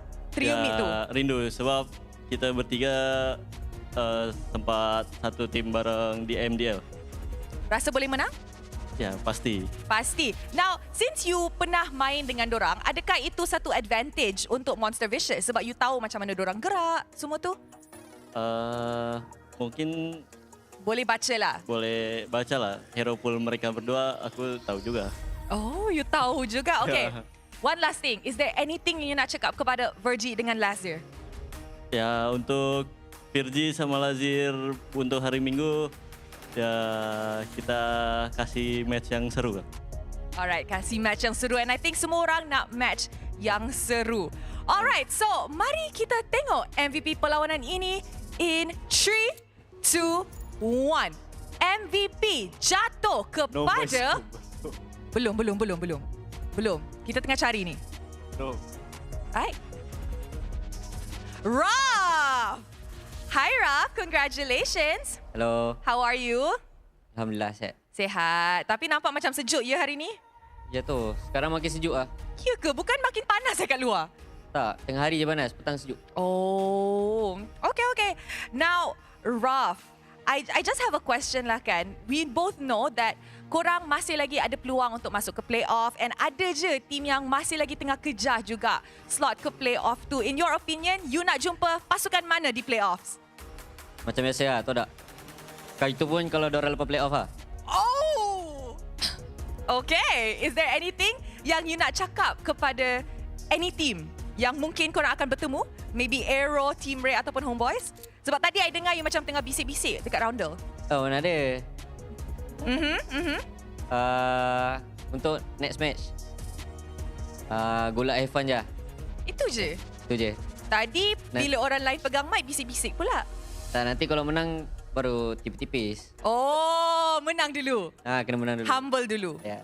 Okay, one last question. Now, kita tahu beberapa minggu sebelum ni Monster Vicious pernah kata beberapa kali dengan Rose and juga interview dekat luar lah kan, is that you guys masih belum selesa and everything. Adakah benda ni semua dah settle untuk playoffs yang akan datang? Saya rasa sekarang ni kita orang memang dah tak ada masalah langsung and kita orang pun dah clear apa problem yang kita orang hadap sebelum ni. And after this, kita akan bagi the best gameplay kita orang. Alright, so who knows, we're gonna see a better Monster Vicious from now on. Raf, is there anything yang Raf nak cakap kepada fans Monster Vicious? Thank you kepada fans-fans OB, fans-fans MV yang datang pada hari ini, family-family yang datang. Walaupun tak ramai, tapi kita bersyukur ada orang yang support kita orang. And itu je lah. Thank you so much. Alright, thank you very much and congratulations atas kemenangan yang bersih. And with that, let us throw it back to the casters to analyse apa yang jadi dalam clean sweep game ini. Casters, back to you guys. For 1.5 seconds. Thank you very much, Rose, as well as MV. Rough, honestly. Today, actually, the goal laners are really stepping up. I think gold laners have been stepping a lot across the board, since nowadays it actually puts a lot of pressure onto the gold laner to really be the one to carry the game towards the later stages, because items just matter all that much more. I think Ruff definitely fulfilled that position, having no deaths in both games and getting an 800 then 900 GPM in games 1 and 2. This is just one of those games where honestly, like, the itemization doesn't matter. It's really how you pilot those heroes, because on the 1-1, great, sure, but that Moskov really does have those highlight plays, and this is what we wanted from Ruff, because I believe in week 2 against SRG, if I'm not mistaken, they first pick the Moskov. Well, you know, first phase, like second pick-ish, but still, they pick up the Moskov early and wasn't able to do anything. Today, looks much better. I mean, it is against OB, but still. Yeah, unfortunately, Ocean Black remains a slightly unreliable team to compare performances and stats with, because they just do seem very out of their league here in MPL MY. We saw some potential with Shaft on this Fanny. It definitely performed somewhat mechanically well, but the team lineup just didn't really have the tools necessary to be able to match up, and they weren't able to create initiatives for themselves to extend their lead over the map either. I feel like we just have to say it as it is. They're just not ready. And it's not just the players, the coaches, the management, the team owners. This is just something that you have to learn. And I still have to commend them, because owning a team is very different. It's very difficult, because coaches and managers, they have to create a system, an environment for players to be able to develop well. And you need knowledge, but more importantly, you need the experience, right? And I feel like everyone on Ocean Black does not have that experience just yet. It's not impossible to do well on the stage with no experience. We've already seen newer players this season do exactly that. But there are definitely extenuating factors at play here that's really disrupting these players' ability to put their full force forward. And hopefully they are able to figure that out at some point. If not in this season, then in the future, because I do not want all of this to snuff out their potential, because there is room for growth. Yeah, but unfortunately, we only have 1 week left, right? This is week number 5. Next week is going to be week number 6. And then afterwards, it's going to be the all-exciting playoffs. And now we're looking at the damage numbers here. Unfortunately, one of the higher ones is actually Hashi. But again, he is an EXP laner with that Gato Kacha. The enhanced basic attacks does hurt. Overall, Div did do the most amount of damage in Ocean Black, but Monster Vicious, man, rough. 63,000 damage. Really showing up as the gold laner. Yeah, Ruff was given so much space this game, really. Moskov already naturally lanes pretty okay into a Harif and can even win out if you have the mechanics for it. And then when you add on the fact that the rest of MV was just winning out map control all over the place, right? Nova and Xeno were opening up so much, they were stealing camps away already, and the Netherrealm, even though we said might be unwise to pick into a Valentina, I think Roundel did a great job of his timing to make sure that he had the advantage with it. Yep, Ruff having the rich guy as well as the carry with 910 in gold per minute, 63,000 damage dealt. Sandbag Hashi, 146,000, almost 150,000 damage taken. And the best wingman is going to be Nova Escobar with 15 highest assists. And I believe with this and Monster Vicious having 3 more games left, Monster Vicious has a very bright future to actually go to the playoffs. And I feel like throughout this week, maybe on Sunday, we can recap on what happened this week to really digest and calculate who has the best standings, best opportunities to actually go to the playoffs. Yeah, I think so. It'll be very interesting to see what exactly happens by the end of this week, because there's still some very interesting matches to look forward to tomorrow and on Sunday. But observing the highlights once again, this early loss of the turtle, you can really see the panic. You can see the inexperience. Shaft had full control. There was no chance of Uni being able to get close enough, and he still lost the trade over to Xeno, after which MV held onto the Netherrealm as long as possible to really bait OV into an extended battle. Honestly, if the Harry was able to scale up, even just one Chrono Vision, it should be able to deal with the Netherrealm coming in from Monster Vicious. But unfortunately, he was not able to farm up that well. This is again, like, we want to be analytical, but this is just about inexperience and just being unable to keep up with everyone here in MPL MY. And I feel like there's the way that Ocean Black approaches a lot of these fights is kind of similar to how we just approach fights in ranked games. You just kind of throw bodies at each other and expect to win out due to superior mechanics. But that's not gonna work on the MPL stage. There needs to be some planning. There needs to be a certain degree of strategy and an idea of how to approach things. This one. Oh, here it is. Oh, that so precision. That precision. Like, that's a very small wall, Staffa. Now that I look at it, I think Ruff did actually plan that. Like, he timed it. He expected Chef to try and fly into that funnel to chase him and just went for it. I mean, like, here's the thing. You say, like, we throw bodies and hope that our mechanics is better. You can't do that when your opponent's mechanic is better. Pretty much. Yeah, that's always the risk, right? When you are at a stage as big as this. Now we get to revisit the standings at the end of day 1, and there's only going to be a singular change, and that is Monster Vicious moving up to the 3rd spot to overtake Aero Esports. Yeah, but then Aero will have a game. The one that I'm actually looking at is number 6 and number 5, Vamos and Todak. Todak lost today, so Vamos, they have a chance. If they win their matches, they can overtake Todak, where then Todak will be the one that has the danger of not making it in. And now Vamos and DxO both having 9 points as well, playing the same amount of games. So Vamos, do or die. You gotta win your matches or have the risk of not making it to playoffs. Indeed, indeed. It's very scary for the 5th to 7th place on the board right now. And these are all teams that we expect to do better with. The exception of DxO, who has definitely surprised us this season. Todak and Team Vamos being in the danger zone is unprecedented, right? Even on bad seasons, you'd expect one of them to be doing pretty good. I mean, now we're looking at tomorrow's schedule here. DxO will be playing again, this time against Team Ray. And oh my! Ooh, this is the big one. The game of the week. Nay, the game of the season. SRGOG against Homeboys, the fight for number 1. This is the Naruto Sasuke fight that you guys have been waiting for. And then Aero against Todak. The last one could still be interesting. If Todak shows up. Yes, if Todak shows up. If this is the Todak that we just saw against DxO, Aero is going to have an easier time. Yeah, that is true. Well, let's just focus on SRG versus Homeboys, right? That's the big one. Because up until now, the trend for MPL MY is usually like the highlight match of the season happens very early on. It's usually the first match because that's always like the previous grand final rematch. So we don't usually get like big matches later on in the regular season. Yeah, and this one, like, because who would have thought, right? Homeboys, I would say coming from previous season, it seemed like they came from nothing, right?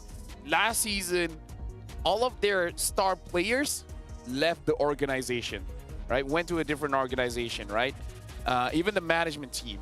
And then they just had to try their best just to keep their slot. Not even going to the playoffs, just to keep their slot.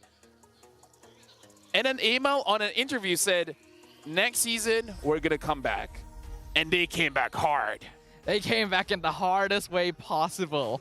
I want to say right now, I'm a big fan of SRGOG, but even I feel like Homeboys genuinely stands a chance of taking the match based on their performance this season. I feel like no matter who you're a fan with, either you're a fan with SRGOG or Homeboys, this is one of those games you don't care who wins. What you want is 3 games. That's it. If it's a 2-0, you will be disappointed if it goes 3 games. Homeboys wins, SRGOG wins. Legit, doesn't matter. It's going to be a good day. This is one of those matches where you can really look forward to the coach matchup in the drafting too, right? There's so much excitement coming tomorrow. Well, with that being said, that's the end of today. We'll see you guys tomorrow for hopefully more amazing matches. Right now, we're going to leave you guys with the mic check.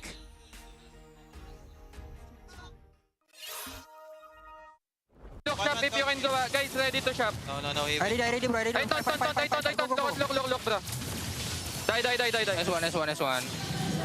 Nice, we can turtle life, pass turtle. Wait, bro. No. Okay. Minelo. Uy, asal di balti. Respect, guys. Ya. Aku dah ada winter, Tahu lah, Tahu lah. Respect, okay. Link dia. Okay, aman. Tahu lah. Kau tawar. Ui, tak sebab apa-apa tu. Jam. Gas. Kita ada ulti Paramis ke? Ya, gua ada ulti Paramis. Aku dapat cakap. Kata. Ulti ke? Bisa? Aman. Dah lompat, Gwyn. Ada gas. Nice one. Guys, boleh tambah masuk jungle? Boleh. Ini dia agak half sih tadi. Go tam. Ya, di sini sih Fanny. Gatot. Gatot gua tarik nih. Gatot guys. Kata guys. Aku ulti. Kali ya. Go bro. They want to go bro. Fight. Can.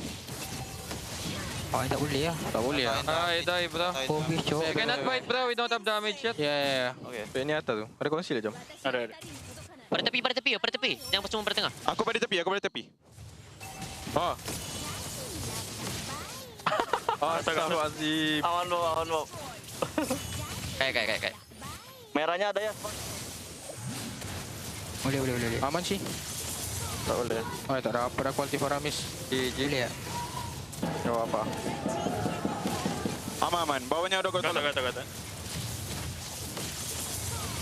Gas.